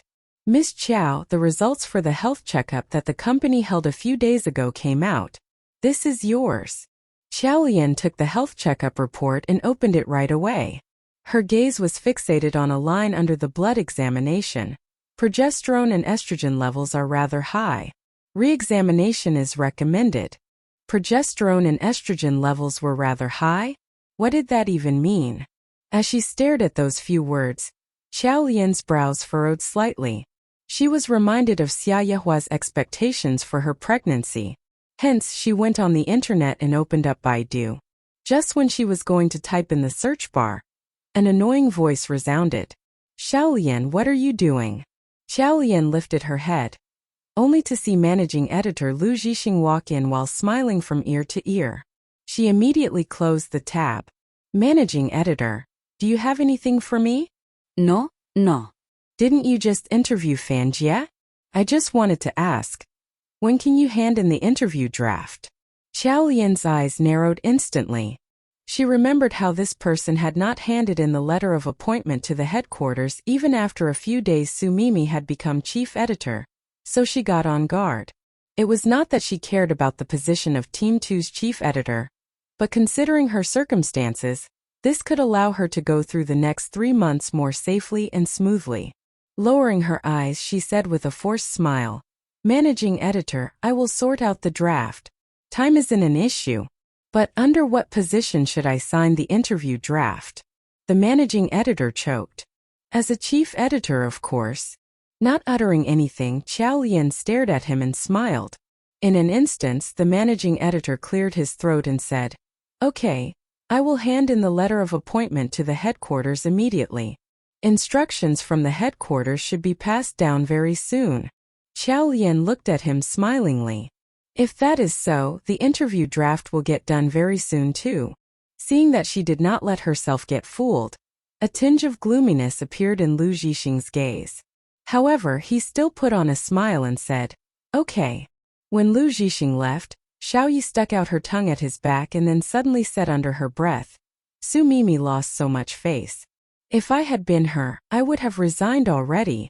Did you know that just now when you sent Fan Jie downstairs, I saw Su Mimi furiously barge into the managing editor's office with my own eyes. Later on, Su Mimi actually decided to hold everything in after some magical comforting by the managing editor? This is definitely not her usual style." Qiao Lian was not interested in such gossips. Shaking her head, she opened up Baidu, typed in the keywords and went on to search. Higher progesterone and estrogen levels are generally symptoms of uterine deficiency. Uterine deficiency? Qiao Lian's eyes narrowed and her chest tightened. Biting her lips, she stared at the words on the screen. If she had a uterine deficiency, did that mean that she would have difficulties getting pregnant? Her heart sank instantly. Her brows furrowed tightly. As she picked up the health checkup report, her gaze fell on the line above that segment. She stood up immediately, after seeing that a recommended re-examination was written on it.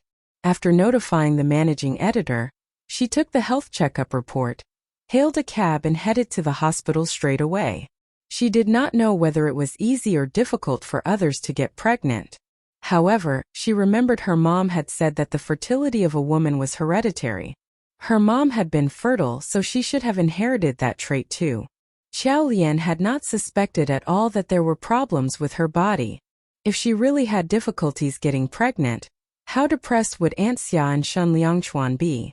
She reached the hospital, registered and waited for her turn. While she was waiting, there seemed to be a huge rock pressing her chest. Finally, it was her turn. She walked into the doctor's office and handed the health checkup report to the doctor. After looking at it, the doctor frowned. "Young lady, these numbers are way off the charts. Listen to my advice and stop taking birth control pills." After listening to his words, she could not help but laugh. "Doctor, I'm not taking any birth control pills. Can you check and see what is going on? You don't take birth control pills? If that is so, the numbers shouldn't be that high. Nowadays, there are so many types of contraceptives available. If you don't want to use a condom, you can undergo ligation or insert an IUD. All these are better than ruining your own body. You are still so young. Listen to me, fortunately you discovered this early. If you were to continue taking the pills, you may face fertility issues in the future." Xiao Lian panicked. "I am really not taking any birth control pills. My husband and I are trying to get a baby. Doctor, please help me check and tell me what's going on." When the doctor heard her words, he frowned in confusion. "I will file for a checkup. You can take another blood test." Holding the report, Xiao Lian walked out of the office. The doctor's words were ringing in her ears. The hormonal imbalance in her body had surely been caused by medication. However, she was certain that she had not consumed any medicine this month. She did. She suddenly thought of the milk she drank every morning, which had an odd taste. She had drank it without any suspicions because Auntie Li had said that it had fertility medicine in it. She had believed that the Shun family was an aristocratic family with a long heritage, so they must have had their own home remedy. But now, she did not take the blood test. Instead, she quickly left the hospital, hailed a cab and rushed to the villa. She wanted to check the fertility medicine with a professional. Aunt Xia had such a strong desire for a child and Shun Liangchuan was working so hard. If all these things were to get ruined because of that bottle of medicine, everything would be meaningless. The cab stopped outside the villa. After taking out the keys, she opened the side gate and entered. She was planning on taking a pill and testing it sneakily. If the pills really had problems, she could just stop taking them from now on. There was no need to let Shun Liangchuan know that he had overreached himself and make him feel guilty about it. However, just as she entered speedily, she discovered that there was one more car parked in the yard. It was the car that Shun Liangchuan had driven to work this morning. Did that mean that Shun Liangchuan's back? She was slightly caught off guard. Without much thought, she walked towards the living room. She opened the living room door and changed her shoes. She was going to go to the kitchen to search when she suddenly heard a conversation coming from the balcony. This balcony of the villa was facing the back of the garden, so the people on the balcony had not seen her enter the villa from the front door. At this moment, Shun Liangchuan was reading his script on the balcony's chair. Auntie Li, who was standing in front of him, was asking for instructions and saying something. When Xiao Lian walked over, she happened to hear Auntie Li say, "Sir, are you going to let Madam continue taking that medicine?" Medicine? They were referring to the medicine in the milk, right? Xiao Lian didn't really know why she did, but she stopped in her tracks. Shun Liangchuan said after a moment of silence, "Yes." Un dia li siga. "Sir, why must you? Since you married Madam, why don't you want Madam to get pregnant?" Why didn't he want Madam to get pregnant? Those words hit her like a bolt from the blue. The medicine was not to help with fertility? Why was Auntie Li asking those questions? Her eyes widened in astonishment. She could feel that her mind had gone blank in an instant. At this moment, she looked ahead in terror and even her breath slowed down. Then she heard Shun Liangchuan say, "This is not something you should worry about." Auntie Li heaved a deep sigh. "Sir, I watched you grow up. You still cannot let go of your first love. So you married Madam to reassure your mother." She heard every single line of the conversation on the balcony, causing chills to run down her spine as if she was suddenly in the freezing North Pole. It wasn't just that. Auntie Li's words were like a splash of cold water, which had extinguished the burning fire in her heart today. When Shun Liangchuan had married her, they had agreed that it was in order for her bear his child. However, every time after he slept with her, he would make her take large amounts of birth control pills without her knowing. The doctor's words resounded in her ears. If you were to continue taking the pills, you may face fertility issues in the future. Exactly how big was the portion of medicine that he gave her? He had probably given her so many birth control pills to fully ensure that she wouldn't get pregnant. He had married her because of Xia Yehua's urging. He just wanted to make Xia Yuhu shut up. He cared about Xia Yehua's feelings and he was still thinking of his first love. But had he ever considered how she felt? No.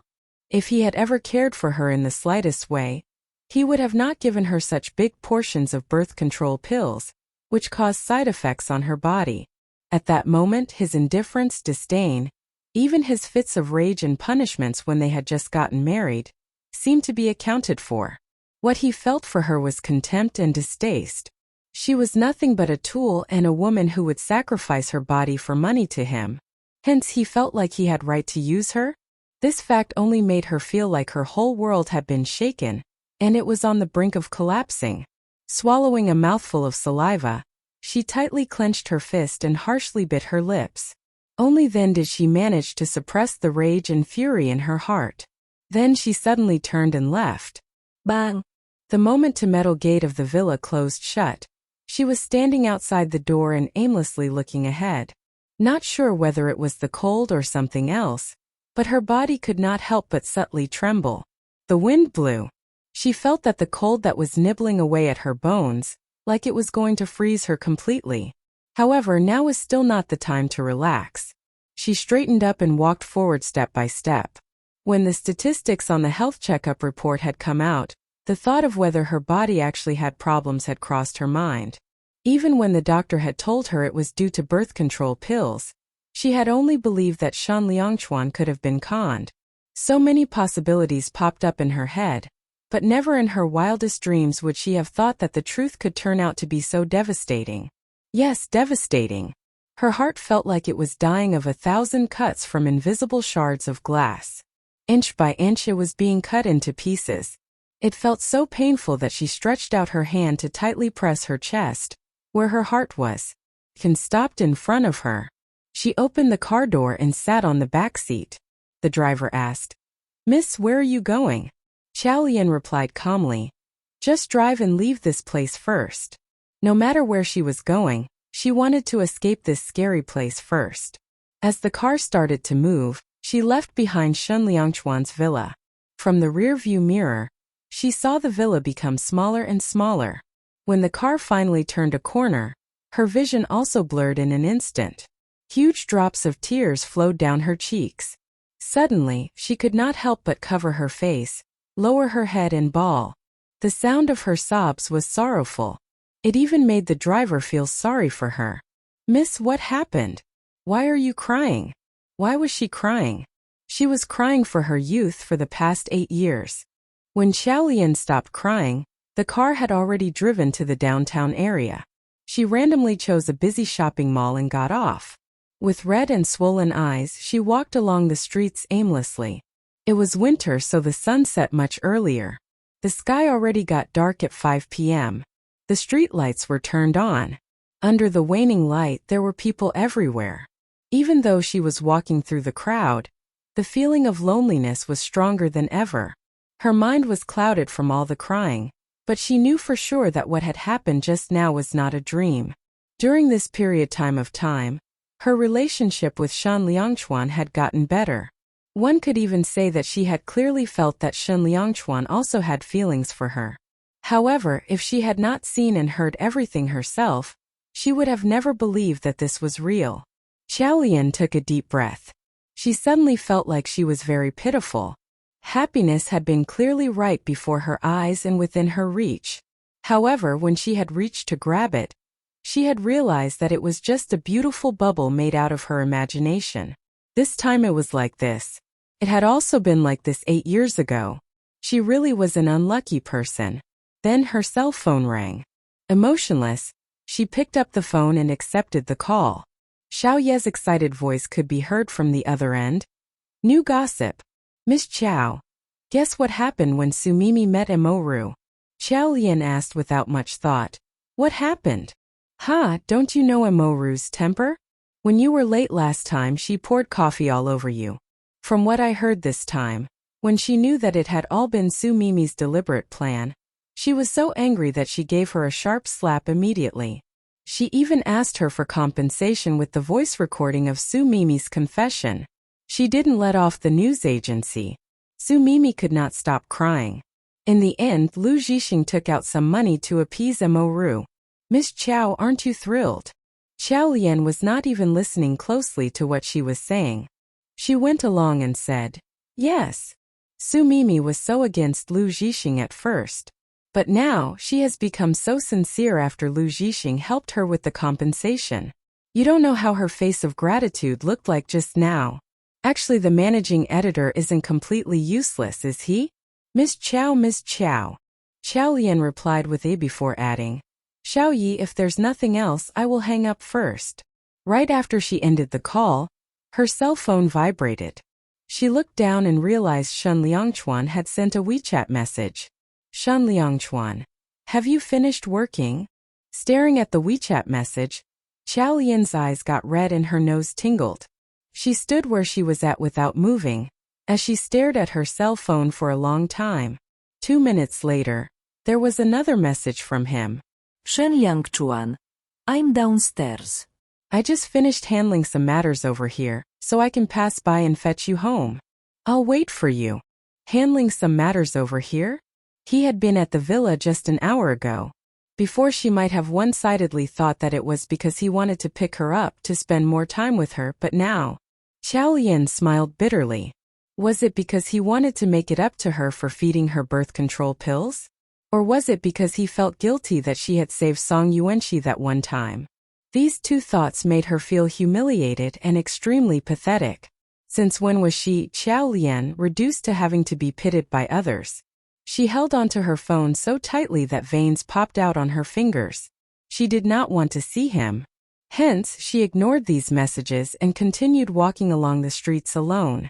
She was lost and did not know where to go. All she knew was that she did not want to return to that small rented place of hers because it felt too lonely.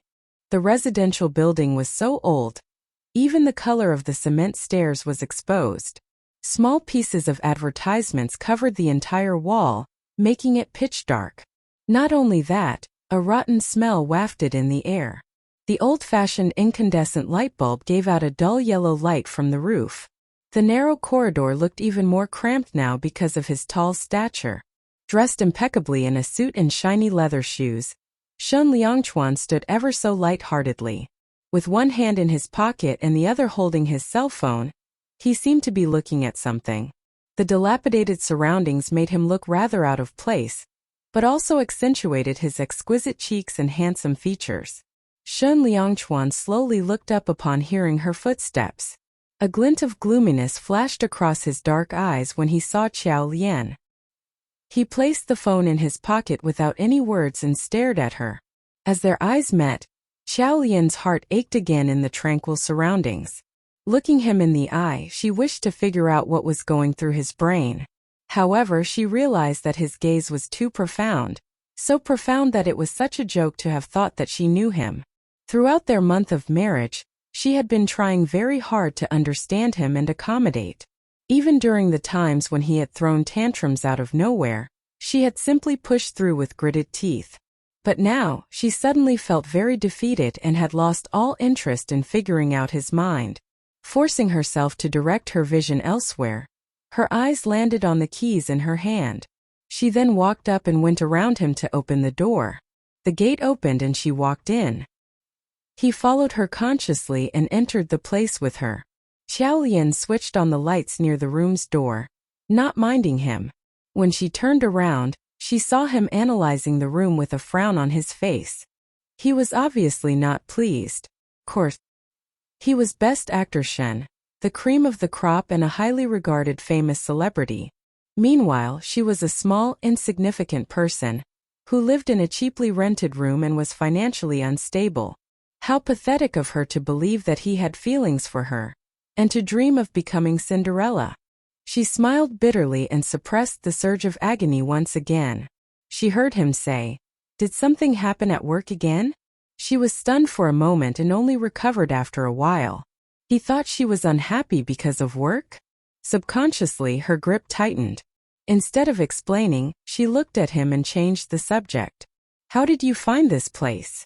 I have your personal information. It suddenly dawned on Xiao Lian. When she signed the contract, she had filled in an extremely detailed document with her personal information, and it seemed like she had written her address. Come back with me. Standing at the entrance, Shun Liangchuan finally said in an authoritative tone after glancing at his watch impatiently.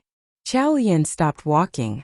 Seeing that he had no intention to take another step into the room after she turned back, she looked down and agreed nonchalantly. There was a flash of shock on Shun Liangchuan's face, as she was being rather cooperative. After Shun Liangchuan finished putting on his sunglasses and mask, they headed downstairs and got into the car. On the way home, Xiao Lian rested her head on the back seat and closed her eyes to pretend to sleep. She really did not wish to say a word to him. However, even though there was no conversation between them, she could feel a subtle gaze fixed on her. The car stopped as they arrived at the villa. She opened her eyes and got off the car. Then she proceeded upstairs. Soon after she stepped into the master bedroom, she heard footsteps behind her, but she did not pay any more attention to it. Just when she was about to step forward, a pair of arms wrapped tightly around her waist. A familiar sense of masculinity surrounded her all of a sudden. Xiao Lian wandered around the shopping malls for a while, until her cell phone rang again. Looking down, she glanced at the phone and realized it was Shun Liangchuan. She hesitated for a while before picking up the call. However, the moment the call was connected, she was suddenly at a loss of what to say. After approximately 2 seconds of silence, he asked, "Where are you?" At that moment, his deep and pleasing voice resounded in her ears. However, she could sense a tinge of blatant coldness in it over the phone. This feeling was not only unfamiliar, it was also miserable. She remained silent as her lips curled up. Shun Liangchuan continued, "Are you out?" Only then did Xiao Lian reply with a sound affirmingly. He finally detected that something was odd due to her silence. Hence, his tone became more gentle. "I'll go pick you up."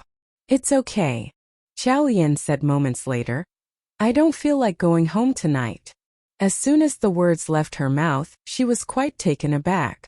Since when did she regard that villa as home? What was even more ridiculous was that she had been completely unprotected against him, and she had gotten fooled ruthlessly by him in the end. That thought compelled her to cover her mouth and clench her jaws tightly. Like a hedgehog sticking up its spines over its body, she took a distant and guarded stance, using coldness as a shield to protect herself. Her tone was so cold that it silenced him again.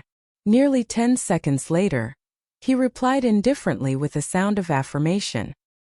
His familiar voice and that same old attitude of detachedness pained her heart fiercely. As if her lungs had been sucked out of air, a sense of painful suffocation spread in her heart. While she was still in a trance, he immediately hung up. Xiao Lian looked down and stared at her cell phone. At last, she tossed it into her bag. Taking a deep breath, she tried her best to suppress the resentment in her heart. Then she lifted her head, scanned her surroundings and fixed her gaze on a mala hotpot place. She walked in straight away and found a seat at the corner. She ordered a huge portion for herself and said, "I would like the extreme spicy level, thank you." The service staff immediately said, "Miss, our store's extreme spicy level is very intense. Are you sure you want extreme spicy level?" Xiao Lian nodded. About 10 minutes later, a serving of mala hot pot of extreme spicy level arrived. Xiao Lian picked up her chopsticks, took a piece of potato and put it in her mouth without any rice. The spicy hot flavor assaulted her taste buds instantly. Soon tears and snot were flowing down. She wiped them with tissue and continued eating. As she ate, tears flowed down. After finally eating until full, she suddenly felt a sense of relief in her body. She stood up and rubbed her nose, which was already red. As the service staff stared at her in astonishment, she complimented the dish in a hoarse voice. "Very delicious." Her tongue had already lost all its feeling and her lips and eyes were red. Only after she left did the service staff approach the table and find that everything in the bowl, including the chili peppers, had been wiped clean. Xiao Lian continued wandering around. She only left at 10 p.m. when the mall was closing. The harsh cold wind blew under the dark sky. Standing at the side of the road, she hugged her shoulders and hailed a cab in the end. The cab stopped at the entrance of her rented apartment. After paying the driver, she walked inside. Following the dilapidated stairs, she climbed up to the 4th floor. She took out her keys, meaning to open the door. However, she froze when she saw a man with a towering stature at the door. On her waist were his big and warm hands, on her back was his broad chest, and on her neck she could feel his wisps of breath, which tingled her. Xiao Lian's body stiffened as she suddenly felt a surge of defiance. She resisted subconsciously, trying to break free from his pull. However, she felt that the big hands wrapped around her waist would become stronger with each of her slight movements. She didn't dare to resist anymore. But she didn't want to continue being held like this. After some thought, she said calmly and emotionlessly, "Mr. Shun, I'm not on my ovulating period today." Addressing him as Mr. Shun was distant and cold. It made Shun Liangchuan frown, but the words that followed made him narrow his eyes. So was Xiao Lian rejecting him now? He paused for a moment and said, "There are 3 more days until your ovulating period. So, I heard that sperms can survive in the female body for 3 days. So we can start now." Xiao Lian clenched her fists instantly. He was still in love with his first love, wasn't he? Why was he still doing this with her? Moreover, he kept on repeating that it was for the sake of making her pregnant and whatnot. But these words were like spreading salt on her wound, only making her heart ache terribly. The pangs of heartache hit her and made her say without any hesitation, "I don't want to." As soon as these words escaped her mouth, the atmosphere in the room dropped in the blink of an eye. She could sense the man's displeasure behind her even without looking back. After pushing him away in one go, Xiao Lian made her way directly to the bed without changing her clothes, and covered her head with the blanket. Shun Liangchuan stared at the person on the bed, not knowing whether to laugh or cry. He had suddenly hugged her because he had wanted to relieve some of her sadness. However, she had rejected him. In that case, shouldn't he be the unhappy one? Someone who didn't know might think he bullied her. If they saw her hiding herself under the blanket. Frowning, he stared at the blanket, which was moving constantly. At last he said helplessly, "I'm taking a shower." Take a shower. And then? Since when did he care about her feelings? Oh no. Last month, there had been a few instances where he had been gentle to her when they were doing it because he was in a good mood. However, if she happened to provoke him, he would make her feel that doing it was a form of punishment. So, Xiao Lian, do you have the right to reject him? Just when her thoughts were running wild, she stopped hearing the water running in the bathroom. Then she saw him walk out, wrapped in a towel only. After washing up, he got onto the bed. The lights in the room were switched off. As both of them lay in bed, they could hear each other's distinct yet shallow breaths. They lay quietly. After a while, Shun Liangchuan reached out his hands to test the situation. He held her waist and realized that Xiao Lian wasn't resisting. Then he took a step further and realized that she was still not moving. He could not see her expression in the dark, so he thought she was willing to do it. He then turned and pressed his body against hers. Moments later, pieces of clothing flew out from under the blanket. Afterwards, intimate sounds resounded in the room. He couldn't see that her expression was emotionless. When Xiao Lian woke up the following day, it was already 8 a.m. As she stared at the room blankly, she could feel the sore and painful change in her body, and it dawned on her what had happened yesterday. After washing up, she went downstairs, only to see the caretaker walk over with a glass of milk in her hands. "Madam, please drink the milk." However, Xiao Lian's eyes fell on Shun Liangchuan, who was eating. She clenched her fists and asked suddenly, "Can I not drink it?" Auntie Li was put in a rather difficult spot after she said that. Her gaze followed Xiao Lian's and fell on the man in the dining room. Shun Liangchuan was elegantly eating his breakfast at the table. When he heard Xiao Lian's question, he turned his head. His gaze remained impenetrable, but his brows were slightly raised. That look caused Xiao Lian's heart to sink. He seemed to hesitate for a moment, but he still said, "No." No. Xiao Lian's heart sank to a bottomless pit all of a sudden along with those words. Her gaze turned dull as she looked down. She found herself really ridiculous. After hearing their conversation yesterday, she had actually still held on to some hope of this man having some feelings for her, at least at that moment. However, reality gave her a sharp slap. She loosened and clenched her fists, loosened and clenched them again. At last, her dark eyes narrowed as she turned to look at the glass of milk in the caretaker's hands. A gloomy glint flashed across her eyes.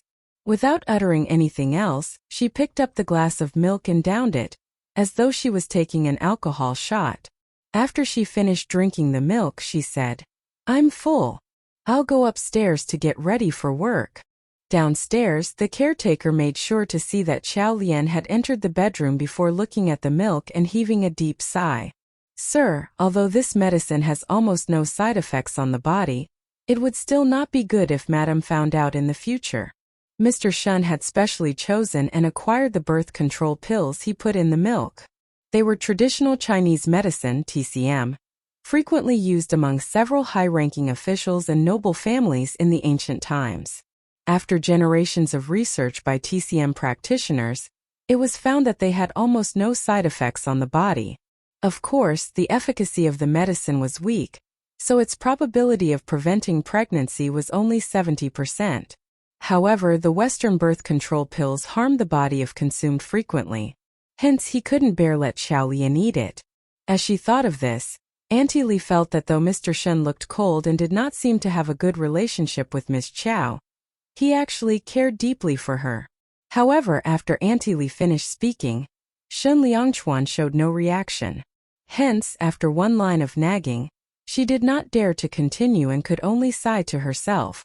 Then she went to the kitchen with the glass to wash it. Under her. After Xiao Lian went upstairs, she rushed to the washroom immediately. Pushing her fingers down her throat, she puked out all the milk she had drank just now. She flushed the toilet and rinsed her mouth. Raising her head, she stared at her ash-white face in the mirror, caused by the puking. The doctor had mentioned yesterday that if she continued to take medicine with such strong effects, it could make her infertile for the rest of her life. Thus, she wasn't going to consume them foolishly. If no one in this world would treat her well, she had to learn to treat herself well. Things had already developed to a state that was beyond her control. However, she could not allow this to go on. She had to think of something to solve the difficulties now. She took in a deep breath and tapped her face. Then, she put up a relaxed facade and opened the door to go downstairs. After changing her shoes, she walked out, where she found Shen Liangchuan in the car. He said through the window, "Get in the car." Xiao Lian did not reject him and settled into the passenger seat. The car moved slowly. An hour later, they arrived at the front of her office. Just when she was about to get off the car, she heard him say, "I'll come fetch you when you get off work." His words made her pause. Xiao Lian turned and suddenly asked, "Mr. Shun, why are you being so nice to me?" Then she broke into a smile all of a sudden without waiting for his answer and said, "Shen Liangchuan, do you like me?" After asking the question, Xiao Lian stared directly at him, as though she wanted to penetrate that profound gaze of his and delve into his inner world. However, the next moment, his eyes seemed to be covered by a layer of fog, not letting anyone see through him. Shen Liangchuan's feelings were extremely complicated. Had he fallen in love with her? She had asked him the same question 8 years ago. They had been gaming together for half a year. They would tease each other, often chat and complete tasks with the team. As a result, they were getting closer to each other. One day when they were in a voice call with their team, she asked him something. In the presence of so many people, she had questioned, "Zichuan, why do you always protect me whenever we game?" As soon these words escaped her mouth, she continued bombarding him. "Is it because you like me?" That narcissistic and complacent tone sounded a little annoying. As an ace of the game, many young ladies were pestering him to guide them in the game. Even in the team itself there were a few young ladies chasing him. However, she had been the first person to speak like this to him. He was drinking water at that moment. Thus when he heard her, he suddenly choked on his water. His coughs echoed in the team voice call and broke the pin-drop silence caused by the bomb she had dropped. After this, their laughters resounded. Looking at his computer, Shen Liangchuan was at a complete loss of what to say. Even though he had not seen her before, an image surfaced before him. He imagined the game Xiao Qiao standing right in front of him with confidence and imperiousness, just like a princess. After he felt that the itchiness in his throat had finally subsided, he called her. Just when he was about to tease her back, she spoke again. She said, "Zichuan, I like you." Under her, "Xin Liangchuan, I like you." These words coincided with the voice in his memory. He was incapable to differentiate between reality and memory for a moment. He stared at her deep gaze, at that cheerful and beautiful girl before him, before processing what she had just said. In a trance, he did not detect that her tone when she spoke was totally different from 8 years ago. 8 years ago, she had confessed proudly and confidently. But now, Xiao Lian hadn't even realized herself that there was a tinge of self-mockery and bitterness in her voice. She liked him. She had told herself clearly that she was only acting, and that their marriage was nothing more than a contract. However, when she confessed, she realized that she had already fallen for him subconsciously. Before interacting with him, Shen Liangchuan had just been an idol who meant something special to her. She looked up to him, admired and adored him and was crazy for him. But she had never experienced pure fondness towards him. When had it become like this? Whenever she saw him, her heart would beat faster. Her face would blush and she would look forward to listening to his voice. She had let her imagination run wild whenever he treated her better. However, reality had given her a tight slap across her face. Her fondness seemed ever so ridiculous and weak in front of the birth control pills in the milk. As her eyes welled up, she suddenly pushed open the car door, jumped out of the car and rushed into the news agency. Left alone in the car, Shen Liangchuan stared blankly at her back.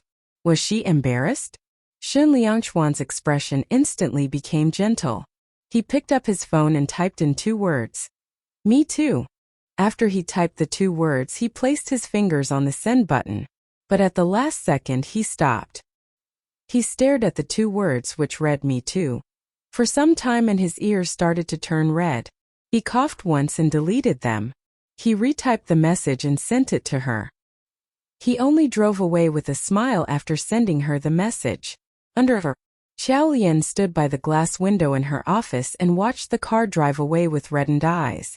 Only after the car disappeared from her sight did she take a deep breath and lowered her head. Picking up her phone, she saw the message he had just sent. "I'll take you home after work." These 6 words were filled with such warmth, it made her want to cry. The situation occurred once again. He was so nice to her. Wouldn't it cause her to be mistaken? Or did he just feel indebted to her? She curved her lips in self-mockery and casually threw her phone into her bag. Then she walked to the lift and went up to her office. Right when she entered her office, she was grabbed by Xiao Yi. She looked at her with confusion and saw that she was staring at the managing editor's office oddly. Xiao Yi then exclaimed, "Su Mimi didn't report to work today. I've heard that her face is extremely swollen now." Xiao Lian nodded and Xiao Yi continued. "Also, I don't know what Su Mimi did, but she had completed her job properly this time. Mo Ru has agreed to reschedule the interview with our news agency.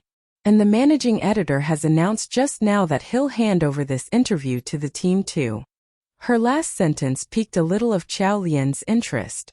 She nodded and replied, "Okay, I will work hard."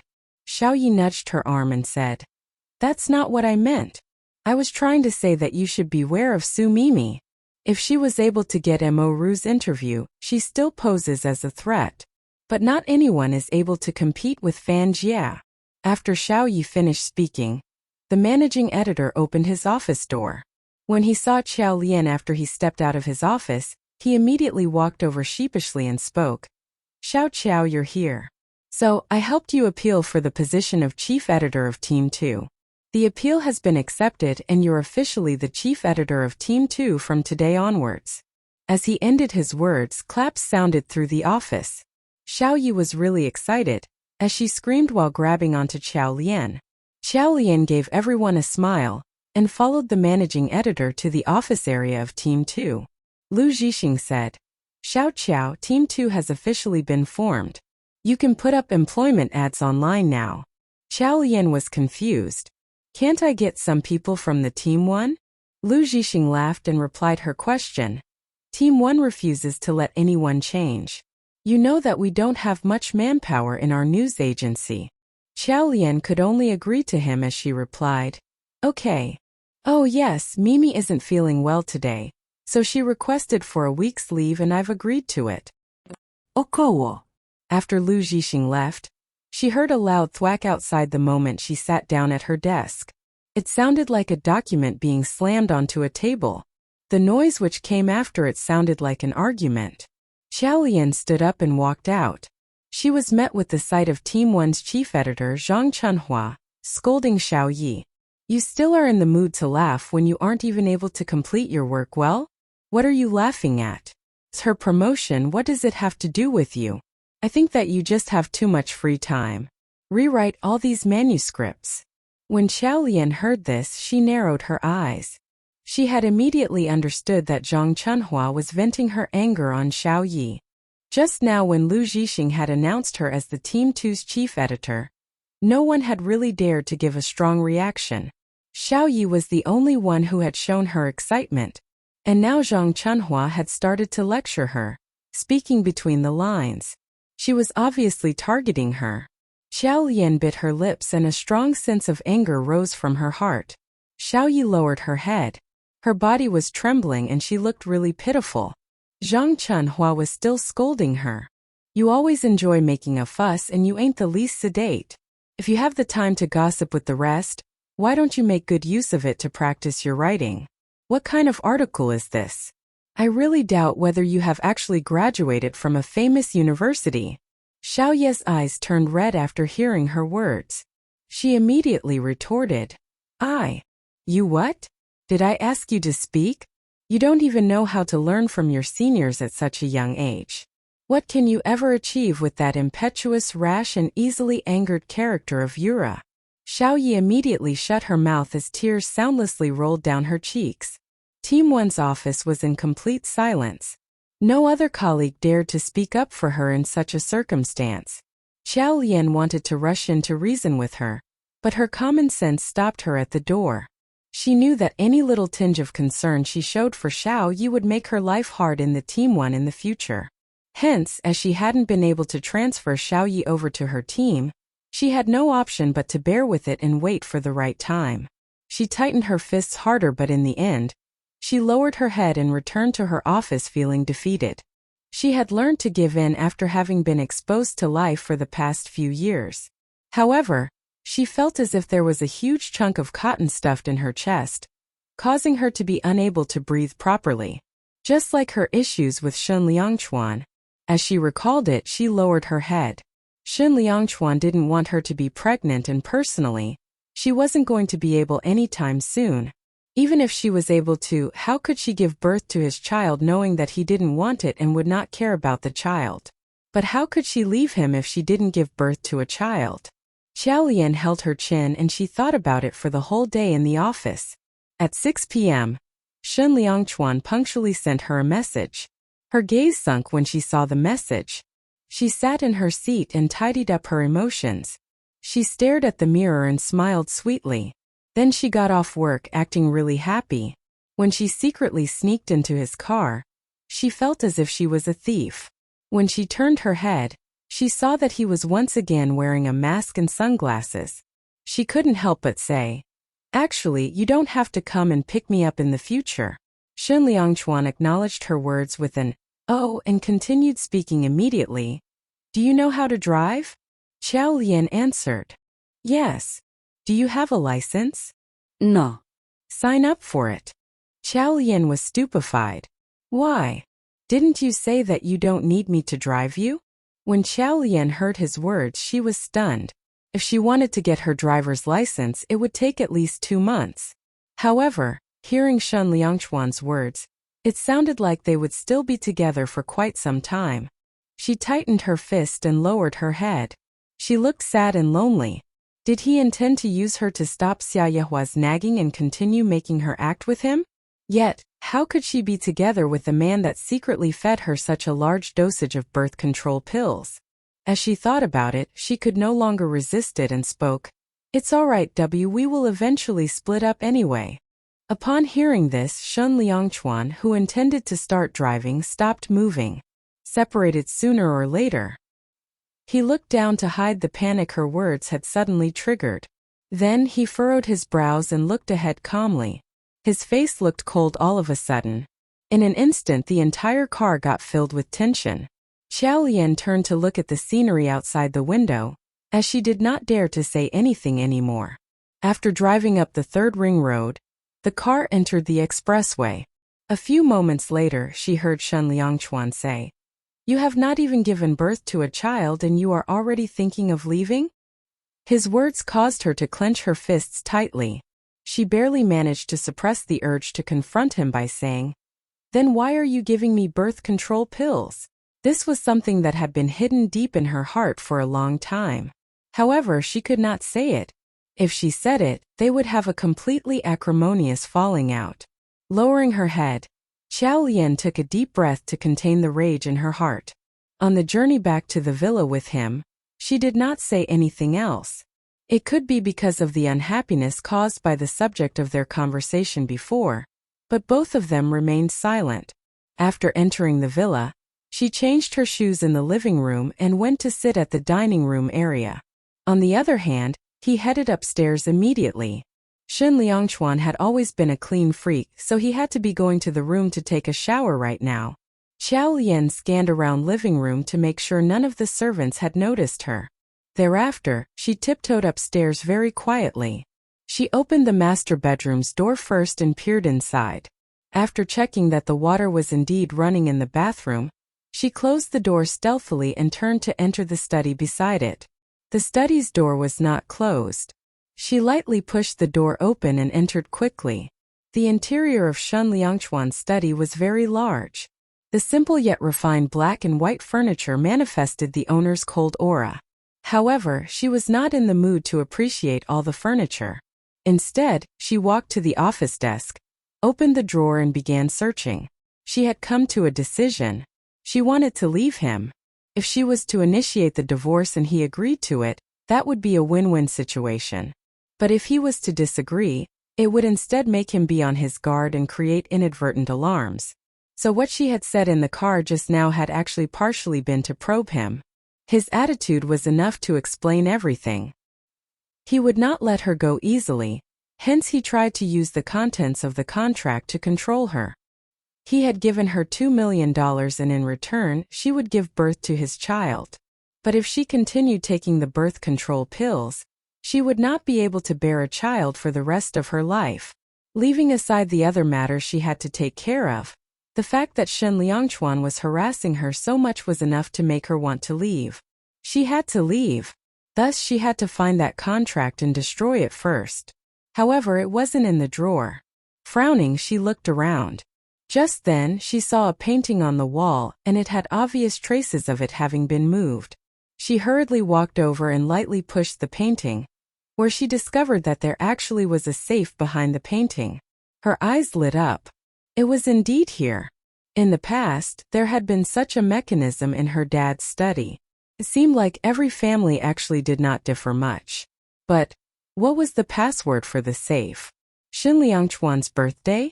She gave it a try, but it did not work. His birth year and month? Still did not work. While she was racking her brains, she suddenly heard footsteps coming from the door. Next, before she could do anything, the door flew open. Shen Liangchuan stood there and narrowed his eyes. "What are you doing here?" As Shen Liangchuan was taking a bath, he suddenly remembered that Song Chung needed an urgent document from him. As a result, he did not wash himself as detailedly as usual. He quickly rinsed himself and wrapped his body with a bath towel, and then stepped out of the bathroom. He did not think too much at all about pushing the door of the study open. At first glance, he saw that the girl was startled. As she suddenly regained her composure, she stared blankly at him in fright. He narrowed his eyes and asked casually, "What are you doing?" While he finished speaking, he took a step and headed into the room. He saw that she had pushed aside the painting, uncovering the safe. He looked at her, puzzled. He could not decipher her intentions at the moment. Xiao Lian bit her lip. Her heart was pounding rapidly. She felt that this was by far the most nerve-wracking encounter she had had recently. She had entered his study in an attempt to steal something, but was caught red-handed by him. Was there anything that could be more miserable than this? She stretched the corners of her mouth. Her facial expression was a little unnatural. Then she worked hard to try to appear to be frank. She conveniently placed the painting back in its original position. Her eyes darted around the room with guilt. She made sure she did not look at him and then said, I am here to ask you to have your dinner, but I did not expect that you wouldn't be in the study." She turned and looked at the room's decor. Changing the subject, she said, "Your study room is very well decorated." Pointing at the same painting, she added, "I thought this painting looked a little strange, so I walked over to take a look. I did not expect that there was a safe behind." Shen Liangchuan did not comment on her words. He turned around and headed to his desk. He lifted the telephone and at the same time replied, "Do you know that you have a habit?" "What?" "You do not dare to look into the person's eyes when you are lying." Xiao Lian suddenly panicked. She knew that the excuse that she had made up earlier on simply did not work with Shen Liangchuan. She bit her lip as her heart raced. She looked nervously at Shen Liangchuan, but found that he was just sitting there, staring at his computer screen. Although he wasn't staring at her with his dark black eyes, she felt a sense of pressure directed towards her. "What did you come to my study for?" These simple and honest words came without any emotional fluctuations, yet it was tough not to answer. Xiao Lian lowered her head. With fear and trepidation, she said, I came here to see what you were up to." Came to see what he was up to? Shen Liangchuan froze for a second. Never had he thought that a sentence like this would come from her. When he had picked her up after she finished work, the two of them hadn't spoken at all on the way home. But back at home, he had only gone to take a bath and she already missed him and wanted to be with him?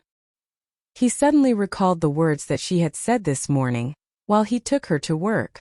"Shen Liangchuan, I like you." Having said that, could it be that she had wanted to be with him, so that was why she had gone to his study?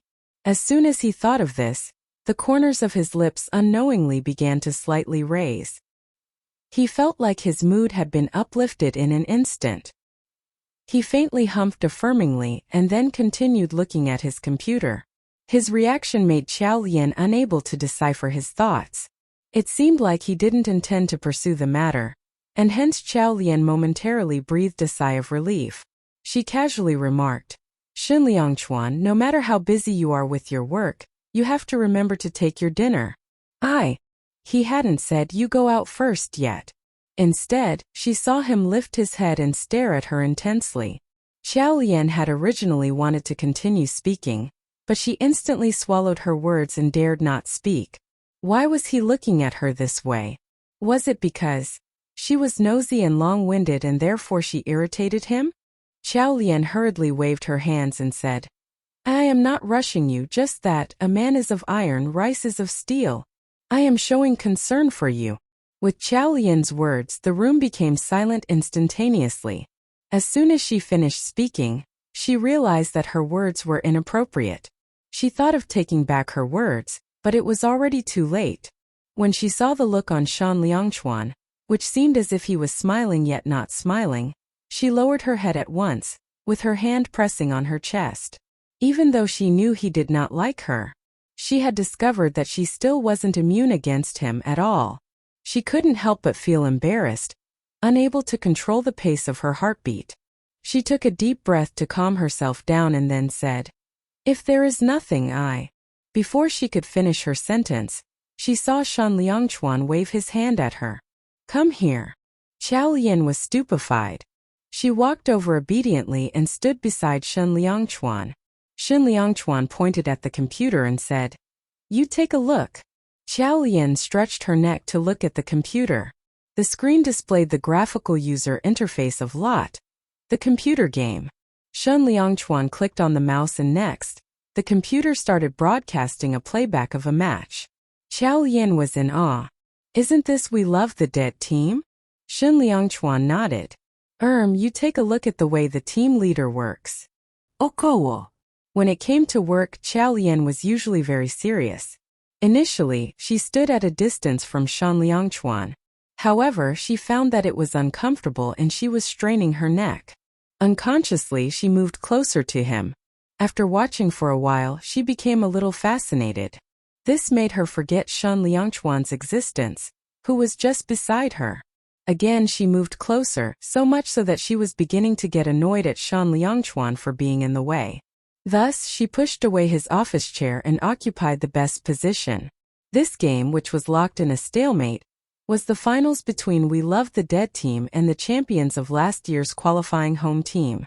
They actually played for more than an hour for this single match. As it got closer to the end of the game, the battle became even more intense and Xiao Lian watched until she hardly blinked. At this moment, someone handed her a glass of water, and she seized the opportunity to take a sip. As the warm water entered her throat, she continued to stare at the computer. While she watched, she could not help but curse. F***K. Why is this person playing with Xiao Qiao? Simply hindering the game. Every individual had their own tendencies. Although she hadn't had any close encounters with We Love the Dead before, she still wished that there would be some new blood in the team. We Love the Dead was this year's dark horse. She was very optimistic about them. From the video, one could tell that time was almost running out. The teams had started team battles and judging by the fact that time was about to run out, this was going to be the last round. The team leader of We Love the Dead team was awesome. However, at the end, the other teammates did not manage to be in sync and they actually made a wrong move. One wrong move led to many more wrongs. At last, We Love the Dead suffered a crushing defeat. Xiao Lian was so mad that she slammed her palm onto the table. Indeed, one shouldn't fear having opponents that are as powerful as God, but of having pig-like teammates. This Xiao Qiao came up with stupid moves several times today. Is she an undercover sent by the other team? Enough indeed. Don't be angry. Have some more water to relieve the anger. Xiao Lian took the glass of water and had another sip. She pinched her brows as though she was the one who had lost. She hated and resented it. However, it seemed as though something was not quite right. She blinked and then reacted suddenly. At this moment, she was actually sitting on Shen Liangchuan's lap. Shen Liangchuan's arms were wrapped around her waist and he was looking at her as if there was nothing wrong in that moment. That familiar masculinity surrounded her. Most of all, she could feel the solid muscles of his thighs through their clothes, right under her butt. As though she had petrified, Xiao Lian froze instantly. She dare not move a single inch. She could feel her mind turn blank. She was at a complete loss of what to do in such situations. She looked at the cup that she was holding again. He seemed to have drank from this transparent glass cup before. She had drunk his water. The moment she thought of this, her face became boiling hot, as if it was burning. Xiao Lian had always thought of herself as smart. However, in this moment she had to admit that she was lacking some brain cells. Should she jump up in shock or just stand up as if nothing happened? While she was still stuck in a dilemma, she heard the person behind say, "What's your view on this?" Her view? What view? Staring with her eyes wide open, she cleared her throat and started stammering. "Your legs are very sturdy." The person behind became silent. She was still in a daze before recovering from her trance all of a sudden. She wished that she could give herself a tight slap. What had she just said? Shen Liangchuan had asked her to watch the competition because he wanted her to see. When he had asked her for her view, he meant her view on Zombie Leader. There was zero correlation between that and his legs. While she was trying her best to calm her feelings, she knew that Shen Liangchuan was probably stifling his urge to laugh now. Thus, she put on a poker face to show a "I did not just say that" look. Then she said seriously, "This zombie leader looks formidable because everyone in the game listens to his commands. But I must say he likes to play unexpected winning moves and is rather obstinate. It's very obvious that this team is not a professional esports team. A team like this might win by catching the enemy off guard with unexpected moves, but they cannot last long and win. The art of war only consisted of 36 stratagems. Once the opponents saw through their plans, after a few more rounds it would become a battle of skills, control and teamwork. Judging by the skills of the rest of the players in We Love the Dead team, they would not be able to keep up with the pace of Zombie Leader, and it would become a mess when the time comes." Her judgment was pertinent and it had hit the nail on the head. However, when she finished speaking, there was no reply from Shen Liangchuan. As she recalled the time when she had played a one-on-one game with Shen Liangchuan and he had been very skilled, she realized that Shen Liangchuan was probably a professional gamer as well. Could it be? "You have a different opinion, am I right?" Xiao Lian asked weakly. Yes. Xiao Lian was all ears. "What? This is a new team. There are visible improvements every time they compete, so they most likely trained privately before. Therefore, what they are not is not the final version of them. Most importantly," Xiao Lian probed curiously, "what is it? These 5 people are not on the same page." Of course, the reason for this may be related to the fact that zombie leader's thighs are not sturdy enough. Xiao Lian. When she heard the first half of the sentence, she still agreed with it, but what kind of nonsense was the second half of the sentence? Xiao Lian's face turned completely red. As she put the cup in her hands on the table, she wanted to stand up immediately. However, she fell into his arms again. Xiao Lian jumped up in shock. What are you trying to do?" When Shen Liangchuan heard this, he narrowed his eyes while still keeping his arms wrapped around her waist. "We should do what we are supposed to do." As he said this, he leaned forward purposely. His warm breath spread over the back of her neck, which gave her tingling sensations and rising goosebumps because she was sensitive. She gulped nervously. What they were supposed to do? What kind of thing were they supposed to do? Could it be that his inner beast had suddenly been triggered and he was going to devour her in the study? As soon as she thought of this, Xiao Lian felt like she was going to lose control of her heartbeat. She wanted to stand up, but she could not move at all. Hence, after clearing her throat, she could only say with a parched mouth, We should go and eat first. We can eat after finishing what we are supposed to do." Xiao Lian. Biting her lips, she said, "But we'll only have energy after eating." She was truly scared of him. "Energy? Tell me, what do you need the energy for?" This sentence made Xiao Lian realize once again that she had been fooled.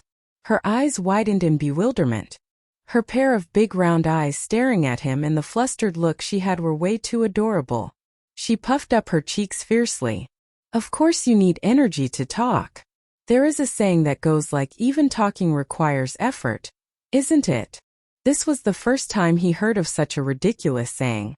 Shen Liangchuan's lips curled up. Meanwhile, Xiao Lian straightened her back and said, "Shoot, what is the thing we are supposed to do? I'll use my last bit of energy, so say it." Shen Liangchuan.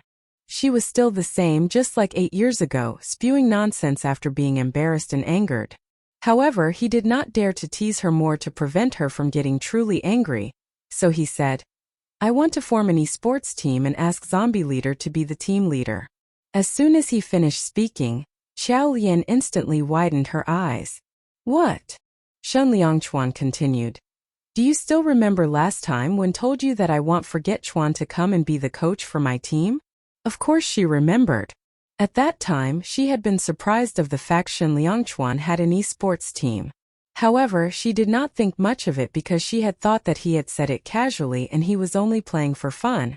But looking at it now, he seemed to want to do it seriously. She turned her head in astonishment.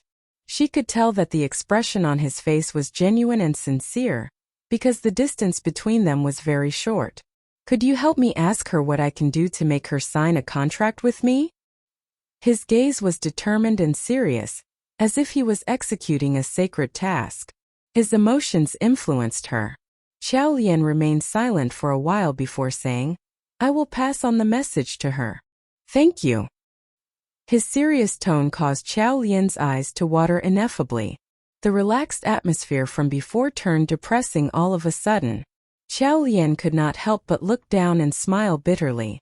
The more she interacted with him, the more she realized that this man had an unusual appeal, which only made her fall for him deeper, even though she wanted to leave him. Therefore she had to leave him as quickly as possible. Otherwise she might actually not bear to leave him. After eating dinner with Shan Liangchuan, Xiao Lian went upstairs and entered the master bedroom. Meanwhile, Shan Liangchuan had some stuff to do, so he went into his study. Lying on the bed and staring at the ceiling, Xiao Lian suddenly made a firm resolution. She picked up her phone, opened WeChat and started chatting with him. Forget Chuan. You there? Shan Liangchuan, yes. Forget Chuan. I can accept your offer, but I have one condition. Shan Liangchuan. What is it? Forget Chuan. I want you to send me a one-time payment of $2 million of my salary for the coming year. After she sent the message, he did not reply for a while. After a full 5 minutes, he sent back a message. Shan Liangchuan, sure. This instantly lifted some weight off Xiao Lian's heart. However, there was a flash of sadness in her eyes. Biting her lips, she lowered her head and smiled bitterly. If she wanted to leave, she would have to pay him back the $2 million he had given her when they first got married. She placed her phone under the pillow and stared at the ceiling blankly, unfocused. Accepting Shan Liangchuan's offer had not been the result of her impulsiveness. She had thought he was kidding that time he had said he wanted to form an esports team. However, it turned out to be true. To form an esports team. Thinking of this, she could not help but remember that matter from the past. On their date, Zichuan had not appeared. After this, he had told her not to meet again.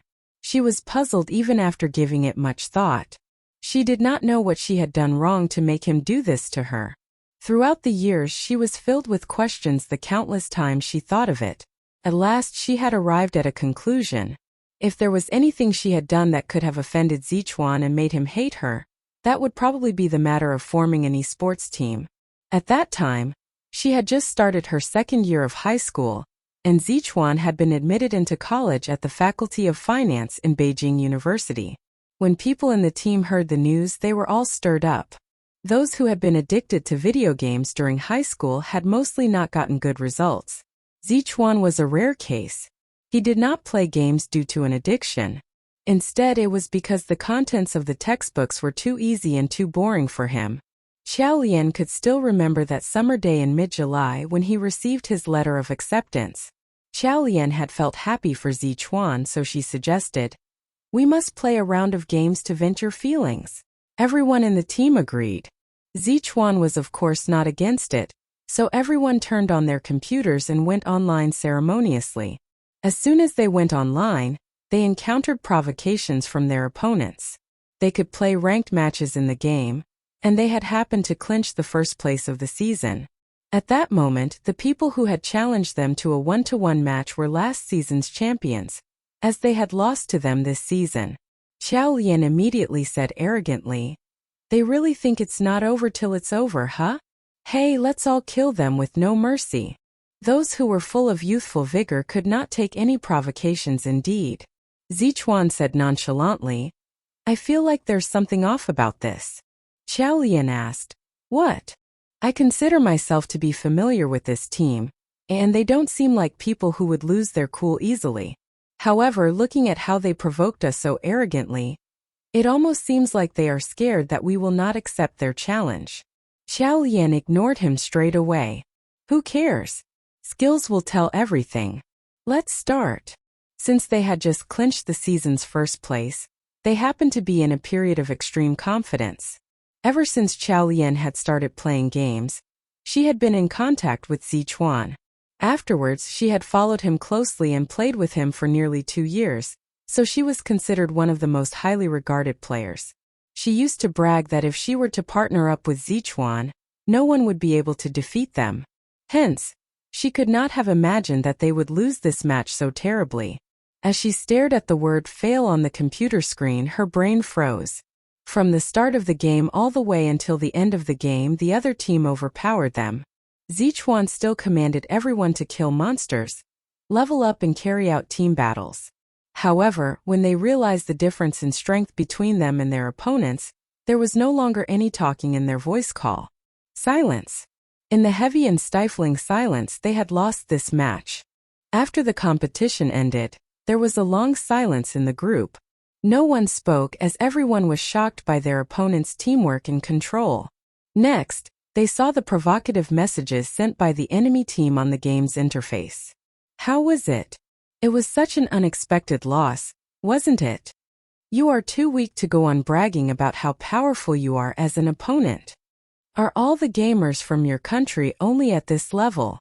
Xiao Lian caught the opponent's last line quick-wittedly. Reaching out her hands to type a few words, she asked, "All of you are foreigners." As soon as she sent this, Zichuan's message also popped up on the screen. "You are King Team." There was certainty in that statement. Xiao Lian froze immediately. King was a famous esports team from Country H. They were all veterans. They had even clinched the top 5 at this year's world-ranked match. They were a group of scary people. Each member's skills were comparable to Zichuan's, and their teamwork and rapport were excellent. It felt like they were playing against one person instead of 5 people. On the other hand, Xiao Lian and the others only played games as a recreational activity. How could they be their match? However, every gamer had his or her own idol. King was the team that Xiao Lian had used to admire. Hence, even though they had just been defeated, she became excited instantly. She did not feel any injustice about having lost to King. As soon as she thought of this, another message popped up on the screen. "We heard that you are the best. But if we are a huge dragon, you are in the end only a small snake at best." Those words had obviously been translated by a professional software. The grammar was awkward yet full of mockery. Xiao Lian clenched her fist all of a sudden as a strong surge of unknown humiliation filled her heart. After remaining silent for a full 5 seconds, she said, "How can all of you be like this?" The in-game voice chat was open, so everyone was still in the chat. The team replied to Xiao Lian immediately, "I agree, they are veterans. How are we supposed to be their match? What did he mean by that? Is he looking down on us? **T, that's too much." Xiao Lian was going to say something, but she realized Zichuan was already offline. Suddenly she was not interested in the conversation anymore, so she left the voice chat, took off her headphones and stared blankly at the computer without saying anything. The joy when she found out that Zichuan had received his acceptance letter had vanished completely now. What was left was a sense of emptiness and helplessness. Initially, games had been a form of recreation to them. However, at this moment, she suddenly thought of other ideas. She picked up her phone instantly and called Zichuan. After 2 rings, he picked up the call. Soon after, she said, "Zichuan, let's form an esports club." 8 years ago, the esports scene had still not been highly regarded in the country. Therefore, this idea was way too wild and bold for them. It was simply beyond anyone's imagination. She had only said it casually out of spite, but unexpectedly the next moment he replied, "Okay. Humans are all equal." Zichuan was very smart, but his physical development was behind others. His voice was still changing even though he was already 19 years old. His screeching voice was not appealing to the ears at all. However, one word settled her down. She had thought that they would finally get to meet if they formed the esports club. But who would have imagined? After forming the club's professional esports team would need to train intensively. The team that they formed randomly online had to foster their teamwork in real life and start group training. This one idea of hers had given him something to strive for that entire summer break. Zichuan was busy with the club's matters. The few people he worked with often were mostly students. Playing video games was seen as a distraction from their studies by parents, so everyone was in a dilemma. That was the most difficult and tough period of time for Zichuan. He even fought with his family because of this.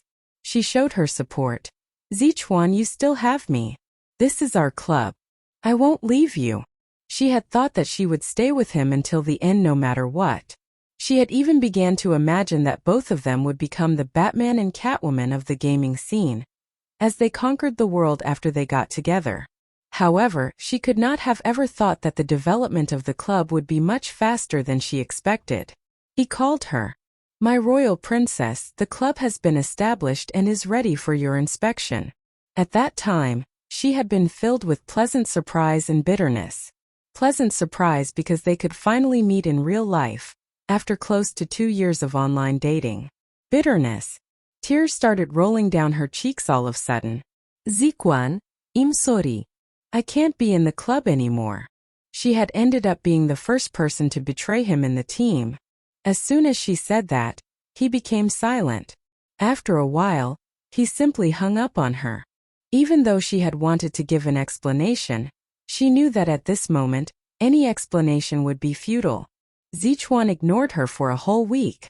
Neither did he reply her messages, nor did he pick up her calls. He did not even go online on the game. At that point in time, she had thought her and Zichuan were over and Zichuan would never forgive her. Until he finally returned her call a week later. In the call, he remained silent for a long time before explaining. "Something happened in my family. My phone ran out of battery and I didn't have the chance to charge it." She immediately started crying and yelling at him. "I thought you did not want to talk to me again." Stupid. His mood was very bad, so Qiaolian could not help but say carefully, "Since it's summer break, I'll go see you to Beijing." After remaining silent for very long, he replied, "Okay." Under her, Qiaolian's gaze focused more while she tried her best to recover her thoughts from the memories. Although Zichuan was petty and had always said mean things, he had never been one to bear grudges.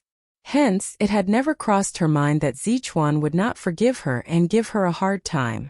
She had not said her reason for not being able to be part of the club because she had wanted to explain it to him face to face. However, never could she have thought that she had lost the chance to explain since the start. So, had Zichuan actually heartlessly dumped her because he was angry over this matter? Qiaolian looked down while she stretched out her right hand from under the blanket suddenly. That hand was fair and flawless. But after holding it there and staring at it for 5 minutes, that hand began to tremble uncontrollably. A sense of helplessness surged in her, causing her to put away her hand. She liked games. She loved games. However, from that day onwards, she had rarely played any games. Throughout these years, she had regretted a lot. She had regretted not standing by Zichuan's side 8 years ago. But now she wanted to help Shen Liangchuan, even though they would eventually separate. Shen Liangchuan was staring at his cell phone in the study, but his brows were tightly furrowed. Again, she wanted $2 million. Was it because her brother's condition had worsened? Or because, as he thought about it, he picked up his cell phone and gave Songcheng a call. "Help me pay attention to Qiao Yi's situation." After hanging up, he settled the things he had on hand. Then he walked towards the bedroom. He realized that she had fallen asleep after pushing open the door. Under the dim yellow bedside lamp, even while dreaming, she was still frowning. It was as if she had troubles that were impossible to get rid of. He gradually softened his gaze and reached out his hand, attempting to smooth her frown. The suspicion that was deep in his heart got under control just like that. He stared at her for a while. The corner of his lips gently curled up as he gave a repressed smile. His gaze softened gradually. 8 years ago, she had withdrawn from their club. Frankly speaking, there was bound to be sadness, but he did not blame her. He had been 2 years older than her. In university, although the courses were relaxed, he had already encountered numerous problems, not to mention that she had still been in high school. He understood her. But there was still regret. Now they finally could start anew. They could let the fantasies they had had from those years happen. Of course, it was not only the club that had to start anew, it was also the feelings between them as well. Thinking of it, Shen Liangchuan recalled the confession that she had made to him today. All along she had been very straightforward, bold and frank, which could heat up one's heart. Shen Liangchuan lay down slowly. That familiar room, because of one woman, was as though it had been turned upside down compared to before. The piece that had been missing in his heart all along also seemed to be filled. Under the blanket, his hand held hers. Xiao Qiao, let's start anew. Under her. The next day when Xiao Lian woke up in the morning, Shen Liangchuan was eating his breakfast downstairs. Both of them went out together and Shen Liangchuan took her to the news agency. After bidding farewell to Shen Liangchuan, she alighted and headed to the company. Once she got out of the elevator, she received a text message reminding her that she had $2 additional million in one of her accounts. Her eyes shone at once. She hadn't expected that Shen Liangchuan would be so efficient. She logged into Forget Chuan's WeChat page and stood at the entrance of the news agency to send him a message. Forget Chuan. I've received the money, when should we sign the contract? Shen Liangchuan. No rush, whenever you are free. Xiao Lian put down her cell phone, lifted her head and then took a deep breath. Things had been on track and progressing well. So the next step would be. She did not enter the office, but instead headed towards the corridor on the side. She picked up her cell phone and called her brother Qiao Yi's doctor. First, she inquired about her brother's condition. Seeing that everything was good, she then went ahead with the main subject. Dr. Zhang, I remembered that you mentioned before that you had a teacher who was based overseas and is an expert in this field? Right, this is Dr. Kaduan. Why? Are you thinking of asking him to come here to help with the rehabilitation? But it is impossible for my teacher to come over here, so. You misunderstood me, Xiao Lian interrupted him. I am thinking of transferring Qiao Yi abroad for rehabilitation. After settling some issues with Dr. Zhang, Xiao Lian put down her cell phone. She stared ahead and her gaze got deeper. She wanted to leave Shen Liangchuan, but in order not to get her brother involved, the most sensible way would be to transfer him abroad to receive treatment. As she thought about this, she turned around to enter the news agency and found that the atmosphere there seemed a little strange. As Xiao Lian was entering the news agency, the atmosphere was the same as always. People gathered in twos and threes, talking about the latest gossips. However, once she entered, the whole news agency suddenly became quiet. When they saw her, although they tried their best to pretend like nothing had happened, the kind of alienation and indifferent attitude that they had was very obvious to her. Xiao Lian frowned and sized up the surrounding people in doubt. When she used to work with them in the past, everyone had worked together happily, even when she got promoted to chief editor in Team 2. Yesterday she had still been chatting and laughing happily with this group of people. But what had happened today? Her footsteps stopped, and as she was about to speak, she saw the people surrounding her immediately turn their heads to speak to those beside them. It was as if they were afraid that she would speak to them. This scene made her gaze sank. She didn't speak a word again and entered the office. After a while, she picked up her cell phone, found a colleague's WeChat and sent a message. What's up? The other party responded swiftly, with only one sentence. Xiao Yi resignet. Xiao Yi had resigned? Xiao Lian's pupils contracted. She stared at those 3 words in disbelief. She inquired. Why? However, her colleague did not reply her after that. She sat in the office, staring at her cell phone quietly. She recalled the way that Xiao Yi had been reprimanded by the chief editors of Team 1 yesterday. What else couldn't she understand? After a long period of silence, she picked up her cell phone again, found Xiao Ye's WeChat and sent her 3 words. I am sorry. Xiao Yi replied. Miss Qiao, it is fine. I will get a new job and I'll be fine again. Clearly, her mood still didn't seem too bad. Just as she was deciding what to say, she received another message from Xiao Yi. It is obvious that the chief editor is using me to show his authority. I left just like that, so it will surely be tough for you to stay in the news agency too. However, I am really unwilling to be faced with people who deliberately make things difficult for me every day. Miss Qiao, I am sorry. Xiao Lian's hand immediately paused. She stared at that message for a very long time. Lastly, she replied, I wish you a bright future. Just as she put down her cell phone, Su Mimi walked in and said, Xiao Lian. The managing editor called for a meeting. The slap mark on her face was still red. Evidently, she had been beaten by Mo Ru with strength. At that moment she was looking at Xiao Lian's gaze, full of satisfaction. After she finished the sentence, she did not head towards the meeting room but stood at the original spot, stared at her and said, "Oh yes, I forgot to tell you that the managing editor has temporarily transferred me over to be his assistant." Ah, Xiao Yi took the initiative to resign. That's tactful of her. But now, who in the office will dare to be under your charge? You have been promoted to chief editor, so what? Still merely a commanding officer. Xiao Lian ignored her sneers and headed forward. Indeed, the meeting was being held for the people of Team 2. Lu Zhixing asked, "The people in Team 1 who wants to join them?" As he finished speaking, everyone simultaneously lowered their heads. Lu Zhixing raised his eyebrows. "No one." Zhang Chunhua, the chief editor from Team 1, laughed coldly. "We already do not have enough manpower in Team 1. How can we afford to assign them to Team 2? Lu Zhixing sighed, glanced at Xiao Lian and said, "You have to recruit people yourself then." Xiao Lian nodded. "You allowed me to recruit, and so I have already published the recruitment notice. I have received a few applications and have already made an appointment with them to come for an interview today." Lu Zhixing nodded. However, the interviews did not progress well. Although it was not the graduation season, there were still many people who had come to apply for the job. There was no one left in Team 2, so Xiao Lian did not set high recruitment requirements.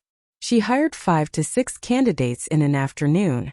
After having lunch, she was thinking that she could finally start to work properly tomorrow. But something strange happened. Someone called to say that he wanted to reject the job offer. Xiao Lian was not bothered by it. But when the second person called in, she realized that apparently something was not right. Then came the third and the fourth. Those hired that afternoon had all rejected her. After hanging up the last call, her cell phone vibrated. She opened WeChat and saw a message from a kind-hearted colleague. "Su Mimi knows the phone numbers of all of the people you had hired." Xiao Lian was so livid that she wanted to throw the phone.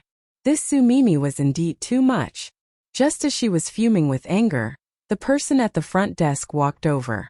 "Chief Editor Qiao, someone is here for the interview." Xiao Lian was a little disheartened. Take her to Su Mimi straight away. What was the point of hiring them during the interview? In the end, Su Mimi would also stir up trouble. Why not just let this group of people go look for Su Mimi so as not to waste one another's time? The sophisticated person from the front desk answered with a and then left. Xiao Lian stayed alone in the quiet office. At last she let out a heavy sigh. Her words just now had been in a fit of pique. Someone else had come for the interview. It was not right to let the person suffer from Su Mimi, as she would deliberately make things difficult. So she immediately stood up and walked to the meeting room. From the entrance of the meeting room, she could see the people inside through the glass window.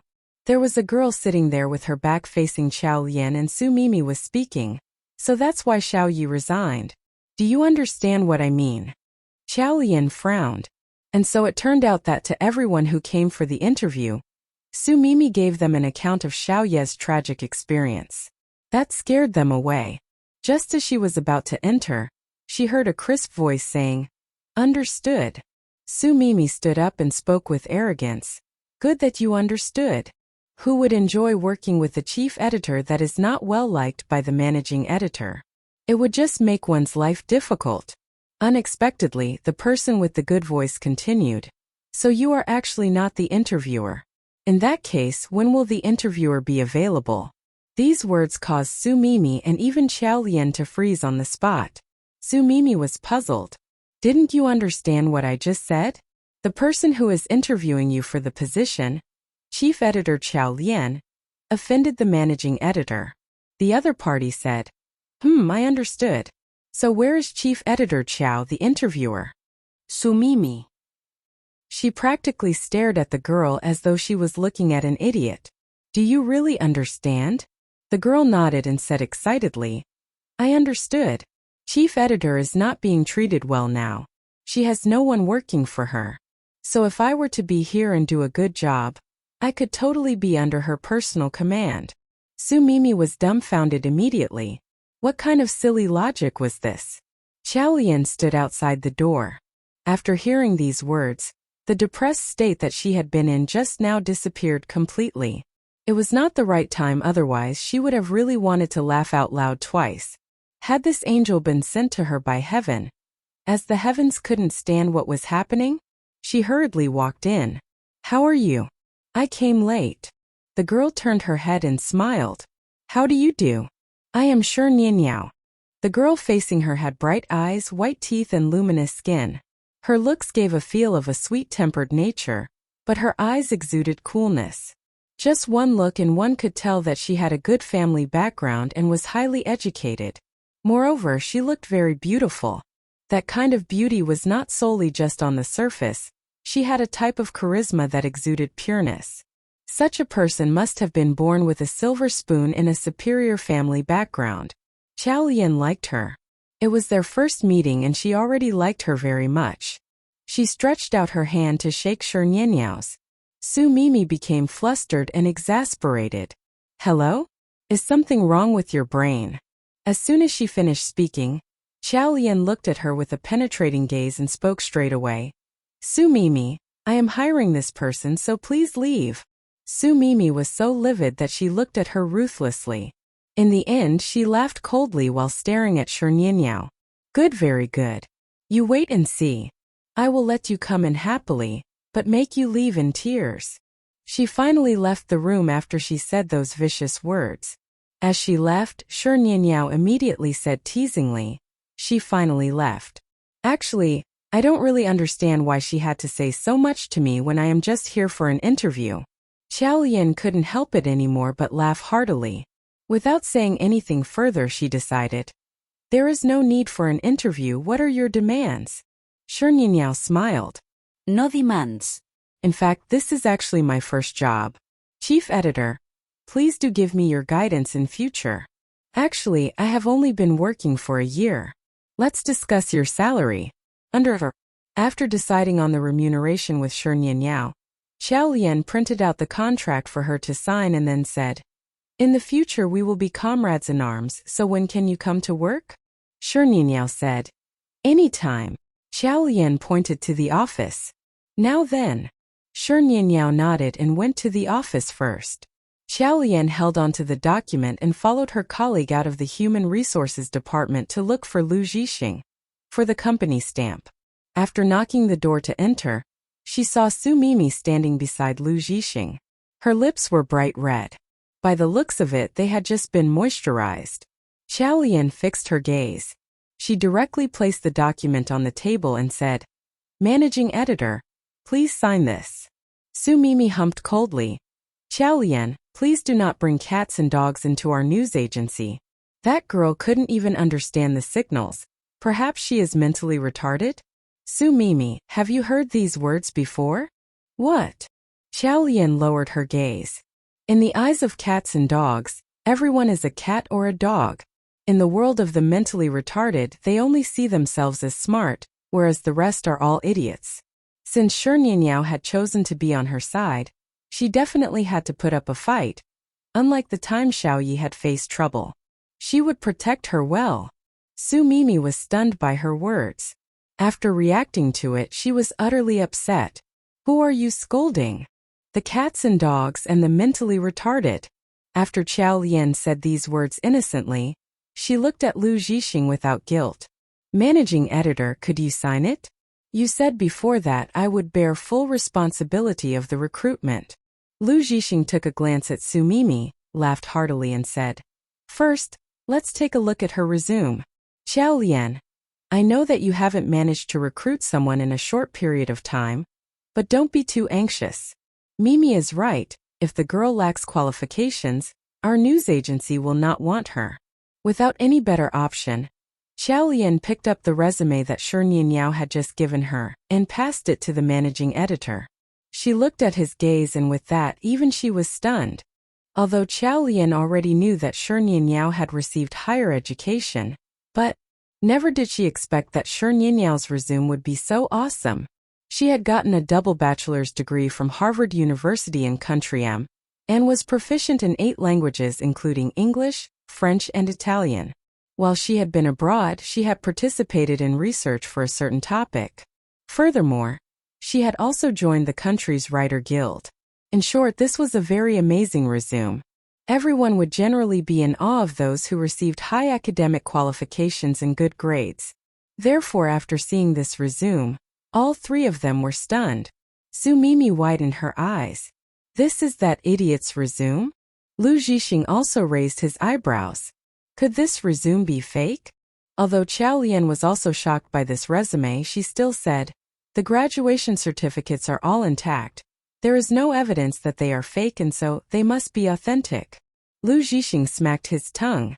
"So, how much is she asking for monthly?" Qiao Lian thought for a moment and felt like it was a loss for Shi Nianyao. A basic salary of $5,000. For a fresh graduate, it was considered a bit high. However, for someone as highly educated as her, that amount was simply considered dregs. Lu Zhixing coughed. "Are you sure you want to hire this person?" "Definite."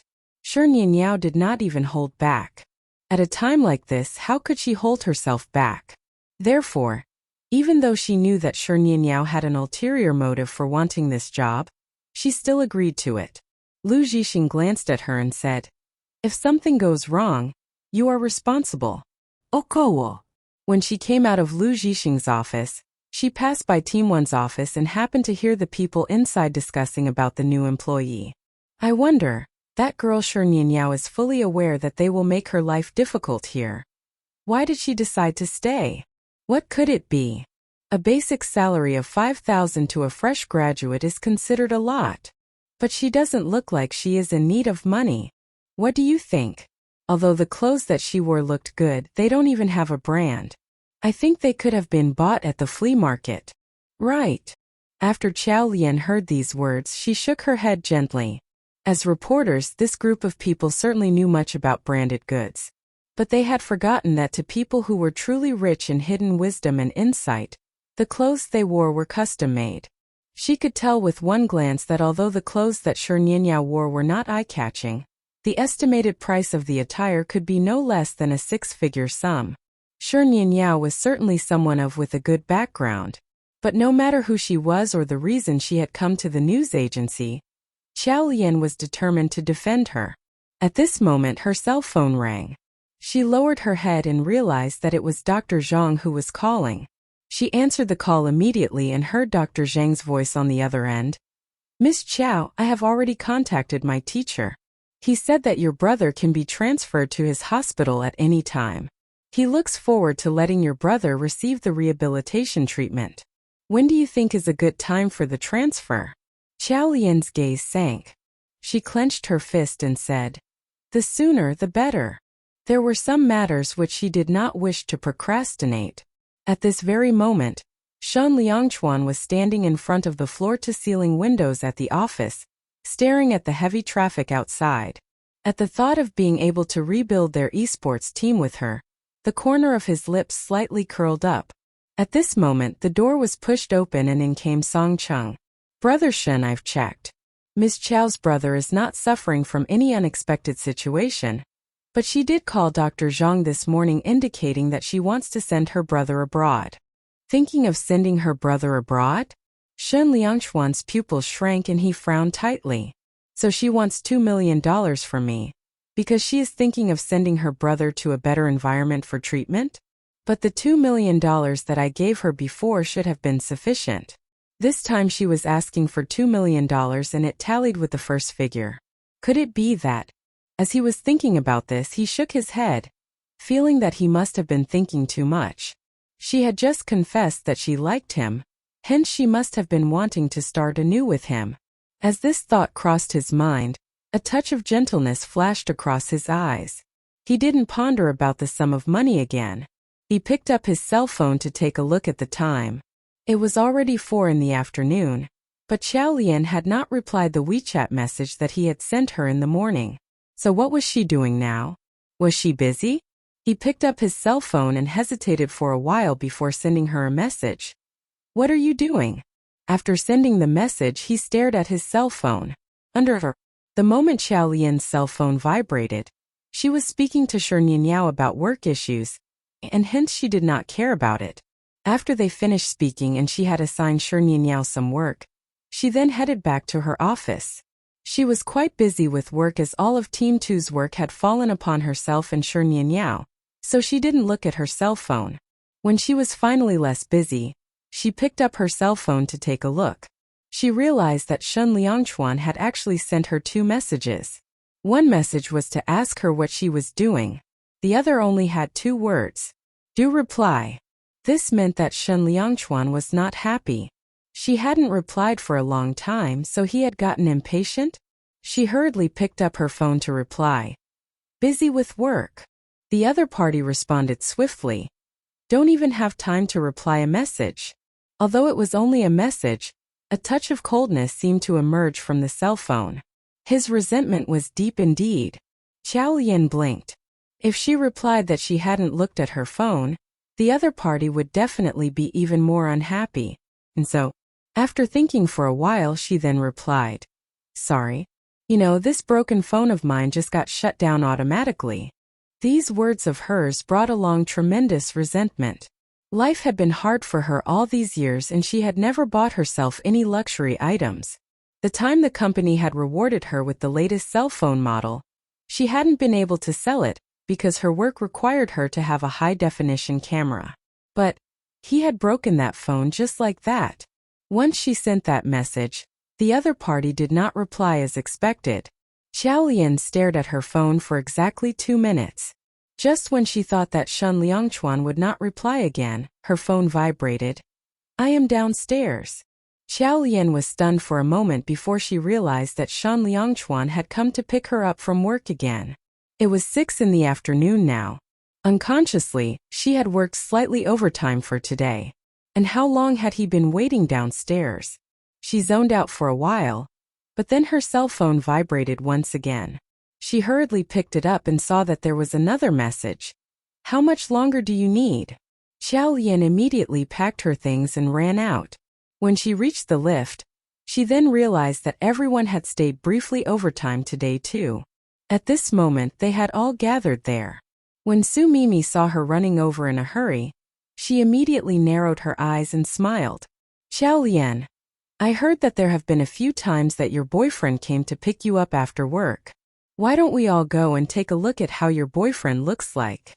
When Su Mimi finished speaking, she stretched out her hand and held Lu Zhixing tightly. Gloominess shone in her eyes. Of course, she knew that Lu Zhixing was interested in Xiao Lian. On the one hand, she despised Xiao Lian's nobility and virtuousness. On the other hand, she was glad that Xiao Lian was not together with Lu Zhixing.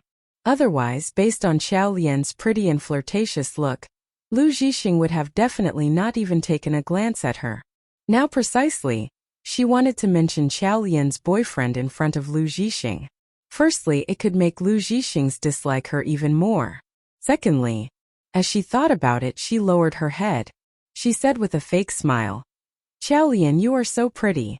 Your boyfriend must be very rich, right? If he was rich, then ghost existed too.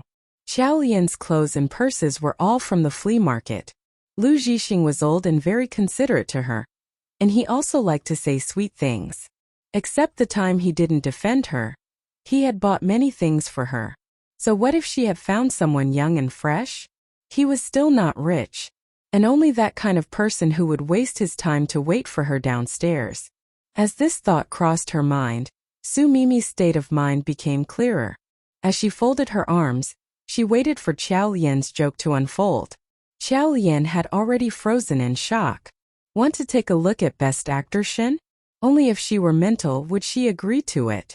Xiao Lian hurriedly waved her hands and said, No, my boyfriend doesn't. Before she could finish pleading, a colleague who was trying to please Su Mimi said hastily, I saw his car. The other time I saw you enter that car. And that same car is still waiting for you downstairs now.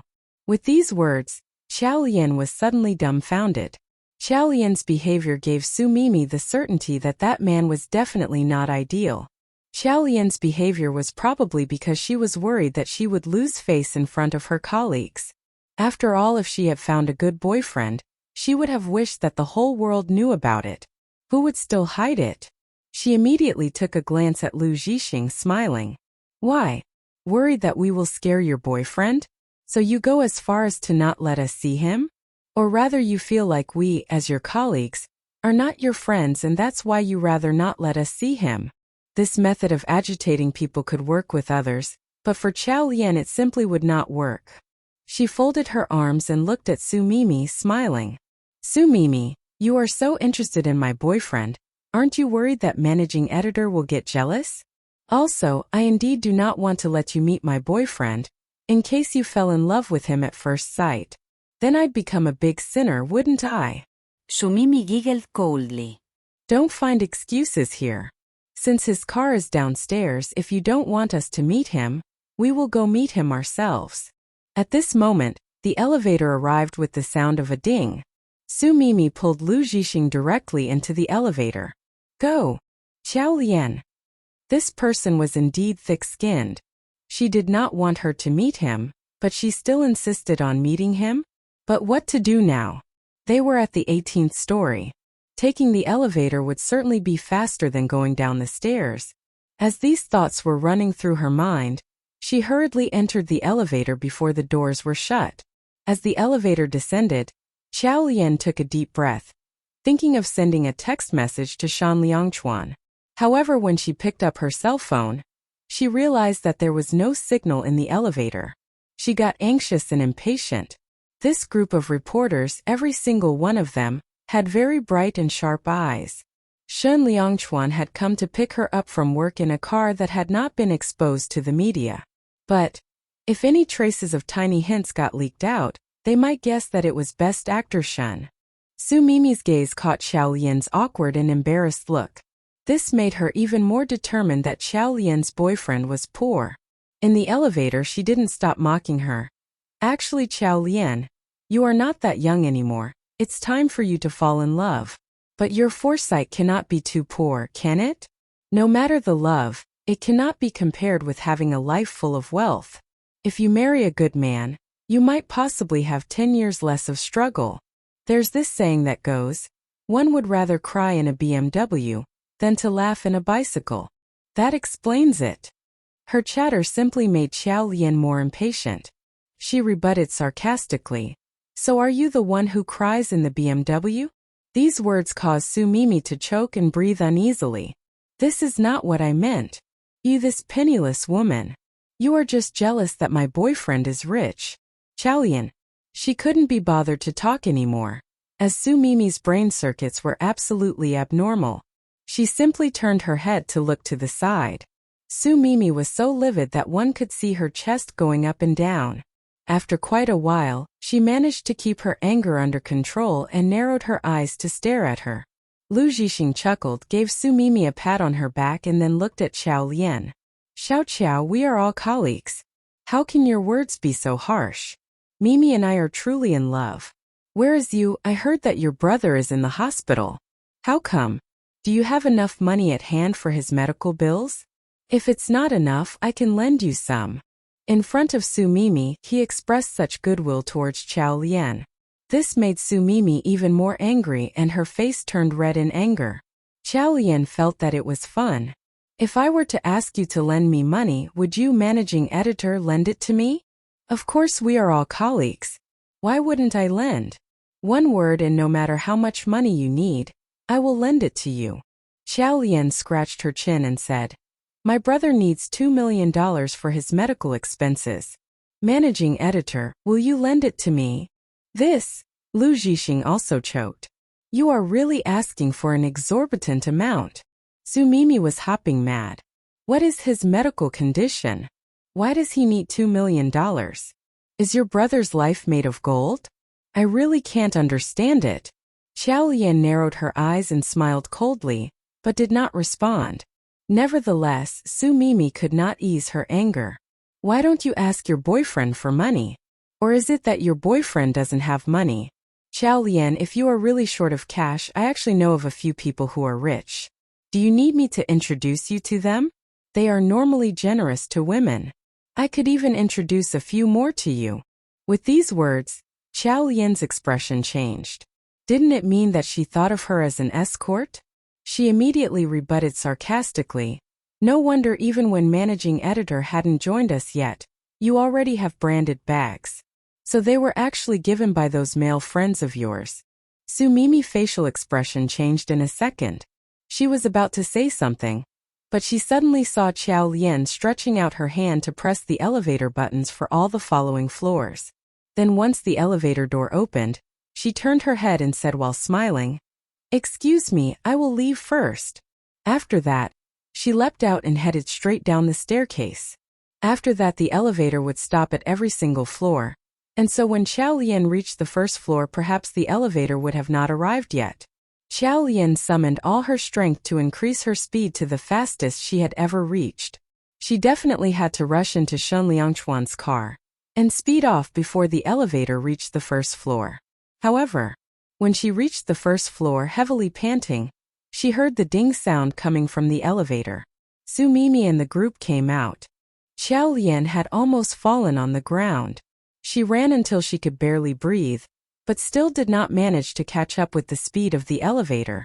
Behind her, Su Mimi and the group had already dashed out. When she saw Qiao Lian, Su Mimi laughed immediately. "Why did you have to run so fast? Is there something about your boyfriend that made you so afraid to let us take a look?" But honestly speaking, a man's face is judged by the car he drives. I wonder what kind of car your boyfriend is driving. Qiao Lian felt like she was incredibly unlucky to have met a person like Su Mimi. She was extremely angry indeed. Biting her lips, she ignored them and headed outside. The colleague who had seen Qiao Lian enter the car the last time couldn't help but say, "I saw her boyfriend's car and it looked very good. But I am not good with car brands, so I don't know what car it is."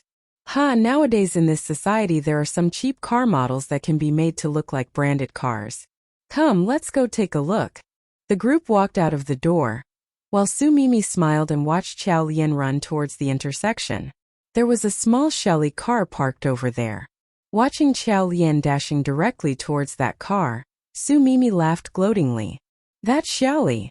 The newest model apparently retails at 30,000? Not bad, judging by the earnings Qiao Lian and her boyfriend are making. Could it be that they are taking a loan to pay for it? I still prefer our BMW." When she finished speaking, she held on to Lu Zhixing. Her words were filled with intense sarcasm and mockery.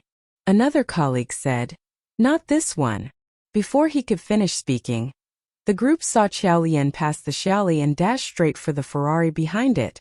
She speedily opened the car door, crawled into it and shut the door with a loud bang. After Su Mimi and their group of colleagues saw the situation, they immediately widened their eyes in astonishment. Even Lu Zhixing was startled. This Ferrari model was an imported limited edition. He definitely could not afford it. Su Mimi also found it unbelievable. Did she get into the wrong car? No, this was the car that I saw her get into last time. Sister Mimi, how much does this car cost? Su Mimi felt her face turn red with jealousy. With fuming rage between gritted teeth, she looked in that direction. She couldn't help but suddenly say, "Could it be that she is a mistress? This man is so rich, could he be in his 60s? These words seemed to even convince herself. She narrowed her eyes and headed towards them. "Come, let's go and take a look at how old her boyfriend is." The way Qiao Lian had jumped into the car looked like she was being chased by a monster. After the door was shut, she heaved a sigh of relief. Seeing her expression, Shen Liangchuan looked forward perplexed, and saw a group of people heading in their direction with a grandiose attitude. Qiao Lian panicked. "Hurry up, drive away." Shen Liangchuan was perplexed. "Why? Don't ask why. Quick." Without any better option, Shen Liangchuan started the car. But the roads were too jam-packed. There was a car which was happening to pass by his car at that moment, which did not allow him to enter the main road. With this short delay, someone knocked the car window. Shen Liangchuan turned his head and saw a girl standing outside, signaling him to lower the car window. When Qiao Lian turned her head, she saw Su Mimi standing outside in an imposing manner that looked like she would not give up unless she achieved her goal. She immediately shouted, "Don't bother about her." Shen Liangchuan's gaze darkened. It seemed that he hadn't reacted on time before he lowered the window. Since the decision to start anew had been made, then why was there a need to hide?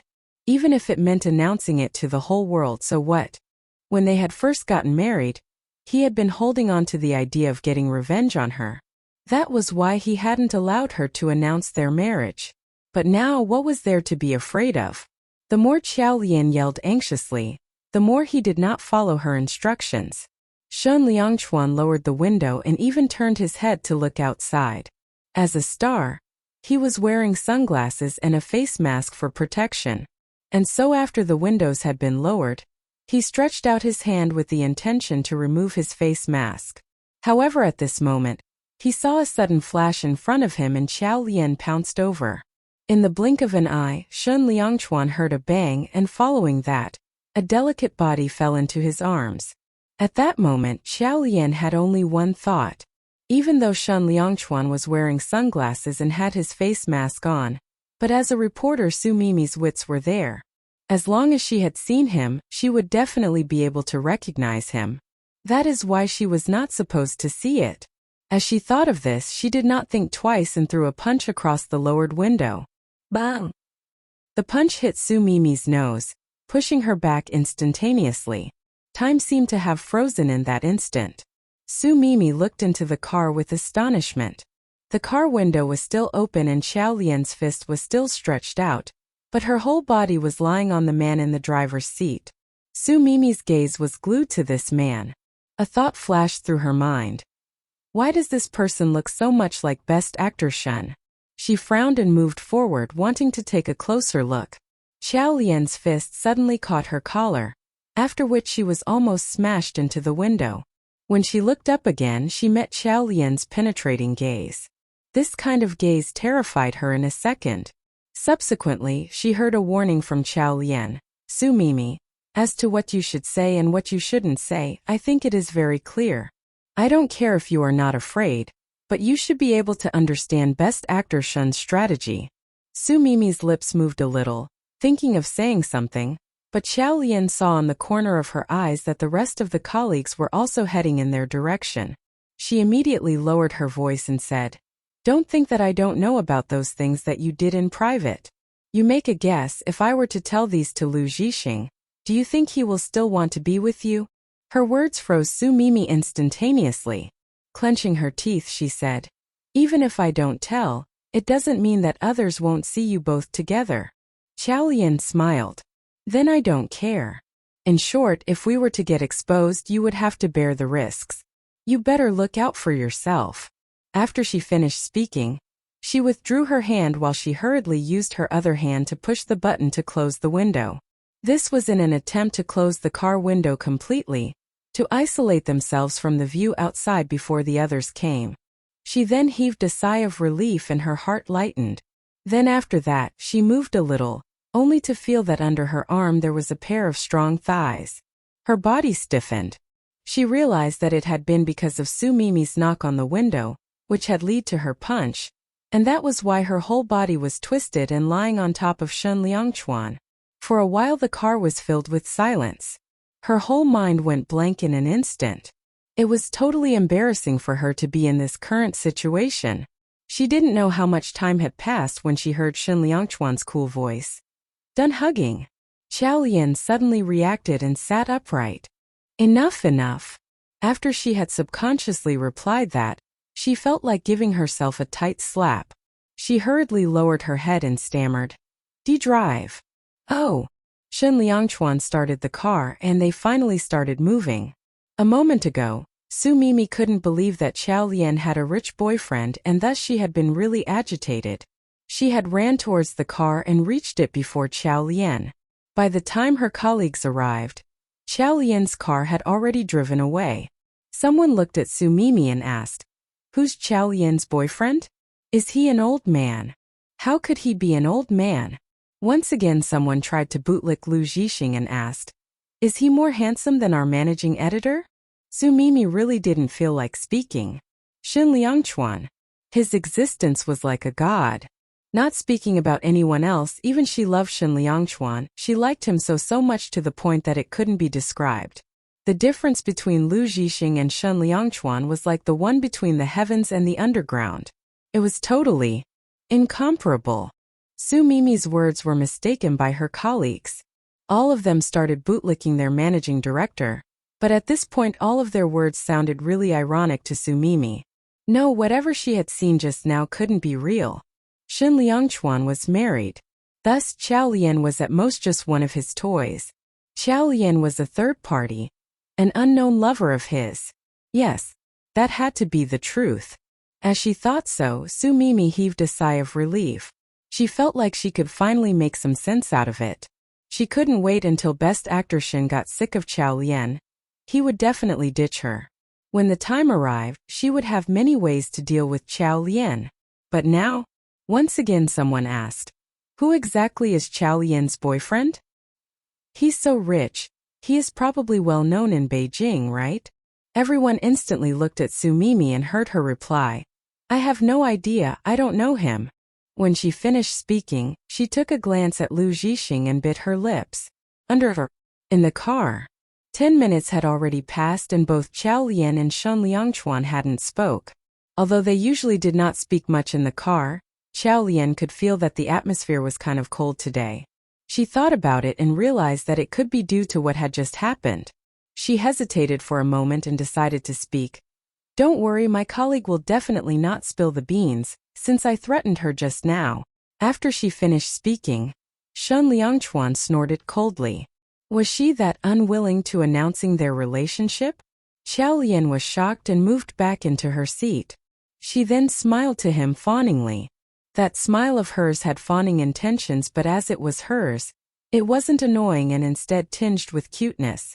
As he recalled that he had been the one who had asked her not to leak the secret of their relationship, he had no right to be angry with her huge reaction just now. But he still felt uncomfortable inside.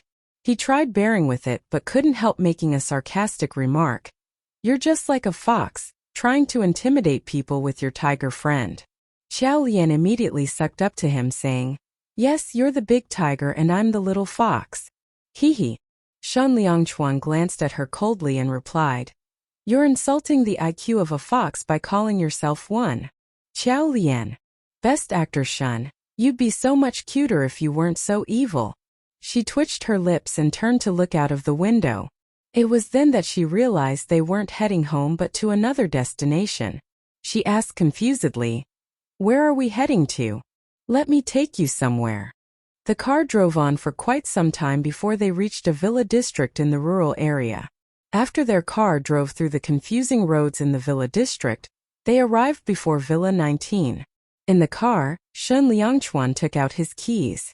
He pressed the button on it and the door of the villa slowly opened. After Qiao Lian had alighted from the car, she stood in front of the villa. She realized that it wasn't very big, it was a small 3-story villa. As she observed it, she estimated that the second level of the villa had about 6 or 7 rooms. The garden wasn't huge either. It was comparable to the villa they were currently residing in, but it was special in its own way. She looked at the villa dazedly, feeling confused. This is. Follow me inside. After Shen Liangchuan spoke, he walked into the living room. Qiao Lian followed him into the villa. The interior of the house was simple yet large. It was well furnished. The first floor was the kitchen and the living room, nothing special about it. Then Qiao Lian followed Shen Liangchuan upstairs. On the second floor there were the bedrooms. From a brief glance there were indeed approximately 5 or 6 of them. Before Qiao Lian could finish counting the rooms, Shen Liangchuan made his way up to the 3rd floor.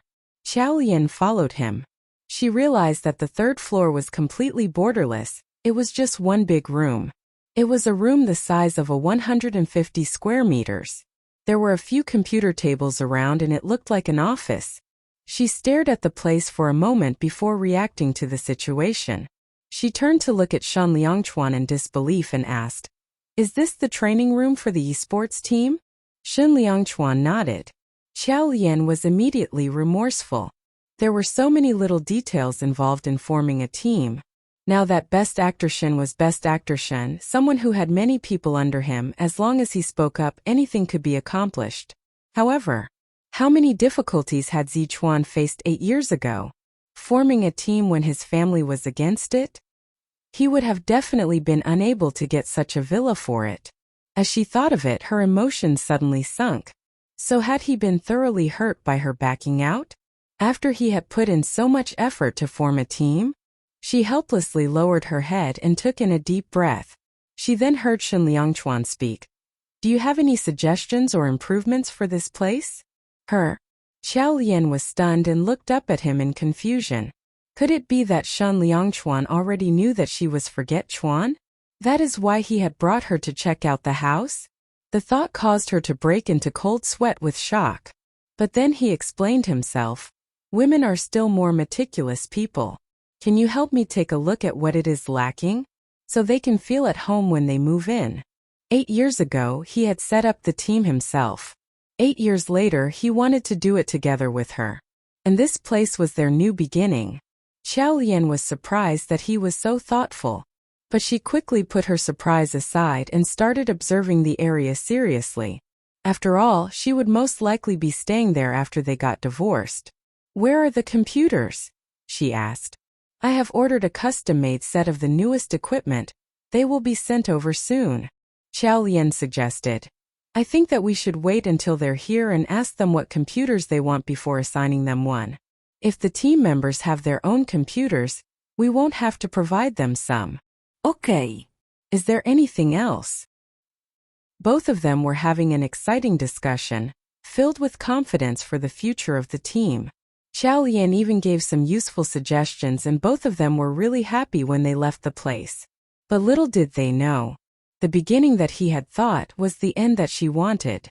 As they had gotten caught up in their conversation at the villa, by the time they reached home it was already 9 p.m. The villa's workers were all in their room and caretaker Li was with Xia Yehua. Thus the villa seemed really quiet. After Xiao Lian finished bathing in the room, she went downstairs for dinner. On the table there was a delicious variety of food in small portions. Shen Liangchuan was already seated. He only took one glance at her and looked back down when he saw her walk over. Xiao Lian just ignored him and started eating. After she had eaten 2 mouthfuls, a pair of chopsticks suddenly appeared before her, putting a piece of bamboo shoot in her plate. Xiao Lian was stunned and looked up in shock. She caught the sight of Shen Liangchuan awkwardly retreating his hand. He was slightly blushing, maybe due to Xiao Lian staring at him. As Shen Liangchuan frowned, he lectured her. Eat more vegetables. Although his voice was freezing cold, his words brought warmth.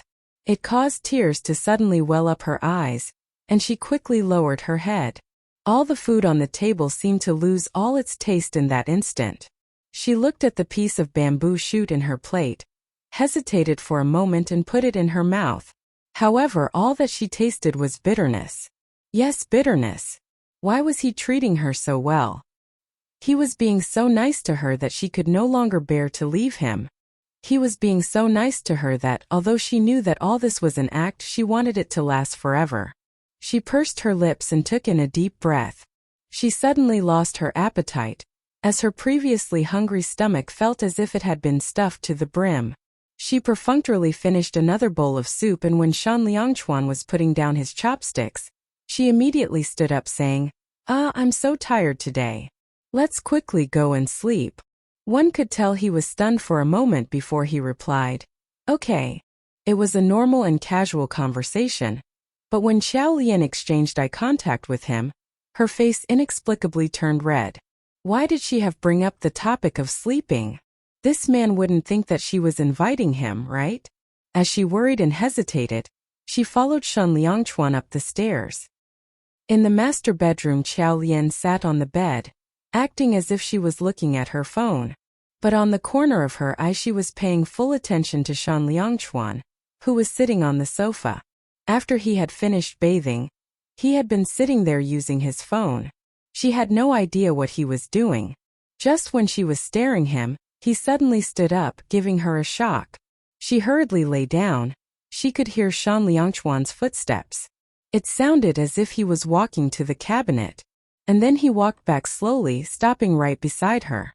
Xiao Lian's eyes were closed, acting as if she was sound asleep, but her ears were completely alert. He stood next to her and stared at her for a while before saying, This is for you. Then he turned around and entered the washroom. Xiao Lian only lifted her head up after the washroom's door closed.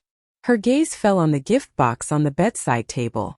She then recalled what Shen Liangchuan had just said. So this was his present for her? She picked up the box with curiosity and carefully opened it. In the box laid a pink-colored phone, the one that Shen Liangchuan had broken. It was also the newest model of the brand. She was suddenly really touched, as warmth rushed into her heart. He cared about her too, right? Thus, had she been mistaken? At that moment, Shen Liangchuan opened the washroom door and walked out. Seeing him, Xiao Lian had the sudden urge to have a good chat with him. After all, he didn't seem to be so cold and ruthless to her. She slowly spoke and asked, Shen Liangchuan, can I stop drinking the milk? This was the second time she was making such a question. Although she had said it on impulse, she stared at him after saying so. It was because she was scared that she would regret it in the future if she didn't find out about the answer. Xiao Lian had always been resolute in the things she did. She rarely beat around the bush. If it had been according to her usual behavior, she would have definitely not tested and asked him so many times. She would have just left. However, she had realized that she didn't bear to do that to Shen Liangchuan. What if he wanted to start something with her after spending 1 month together? Since a young age, she had liked to take the initiative and go after her happiness.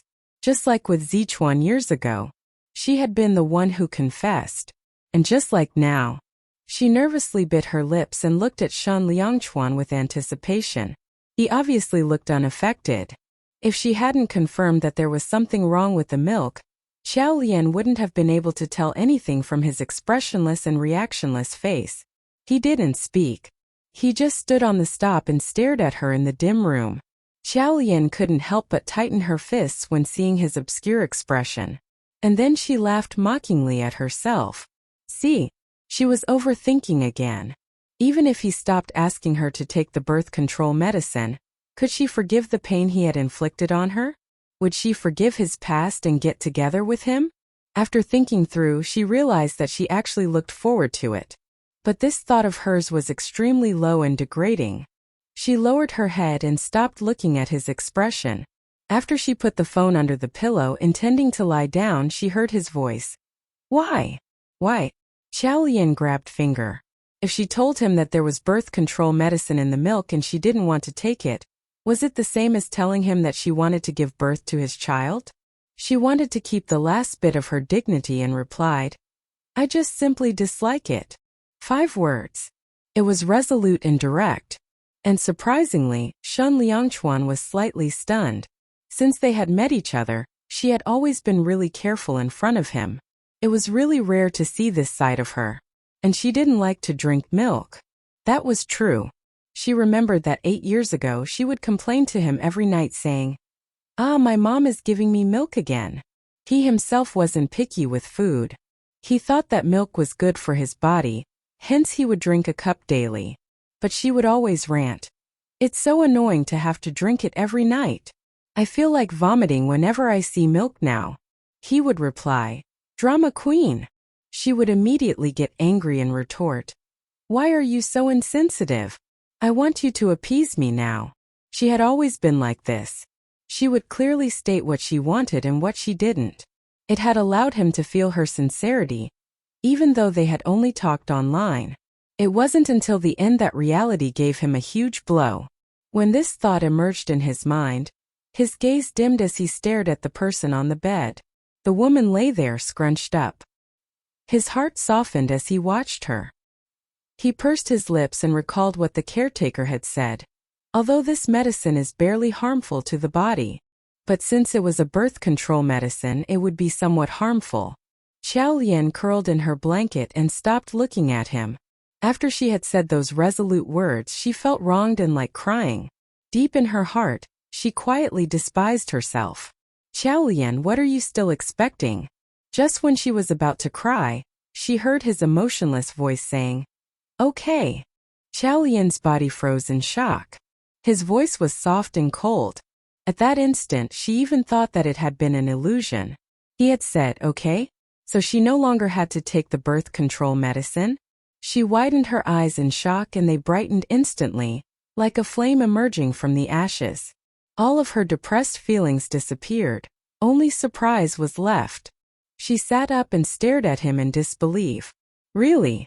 Her bright expression was glowing with happiness. It was like the most beautiful scenery in the world. He couldn't take his eyes off her. She was so excited just because she didn't have to drink milk.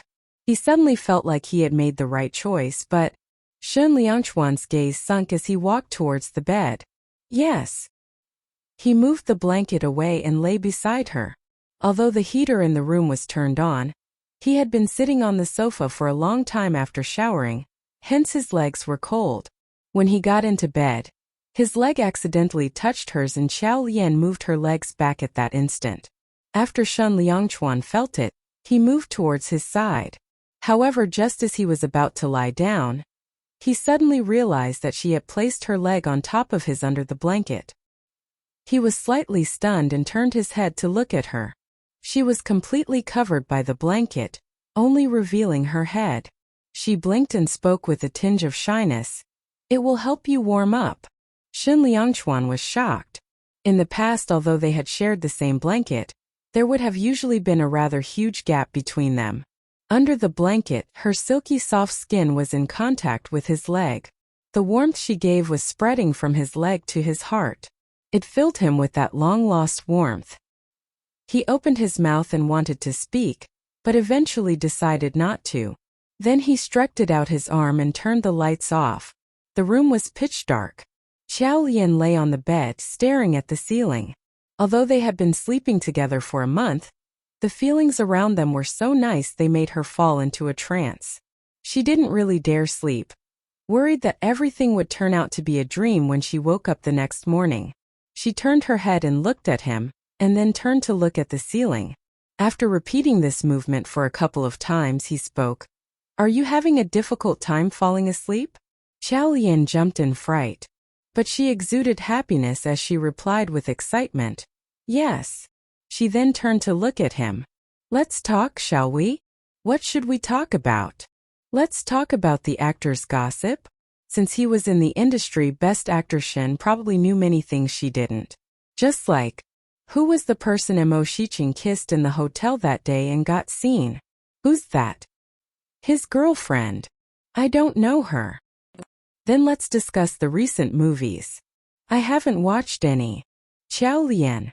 How can I have a proper conversation with him? Let's talk about what you like then. What do you like? There's nothing I like. Xiao Lian. He gave it a thought and continued. But there's nothing I don't like either. There was literally nothing to keep talking about. Xiao Lian didn't give up. She had always been someone who was good at bringing up the mood and creating conversation. It was such a rare chance that Shen Liangchuan was willing to talk a bit more to her. How could she give up? She suddenly got an idea and exclaimed, "Let's play truth or dare then." Shen Liangchuan agreed. "Okay. Let me ask you a question. If you can't tell the truth, you'll have to do a dare I tell you." Shen Liangchuan had always been an aloof and distant person, so getting to know him was very difficult. Xiao Lian had no other way but to resort to using this method. She looked at Shen Liangchuan and asked an easy question to get the ball rolling. "Are you scared of anything?" Shen Liangchuan paused and answered, "Xiaoyahua's nagging." Xiao Lian burst into laughter without any restraints. He indeed liked joking. "It's your turn," she urged him. Shen Liangchuan pressed his lips together before asking, "What vegetable do you dislike?" "Green pepper." Shen Liangchuan's eyes narrowed. Her tastes remained the same, just like 8 years ago. After answering speedily, Xiao Lian couldn't wait to ask him the next question. "Why did you become an actor?" Many people from rich and powerful families also debuted to become celebrities. Some did it out of boredom while some did it out of interest. Shen Liangchuan had done it because needed the money. Xiao Lian. If there had been water in her mouth, she would have spurted it out. She had thought of a number of reasons for which Shen Liangchuan had joined the entertainment industry, but she had never thought that it would be because of this. Didn't he come from a rich family? Shen Liangchuan seemed to sense Xiao Lian's shock, so he asked, "Why did you become a reporter?" Xiao Lian pressed her lips together. Because reporters can uphold justice. Upholding justice and being an entertainment reporter did not seem to complement each other.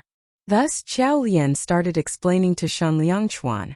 She remembered that Shen Liangchuan had something against paparazzi. She definitely did not want him to continue misunderstanding her. She said, "Frankly, not every paparazzi is despicable. Nowadays the internet is way too advanced and online harassment is diversifying. Many things are not what they seem to be on the surface. Ever since I joined this industry, I have published a total of 5 articles that are rather popular. The first one was about Lu Xing and Zhang Shui's divorce 7 months ago. Every online newspaper reported that Lu Xing had cheated on Zhang Na, causing all the netizens to bash him. However, it had actually been Zhang Na's scheme to frame him. I covered this so as to let everyone know the truth. The second one was..." She kept explaining. The fifth one was about the matter regarding Wang Wenhao. While she listed everything out in detail, Shen Liangchuan kept quiet and listened attentively. Only after she finished talking did he reply nonchalantly with a sound of affirmation. "Do you have nothing else to say? Heroine Xiao is so fearless, digging out so many scandals. How many people did you kiss in the process?" Xiao Lian was in a daze. After thinking for a while, she suddenly realized that he was referring to the day she had grabbed and kissed him to avoid Wang Wenhao, when she had been trying to uncover news at the wine reception. But this was not the point, alright? Furthermore, why did he sound jealous? She quickly explained, "I don't just grab and kiss anyone." "Okay. Then how do you choose those who are worthy?" Xiao Lian refuted. "I've only kissed you." As soon as she said that, Shen Liangchuan jealousy vanished instantly. Such an explicit conversation caused him to blush slightly. It was luckily during the night, so he cleared his throat to hide his embarrassment. Xiao Lian did not have a single clue about what went through a man's mind. "It's my turn. My question is, how much were you paid for your first movie?" $100,000. PFFF. That was cheap. But now, Best Actress's rate went up to a few millions. She asked curiously, "Then what did you do with your first pay?" After Xiao Lian spoke, there was a long silence. Xiao Lian definitely could sense that the person beside her was rather unhappy. Could it be that this question was too sensitive? Just when she was about to bring up something else to change the topic, she heard him say, "Pay back the money I owed." Xiao Lian was stunned instantly. "Are you serious?" It was obvious that Best Actor Shin came from a wealthy family. How could he possibly owe money? Shen Liangchuan looked down. "I won't go against the rules of the game." That meant that it was true. Xiao Lian used to come from a well-off family too, so she knew very well that children of rich families would have a secret stash of money since a young age. The red packets for Lunar New Year could easily go up to a few $100,000s. If she had started saving from a young age, she would have at least a few $1,000,000. So how could Shen Liangchuan be that poor? Biting her lips, she stared at him.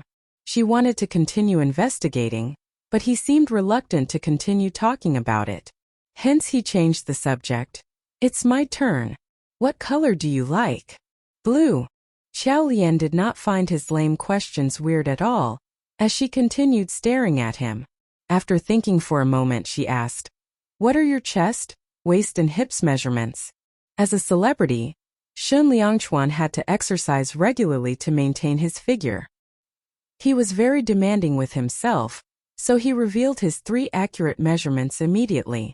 Xiao Lian thought of the safe in Shen Liangchuan's study room. The few passwords that she tried that day were all wrong. Who knows? She might not want to steal the contract anymore. However, her curiosity compelled her to ask, "Then are there any dates that are significant to you?" Shen Liangchuan paused and replied, "May 17th. What day is it?" Xiao Lian asked curiously. Shen Liangchuan pressed his lips together and said after a while, "That's another question." His reluctance to answer the question was apparent, and it also conveyed his displeasure. This day must have something to do with his unpleasant first love, right? Xiao Lian immediately took back her words and acknowledged him with an okay. However, she suddenly felt like May 17th seemed rather familiar. but she could not figure out why it was familiar. Just when she about to think about it, Shen Liangchuan asked another question. Xiao Lian answered him once again. Next she asked, Shen Liangchuan, how many relationships have you been in? Once she said this, he paused and did not utter anything for a long time before replying, 1. So his first love was the one and only relationship he had been in. That was why he could not forget it even after a long time. Shortly after she thought of this, she felt a tinge of bitterness. Shen Liangchuan had only allowed her to stop taking the birth control medicine. He had not told her clearly that he liked her, even though she believed his actions were flirtatious. So this time he did not consider it a relationship? Right. They had gotten married without being a relationship. Xiao Lian clearly knew that she might offend him with this, yet she simply could not help but ask, why did she leave you? As expected, as soon those words got out of her mouth, there was a strange silence in the room, causing her to panic. However, Xiao Lian insisted on waiting for the answer. After a while he finally answered, I choose Dare. This meant that he would rather agree to some ridiculous request of hers than saying it. Xiao Lian said, we'll put that on hold until I think of something. Then another question was asked. When did you lose your virginity? This question rendered Shen Liangchuan absolutely speechless. Xiao Lian suppressed her evil giggles while waiting for his answer. To her surprise, he replied moments later, you don't know. What did she know? Just when she was about to clarify it, she suddenly realized that he meant he had had his first with her. She was shocked beyond words and definitely felt like she had dug out some huge secret. Best Actor Shen was a clean and dignified person. How was it possible that he hadn't had any woman in his life at his age? She knew quite well how indecent the entertainment industry was. She was so stunned that she almost could not speak. She stuttered. I really didn't expect. Her words had made him feel even more embarrassed, so he said in a stern and cold voice, go to sleep. Immediately Xiao Lian shut her mouth. However, she was still in disbelief. She slightly tilted her head and found him lying on his back without moving, seemingly asleep. That sound look made her feel that everything was good all of a sudden. She had initially been determined to leave him. However, his gentleness today had made her heart waver.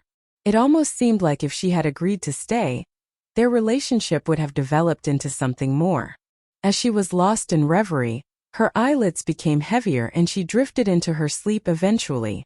After her breathing regulated, Shen Liangchuan suddenly opened his eyes and turned to look at her. Xiao Qiao, have you already forgotten about May 17th? He smiled bitterly. So he was the only one who could not let go of the past. Under her. When Xiao Lian woke up the next day, Shen Liangchuan had left the bed already. As she sat on the bed and yawned, she felt like she was still stuck in a daze. As if the heartwarming moments between her and Shen Liangchuan last night had been just a dream. Shaking her head, she refused to dwell on it. Head to work first. She got up from the bed and washed up speedily. After she finished getting dressed and headed downstairs, she found Shen Liangchuan at the dining table already. When she walked over, Shen Liangchuan glanced at her. That glance reminded her of last night's question all of a sudden. Immediately she could not help but press her lips together, trying to suppress her laughter. Conversely, Shen Liangchuan looked down with embarrassment and continued eating, as if nothing had happened. Xiao Lian followed suit and finished her breakfast with a poker face. There was an inexplicable and harmonious awkwardness between them. Even the atmosphere had a tinge of amorosity. Shen Liangchuan was rather uncomfortable. I'm going upstairs to get a document. Xiao Lian answered obediently. Okay, I'll wait for you. Him sending her to work had almost become a habit. As she stood in the living room and watched Shen Liangchuan go upstairs and enter the study room, she could not help but smile. She felt that there was an inexplicable awkwardness that only couples had between them. When she was lost in her thoughts, the cell phone suddenly rang. She picked up the phone subconsciously. Only after she had accepted the call did she realize that the phone was not hers but Shen Liangchuan's. The call had already been accepted, So she headed upstairs and placed the phone on her ears conveniently. Just when she was about to excuse herself, she heard a man's voice from the other end. "Hello, Mr. Shen, your ligation surgery has been arranged for Friday this week. Could you check if you are available on that day?" As soon as Qiao Lian heard that, she stopped in her tracks and her body froze. Her mind went blank. There was only one thought in her head. Her beautiful dreams had indeed been shattered. Qiao Lian froze on the spot. She was holding onto the phone with so much strength that her veins were practically popping out of the back of her hands. A sense of humiliation instantly overwhelmed her. She had thought that he had also developed feelings for her, but actually he was going to undergo a ligation surgery behind her back? Did he not want to have a child with her so desperately? Was that the reason why after he had harmed her body he was going to hurt himself now? Clenching her teeth, she heard the voice coming from the speaker. "Mr. Shun." She came back to her senses only then. The more angry she was, the more heartbroken she was, and the more logical she was. Strangely, she managed to calm down her emotions and suppress the anger within her. She was so calm that she seemed to be wearing a mask. "Okay, I will pass the message to Sir." The doctor on the other end thought that she was the servant, so he answered with ease. "Okay." There were sounds coming from upstairs, so Qiao Lian hurriedly ended the call. When she looked up, she saw Shan Liangchuan, who was dressed neatly, walking down gracefully. Qiao Lian stared at him. He looked the same as usual. She could not tell any emotions from his pair of dark eyes. If she had not accepted the call, Qiao Lian would have never believed that Shan Liangchuan could do such a thing. He could sense her discerning gaze, hence he looked up indifferently. Afterwards, Qiao Lian handed him the cell phone casually. "Don't forget about your phone." As for what the doctor had said, she did not intend to tell him. Shen Liangchuan took his phone and walked out. Qiao Lian paused for a moment before following him. She was feeling unusually calm at the moment. She also felt utterly hopeless and an inexplicable suffocation. However, she still had a smile on her face while she followed Shan Liangchuan out. They got into the car and Shen Liangchuan drove her to the office. As Qiao Lian stared at the scenery outside, her mind was blank. Just when she was in a daze, she heard a voice beside her. "Are you feeling down today?" Qiao Lian came back to reality immediately. "Not at all." Shen Liangchuan did not say anything else. He glanced at her and then looked ahead again. Qiao Lian explained, "We usually don't talk either, do we?" "I'm fine, really. I'm quite happy." She should be happy. At least there were no doubts left about leaving, because she had lost all hope. However, she was completely unaware that even though she had put on a mask, he could still see at once that there was a hidden sadness behind that smile. Why was she unhappy? Shen Liangchuan wanted to find out, but she seemed to be reluctant to share it, so he simply kept quiet. The interactions between them had always been strange. The incident from 8 years ago was still etched in his mind, so it might have caused him to still not be able to be honest with her. The car reached Qiao Lian's office in no time. When Qiao Lian was about to alight, Shen Liangchuan suddenly said, "If there's anything you need help with for work, feel free to tell me." She stopped opening the car door and her eyes narrowed. The same thing had happened again. If everything was just for a show, why would he be so nice to her? She turned around. "Sure. If I don't reach my target this month, I can just publish any piece of news from yesterday evening, and it will easily make headlines." This teasing reminded Shan Liangchuan of that awkward question last night, so he turned away and remained silent. Qiao Lian got off the car and waved goodbye to him. Right after she turned, she saw Su Mimi glaring at her with hatred written all over her face. After she looked away, Su Mimi said ruthlessly, "Qiao Lian, Best Actor Shen is married. Aren't you scared that Mrs. Shen will find out about your relationship with him?" Qiao Lian froze on the spot. She was holding onto the phone with so much strength that her veins were practically popping out of the back of her hands. A sense of humiliation instantly overwhelmed her. She had thought that he had also developed feelings for her, but actually he was going to undergo a ligation surgery behind her back? Did he not want to have a child with her so desperately? Was that the reason why after he had harmed her body he was going to hurt himself now? Clenching her teeth, she heard the voice coming from the speaker. Mr. Shun! She came back to her senses only then. The more angry she was, the more heartbroken she was, and the more logical she was. Strangely, she managed to calm down her emotions and suppress the anger within her. She was so calm that she seemed to be wearing a mask. Okay, I will pass the message to Sir. The doctor on the other end thought that she was the servant, so he answered with ease. Okay. There were sounds coming from upstairs, so Qiao Lian hurriedly ended the call. When she looked up, she saw Shan Liangchuan, who was dressed neatly, walking down gracefully. Qiao Lian stared at him. He looked the same as usual. She could not tell any emotions from his pair of dark eyes.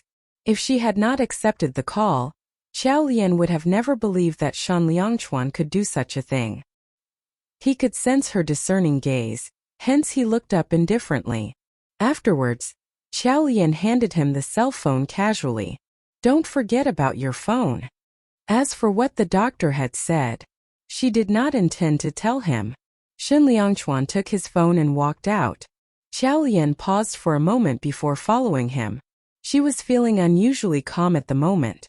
She also felt utterly hopeless and an inexplicable suffocation. However, she still had a smile on her face while she followed Shan Liangchuan out. They got into the car and Shan Liangchuan drove her to the office. As Qiao Lian stared at the scenery outside, her mind was blank. Just when she was in a daze, she heard a voice beside her. Are you feeling down today? Qiao Lian came back to reality immediately. Not at all. Shan Liangchuan did not say anything else. He glanced at her and then looked ahead again. Qiao Lian explained. We usually don't talk either, do we? I'm fine, really. I'm quite happy. She should be happy. At least there were no doubts left about leaving, because she had lost all hope. However, she was completely unaware that even though she had put on a mask, he could still see at once that there was a hidden sadness behind that smile. Why was she unhappy? Shan Liangchuan wanted to find out, but she seemed to be reluctant to share it, so he simply kept quiet. The interactions between them had always been strange. The incident from 8 years ago was still etched in his mind, so it might have caused him to still not be able to be honest with her. The car reached Qiao Lian's office in no time. When Qiao Lian was about to alight, Shan Liangchuan suddenly said, If there's anything you need help with for work, feel free to tell me. She stopped opening the car door and her eyes narrowed. The same thing had happened again. If everything was just for a show, why would he be so nice to her? She turned around. Sure. If I don't reach my target this month, I can just publish any piece of news from yesterday evening, and it will easily make headlines. This teasing reminded Shan Liangchuan of that awkward question last night, so he turned away and remained silent. Qiao Lian got off the car and waved goodbye to him. Right after she turned, she saw Su Mimi glaring at her with hatred written all over her face. After she looked away, Su Mimi said ruthlessly, Qiao Lian, Best Actor Shen is married. Aren't you scared that Mrs. Shen will find out about your relationship with him?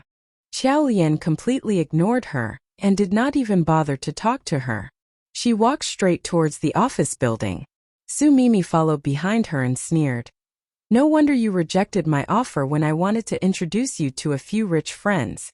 It's because you had already secretly found a financial backer. But don't be too complacent. There are so many beautiful women surrounding someone like Best Actor Shen. Sooner or later, he will get sick of you. Qiao Lian remained silent. When the elevator came, she entered the it. Su Mimi entered the elevator as well. Just as she was about to say something, Qiao Lian suddenly said sarcastically, Su Mimi, there's something I have always been curious about. What? Managing editor Liu is already in his 30s. Why is he not married yet? Does he have a disease that can't be disclosed to anyone? Or does he hate marriage? You. The worst is that what if he's already married? Su Mimi was instantly trembling with anger. Qiao Lian, you just don't want to see me better off than you, do you? Lu Zhixing bought me a ring long ago. We are going to get married soon. Having successfully changed the subject, Qiao Lian rolled her eyes and said, Oh, I will surely give you a thick red packet then. The elevator reached their floor just at the right moment. Xiao Lian walked out and parted ways with Su Mimi. She arrived at the office, however, she simply sat aimlessly at her desk. She had to steal the contract and then divorce him by the end of this week. This way he would not have to do that surgery anymore. As she thought of this, she took a deep breath and picked up her cell phone to call Dr. Zhang. Dr. Zhang, can my brother go overseas today? The other party was slightly taken aback. Is it this urgent? Yes, it is very urgent. Please help me out, Dr. Zhang. I have encountered some problems. I will look into it right now and give you an answer in a while. Xiao Lian waited for more than an hour while holding her phone in her hands before Dr. Zhang finally called her back. It's perfect, there are plane tickets available today and my teacher is free so I can go with him. The flight is at 3 p.m. Xiao Lian said decisively. Okay. I will see him off at the airport in the afternoon. After ending the call, she felt an inexplicable sense of relief. Xiao Lian worked at the news agency with Shernyan until 1:30 p.m. before using going out to search for news as an excuse to sneak out. At the airport, Xiao Yi was sitting on a wheelchair pushed by Dr. Zhang. Xiao Lian was full of gratitude towards Dr. Zhang and said, Dr. Zhang, thank you very much. Dr. Zhang shook his head. No problem. I will just see this as you treating me to an overseas trip. I can visit my teacher too. Xiao Lian nodded and looked at Xiao Yi. As she bent down and stared at his attractive face, she was momentarily speechless. His gaze was warm, but there was still a tinge of reluctance to leave and fear for the future. Xiao Lian's heart ached. After her brother had lost both his legs 8 years ago, he had not met people often. She was very unwilling to let him go overseas alone too. However, she was scared that Shan Liangchuan would vent his anger on him. If he decided to confiscate all the funds used for his treatment, what was she going to do? All her emotions, reluctance to let him go, anxiety, worry were translated into this sentence. Xiao Yi, you have to take care of yourself. Xiao Yi had always been a well-behaved child. As his eyes watered, he nodded and reached out his hand to grab Xiao Lian. Sis, you have to protect yourself. Don't let that person find you. Sis, wait for me. I will be back. Plane flew across the sky. Looking up, Xiao Lian calculated the time and concluded that her brother had to be on that plane. Her eyes watered immediately. When she was young, her parents had wanted her to study abroad. They had started to plan it when she was still in high school. However, when she found out about it, she was strongly against it. Her mom had asked her for the reason. She did not want to say that it was because of Zichuan, so she hugged her and acted coy. I don't want to leave you, Mom. Her parents expressed their regrets, but they spoiled their daughter beyond words. Afterwards, they started preparing her brother to go overseas.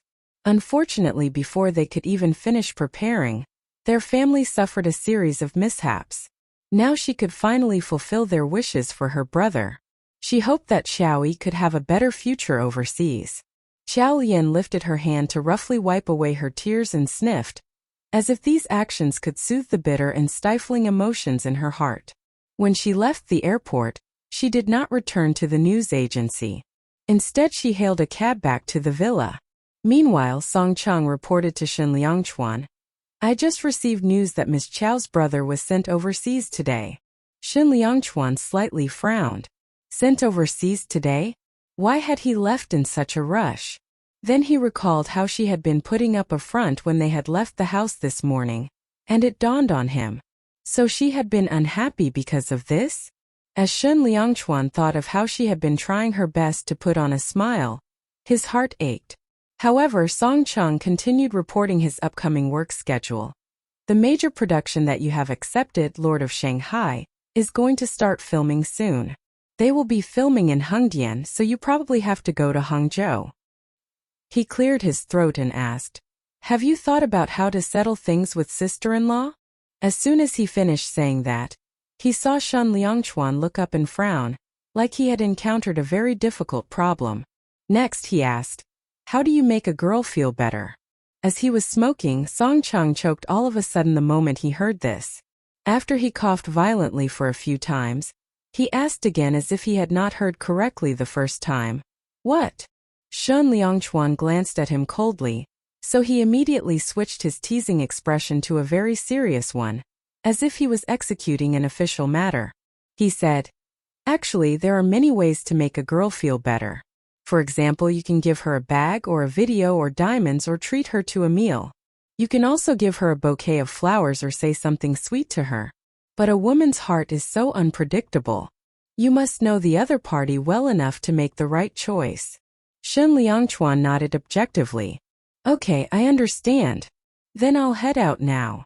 Song Cheng's face was turning red from stifling his laughter, so he turned around and left hurriedly. Before the door had even closed, Shen Liangchuan heard Song Cheng laugh out loud. Then he still subtly heard his bursts of laughter. Shen Liangchuan tensed up instantly. Only after a while did he glance at the door coldly.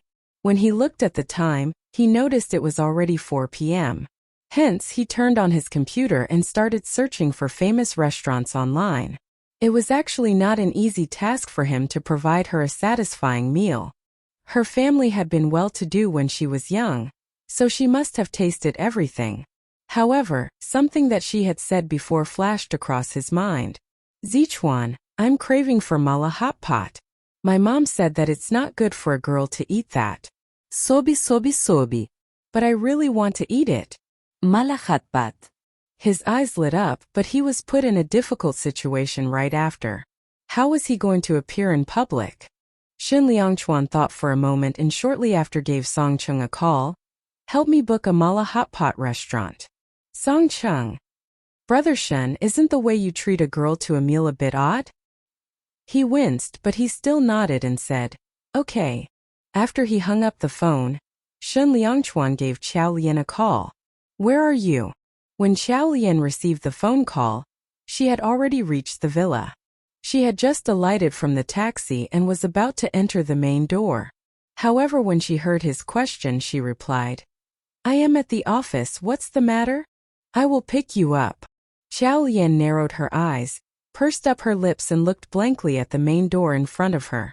After a while, her gaze got gradually firm and persistent and her voice tone became dignified. "I may have to work overtime. You, come and pick me at 8. Okowo. This one word with his deep voice made her nose twitch and she almost began to weep out loud. After the call ended, she pushed open the villa's door. She entered quickly, said hello to the nanny, and then went upstairs to enter Shen Liangchuan's study. The safe was still in the study. She walked over and started to fiddle with the password. As she recalled his body measurements, which she had obtained slyly from him yesterday, she tried them one by one but neither of them worked. While dealing with the safe, she was so nervous that she was almost sweating. The skies outside gradually darkened and it eventually became totally dark. Neon lights slowly started to light up the street in BJ. Shen Liangchuan had been in front of her office building since 5. At this moment he was quietly sitting in the car, sizing up Qiao Lian's office building. His cell phone suddenly rang. It was Song Cheng who called. "Brother Shen, the boss from the Mala Hot Pot restaurant has called a few times asking what time you both will be arriving." Shen Liangchuan said apathetically, "No rush." "Okay then." "Oh right, Brother Shen, the person you hired to deliver the flowers is already on his way. Make sure to call home to inform the housemaid to sign for the delivery." Shen Liangchuan nodded and said, "Yes." After he ended the call with Song Cheng, he made a phone call to the villa. The housemaid answered the call and after she heard his request, she agreed. But then she continued, "Mr. Shen, will you be coming back for dinner today? Dinner is ready but Mrs. Shen is still upstairs. Is she waiting for you or should I serve her first?" When Shen Liangchuan heard her words, his facial expression turned cold. "What did you say?" In the warm room, Qiao Lian was so anxious that she broke out in cold sweat. What was Shen Liangchuan's actual password for the safe? She bit her lips and suddenly remembered that special date that Shen Liangchuan had mentioned yesterday.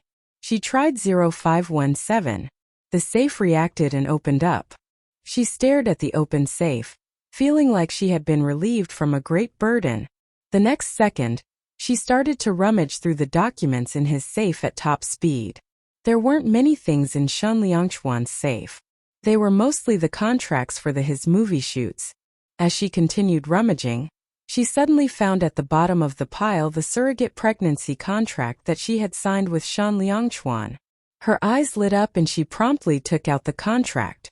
She stood there while holding the contract, and lowered her head to inspect the document to make sure that it was the original version. She then turned around, and as she was intending to close the door of the safe, the door of the study was pushed open. Seconds after, Shen Liangchuan strode in. His gaze landed momentarily on the document that she was holding in her hand and narrowed his eyes.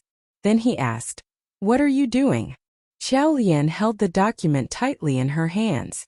All the rage and anger in her seemed to have instantly found a venting point. The words she spoke were so calm and rational that could have shaken anyone. "Let's get divorced." Her words were earth-shattering. Shen Liangchuan felt as if he had been struck and was overwhelmed with astonishment and surprise. He was rooted to the spot. She stared at the woman in front of him unbelievably. When she usually was around him, she was always submissive and gave a smile that played up to him. But now that smile had been obliterated completely. Her tiny face was tightly wrinkled and her gaze was so cold that it seemed like she was looking at a stranger. And she had played her heartless words down, as if she had just simply been telling him, "Time to have breakfast." This side of Xiao Lian was unfamiliar to him. This sort of feeling was just like 8 years ago. He tightened up his chin and stared at her with his cold, penetrating gaze. However, deep down in his heart, a gush of mixed emotions burst out in a split second. Anger and astonishment. But above all, sadness. He had been betrayed by her once again. This time around it hurt more than compared to 8 years ago. He did not say a word. He just watched her grasp the document tightly in her hands. She moved one step forward, abruptly took out a card from her pocket and placed it in front of him. Then she carefully said, "There are 2 million inside. Take it, I'm paying you back." His pupils shrank again. So she asked him for 2 million under the name of Forgetchuan because of this? At the time it hadn't been that he wasn't suspicious, but his first reaction had been that he felt that it was because she was worried about her brother's condition. He had been worried that she would be put in an awkward situation because of those $2 million, and hence he had suppressed his suspicions and decided to send her the money. Moreover, even after the incident from 8 years ago, he had strived to persuade himself to believe in her. But in the end, her words felt just like pouring oil on his fiery, raging heart. He was burning with fury. He clenched his fists, trying to restrain the anger that was about to erupt, as he narrowed his eyes and said, "Why?" His voice was hoarse, as if he was suppressing the fiery fury in his eyes. This gave Xiao Lian's heart chills. But it did not show on her face at all. She just stared at him. "Why?" His question made her feel strongly humiliated. How did he dare ask? She had once been the daughter from a wealthy family, but now she was being walked all over, bullied and humiliated recklessly. She had married him for money. He had agreed to suppress his own feelings, but then step by step along the way, he had enticed himself into this situation. She had always been timid and humble in front of him, but ultimately, she had gotten in return birth control medicine, a ligation surgery. Now she was going to expose this. The last bit of pride left in her made her strive to maintain her dignity. She stared at him and her tone remained calm as she asked, "Then why did you marry me?"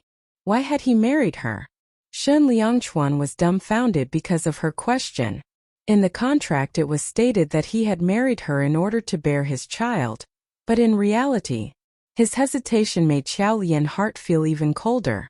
With his reaction and the housemate's words, what else was left to understand? She mocked herself with her lips raised.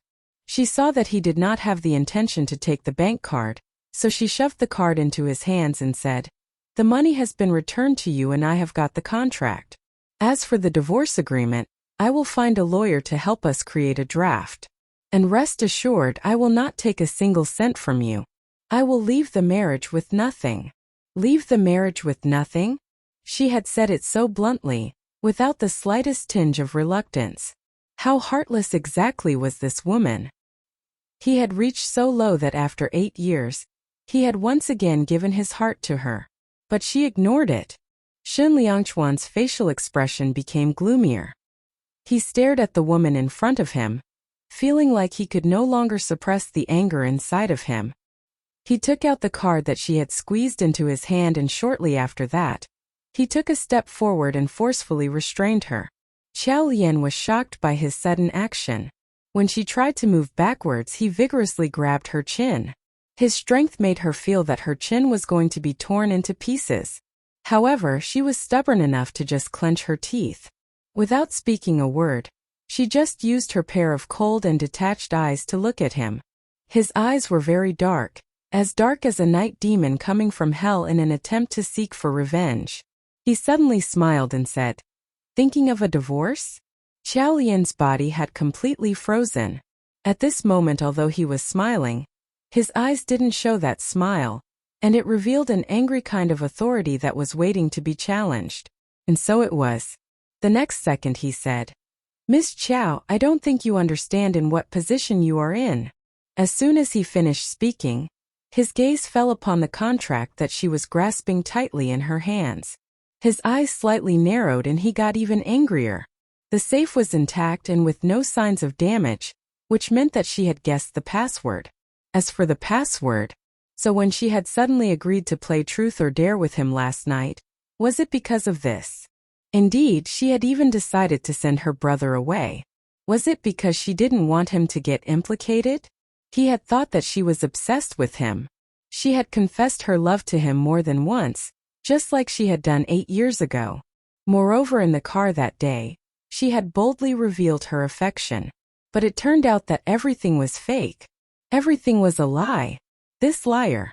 Anger ignited his rationality, which made his eyes darken and the strength of those big hands grabbing her chin become increasingly stronger. He had always been a sensitive person, but he had not seen through her simple gimmick. Was it because he had not set up any defenses against her? But she had taken advantage of his sincerity. Shen Liangchuan stared at the person in front of him. As he held her chin, her head was slightly raised, revealing her fair, slender neck. At this moment, he even wanted nothing more than to strangle her. That rage partially subsided when he saw her obviously frightened but pretending to be calm gaze, and the fact that her face had turned pale because of the pain. Yet he still partially had a strong sense of being powerless. He looked down, covering up all the emotions in his eyes. His words were so cold that they seemed to be freezing. "So you think that by getting this contract, you will be able to have a fair discussion with me about the divorce? Don't forget there are backups of all the contracts at the law firm." These ruthless and strong words that came from his mouth caused Qiao Lian's eyelashes to tremble slightly. She gave a bitter laugh. Yes, she should have thought of that a long time ago. Even if she had managed to steal the contract, things would have still not gone smoothly. Therefore, she had made the decision to send Qiao Yi abroad early. But his coldness also made her narrowed her eyes, and she stubbornly said, "I want a divorce."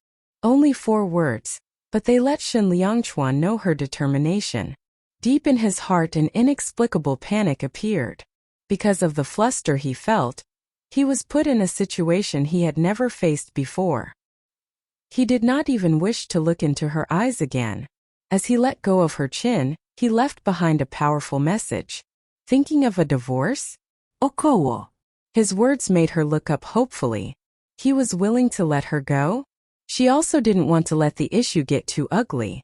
Him agreeing to it would be the best possible outcome. However, she immediately heard him say, "After you have given birth to a child, you can get lost." Give birth? Qiao Lian's eyes narrowed. She was about to say something, but he suddenly turned around and headed to the door, without giving her the chance to say anything. Bang! The room door had been violently closed, as way of declaring his anger. Her both legs, however, turned weak and she fell onto the ground. Under her. As Shen Liangchuan was rushing down the stairs, he saw the housemaid carrying in a flower bouquet.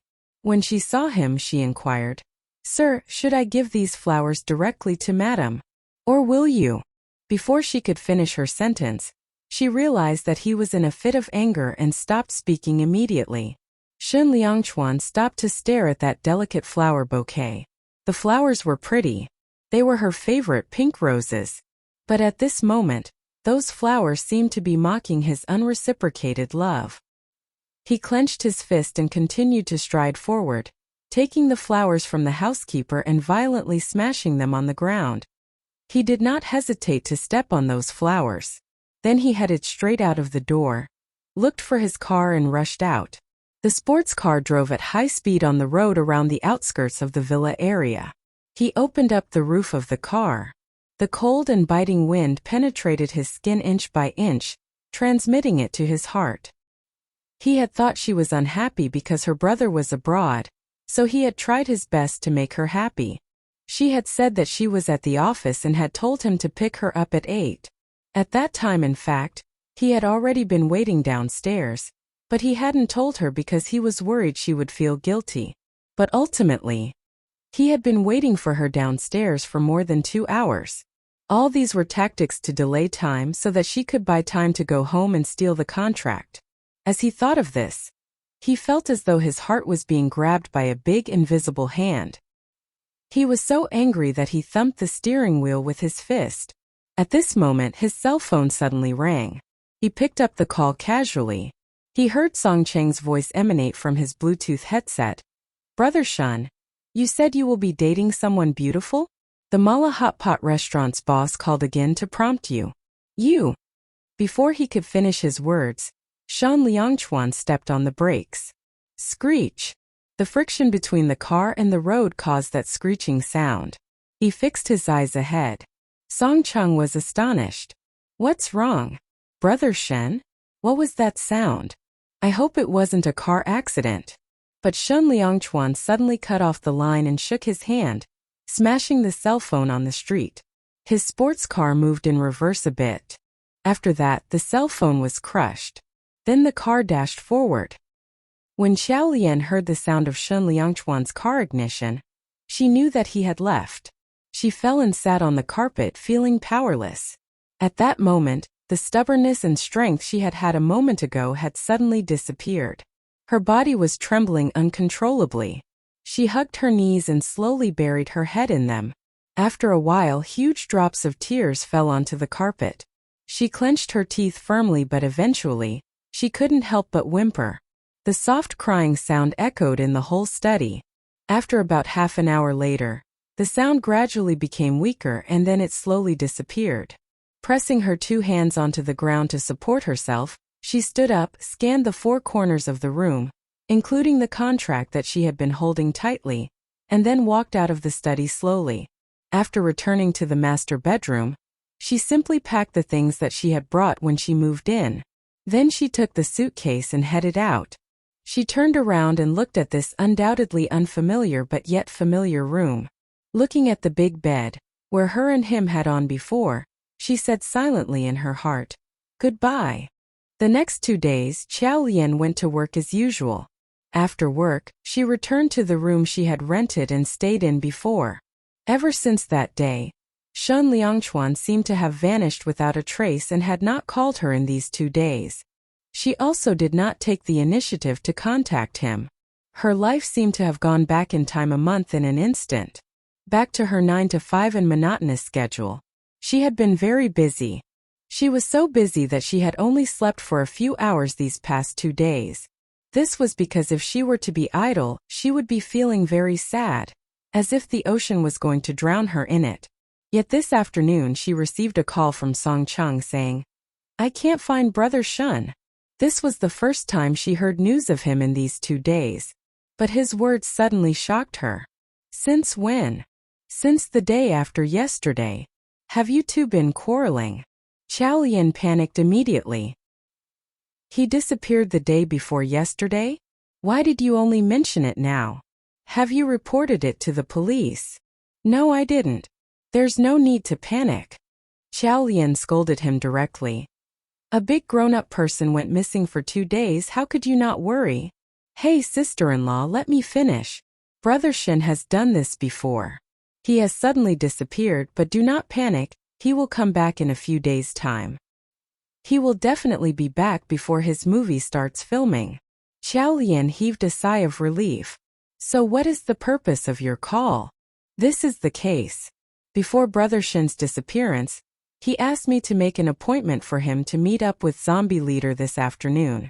He said that it was to discuss with Zombie Leader about him joining the esports club. But Brother Shin is now missing. What should I do? When Xiao Lian heard this, she pressed her lips together. Although she had suggested a divorce with Shan Liangchuan as Forget Chuan, she had to still stay in the club. So she hesitated for a while and then said firmly, "Send me the address. I will talk to him." Judging from Zombie Leader's behavior in the game, he should be an arrogant and obstinate person. The person in front was actually wearing custom-made clothes and was full of arrogance. But because of his upbringing, it did not make one loathe him. Fitted his image. Xiao Lian arrived at the cafe, reached out her hand and said, "How do you do?" The man took a look at her arrogantly and nodded. Xiao Lian did not feel awkward. She sat down directly and said, "I am Xiao Lian and you are?" Su Pengao. There was a tinge of pride in his voice. Judging by what he was wearing, he came from an extraordinary family. It was not an easy feat to invite such a person to join their club. She prepared the words in her mind before saying, "I have watched you play. You are excellent in the game. Have you ever thought of joining our club to become a professional esports player?" Never thought of it. The other party had rejected her directly. After that, Su Pinghao let out a smirk on his face. "You do not have to rack your brains to convince me. I will not join your club." "Why?" Su Pengao smiled arrogantly. "Because I heard that your club's coach is Forget Chuan." Xiao Lian frowned and asked, "You look down on female players?" "Ah, it's not that I look down on them, but it's a fact that women just can't play games." Xiao Lian immediately reacted, showing that she wasn't going to admit defeat. "Who says that? There are some that play well. Right, it is true that there are those who can make it. But I am only convinced by one female player, Xiao Qiao. She used to play a lot many years ago. The rest of them are not worthy to be my coach." The man in front of her looked like he was in his early 20s, only 2 or 3 years younger than Xiao Lian. When he said this, his chin was slightly up in the air and there was disdain in his gaze. This person was very arrogant. However, when he said that he only trusted Xiao Qiao, Xiao Lian had a sense of pride. She felt a surge of warmth in her heart. When she played Lot in the past, she had not expected any outstanding results from playing it. But when she actually started playing along with Zichuan, her reputation boomed. Little did she expect that she would still have admirers, even though it had been 8 years since she had last played the game. However, how could she tell him that she was Xiao Qiao? She had no evidence to show him. If she suddenly blurted out this fact, he would probably see her as a conman, wouldn't he? Xiao Lian looked down to hide the emotions in her eyes. "You said you won't join a club at the moment. Are you referring to our club or?" "I'm not interested in playing esports." Xiao Lian became silent suddenly. "Can I tell you a story?"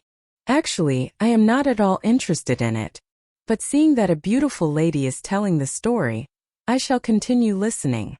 Something nice finally came out of this person's mouth. She laughed. "Our country has always paid little attention to the field of esports. It was only until 2 years ago that esports were finally listed as a sport. Since then, large-scale international competitions have also started emerging. But do you know something? 8 years ago, there was already someone who wanted to start an esports club. She talked about the time she played against Country H. At last she said, in the end, they mocked us by calling us Chinese pigs. Every young man would have a burst of emotions at certain times, so she tried to use this to convince him. As expected, Su Penghao became silent. Xiao Lian continued, "You have never interacted with Forget Chuan, maybe she. I wouldn't even want to go near that ugly creature." Su Penghao said directly, with a face of despise. "Who said that she is an ugly creature? Humph, in this day and age anyone can do a live stream. She does not even show her face during live streams. It must be because even makeup cannot hide her ugly face. I do not want to face an ugly creature every single day. It will make me lose all my appetite. I might not even be able to eat rice. Xiao Lian. She burst out laughing suddenly. With both hands cupping her chin, she said, I'm so sorry for making you feel uncomfortable. Su Pinghao brushed it off. It's not you, why are you apologizing? Before he could even finish his sentence, his eyes widened as he stared at Xiao Lian in disbelief. You are Forget Chuan? Xiao Lian stood up. Looking at the man in disbelief, she reached out her hand. Let me introduce myself again. Hello, I am Forget Chuan.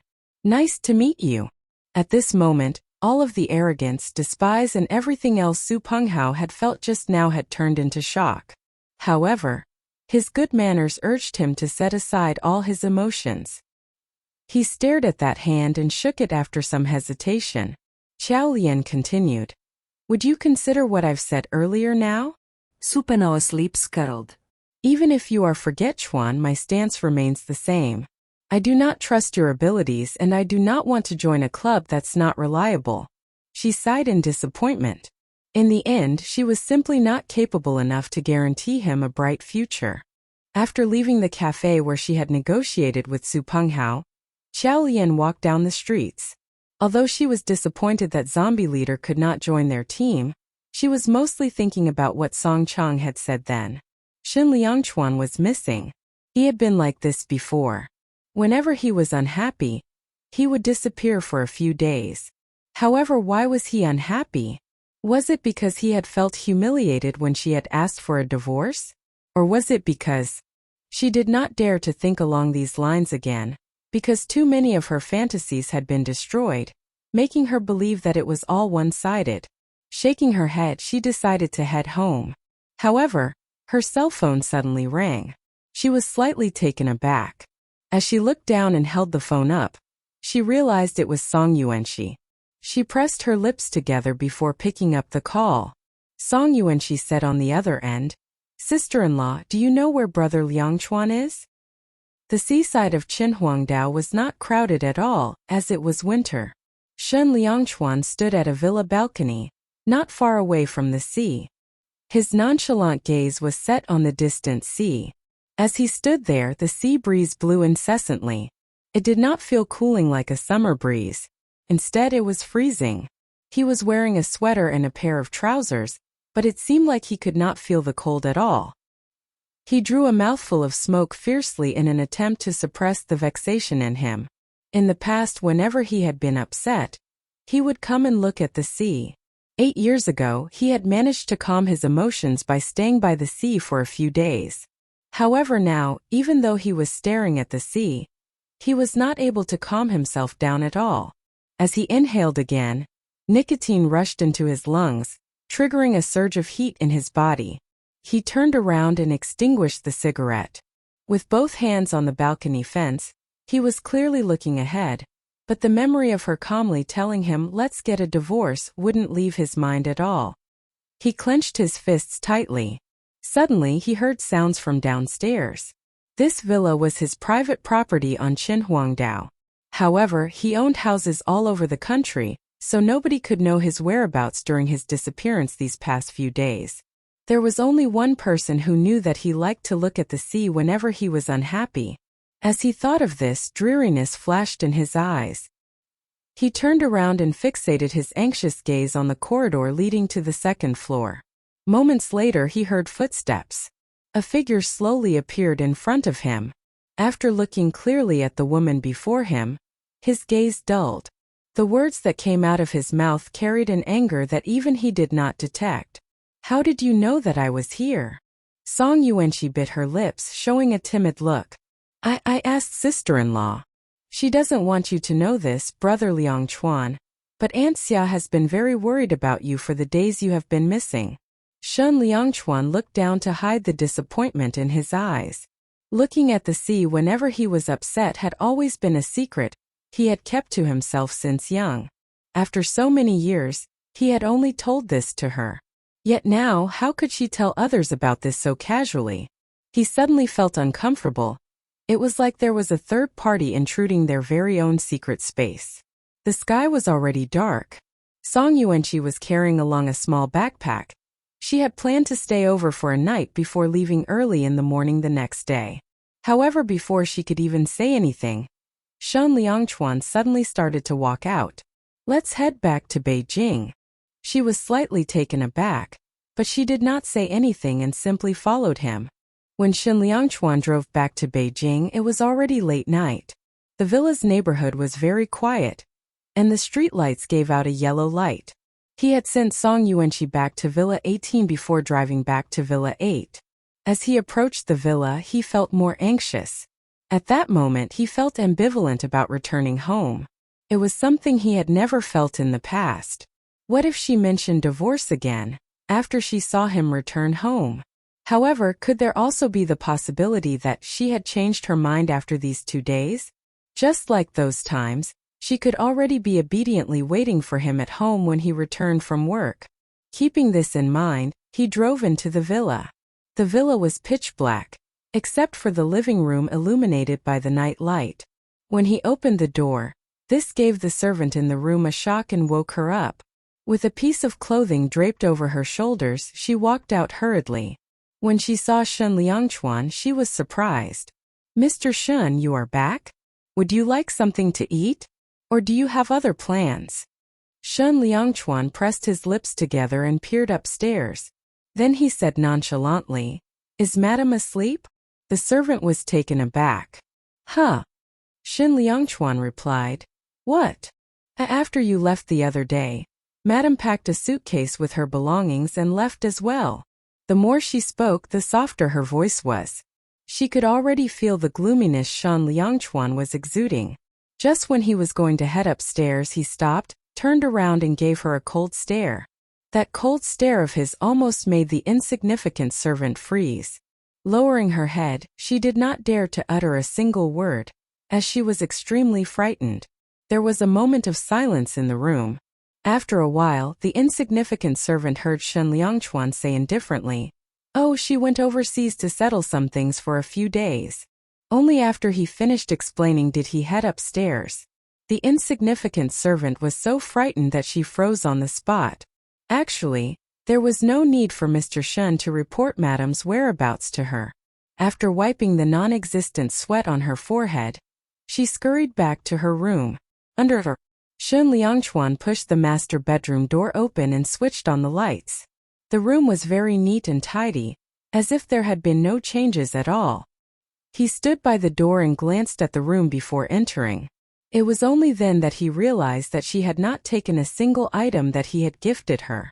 When she had moved here, she had only brought along one set of clothes. When she leaving, she had remained very candid. There didn't seem to be many changes from a rough overview. However, Shen Liangchuan noticed that there was only one toothbrush left in the washroom, leaning against the glass cup pitifully. In addition, there was only one towel left hanging on the wall. Her little underwear at the small corner of the closet was missing as well. The expensive skincare products he had bought for her also stood remotely on the dressing table. Nothing seemed to show that there had been traces of her being here before. However, only he knew that this room had changed. Her departure signified her determination to divorce him. Actually, if she hadn't been determined about this, she would not have prepared so much prior to this. As Shen Liangchuan sat on the sofa silently, he looked at everything that had once been familiar, yet now extremely foreign to him. He could only feel a surge of endless loneliness in his heart. Then he suddenly started laughing. But that laughter seemed so terrifying in the dark night. At the same time, a sense of insidiousness filled his heart. Trying to escape Xiao Qiao? Keep dreaming. That night Xiao Lian had continuously sneezed several times when she was asleep. The next morning when Xiao Lian had just stepped into the office, she heard Su Mimi announce, "We're having a meeting." Her and Shen Yao looked at each other, picked up their notebooks and headed towards the conference room. Moments after they walked in, they saw Team 1 members come inside as well. Team 1 and Team 2 were completely split up. Xiao Lian and Shen Yao were sitting on one side. Meanwhile, Team 1 members had no intentions of sitting on the same side as them. even if it meant shifting their chairs. They were all seated behind Team 1's chief editor, and it seemed like they were creating a clear division. Judging the situation, Shi Nianyao whispered to Qiao Lian, "Actually, it's not that bad being under you." Qiao Lian raised her brows. Shi Nianyao smiled. "Look at the amount of space we have. That's a clear advantage." Qiao Lian burst into laughter. While they were chatting casually, the atmosphere on the other side was very tense. After a while, managing editor Lu Zhixing walked in. When he saw the battle formation for the meeting, he was slightly taken aback. His lips twitched, wanting to say something, but he still chose to remain quiet in the end. After sitting down, he said, "So Team 1's chief editor Zhang Chunhua gave a suggestion. Since the news agency is split into two different teams, there should be an equal distribution of the workload. There will also be a performance evaluation for both teams at the end of the year. First things first, we have 10 assignments next week, so each team will take 5. Before he could finish speaking, Qiao Lian interrupted him. "Managing editor, we only have 2 people. Isn't this equal distribution unfair?" Zhang Chunhua immediately sneered. "Aren't you going to employ more people in the future? Moreover, this is a competition between 2 teams. Of course it should be done fairly." After that, she said authoritatively, "Qiao Lian, your team should do a follow-up of Mo Shiqing's news conference for his new album next week. Also, Mo Ru's side has set a date for the interview, so you should make up for it. Another thing." She distributed the 10 assignments one-sidedly. Looking at the distribution, Qiao Lian was so angry, she almost wanted to laugh out loud. Zhang Chunhua was blatantly oppressing her. Mo Shiqing was known to be someone whose information was extremely difficult to find. He was even harder to deal with than Shen Liangchuan. This was because there was never any news released about him, other than that time he had been caught kissing his secret girlfriend. Mo Ru was infamous for her nasty temper as well. She glared at Zhang Chunhua with a frown. Zhang Chunhua mocked her. "Don't look at me like that. I'm actually giving you all the big scoops. So far no one has found Mo Shiqing's girlfriend yet." As soon as she finished talking, Shi Nianyao became visibly uncomfortable. Unfortunately, no one was paying attention to her. Zhang Chunhua criticized her. "HMPF. You cannot even dig out such an important news item. It's just like last time when you followed Mrs. Shen for a month. In the end, not even a single piece of news. You." Before she could finish speaking, the conference room door was pushed open by the front desk secretary. Zhang Chunhua turned around with displeasure. She was about to say something, but she realized the front desk secretary was very excited. She was so excited that she could not even speak properly. "The best actor Shen is here." The moment she said that, everyone in the conference room was astonished. Lu Zhixing stood up immediately. "What did you say? How was it possible that best actor Shen had come to their news agency?" However, the next moment, everyone saw a tall, handsome figure standing at the entrance. The second Qiao Lian saw him, her eyes narrowed instantly.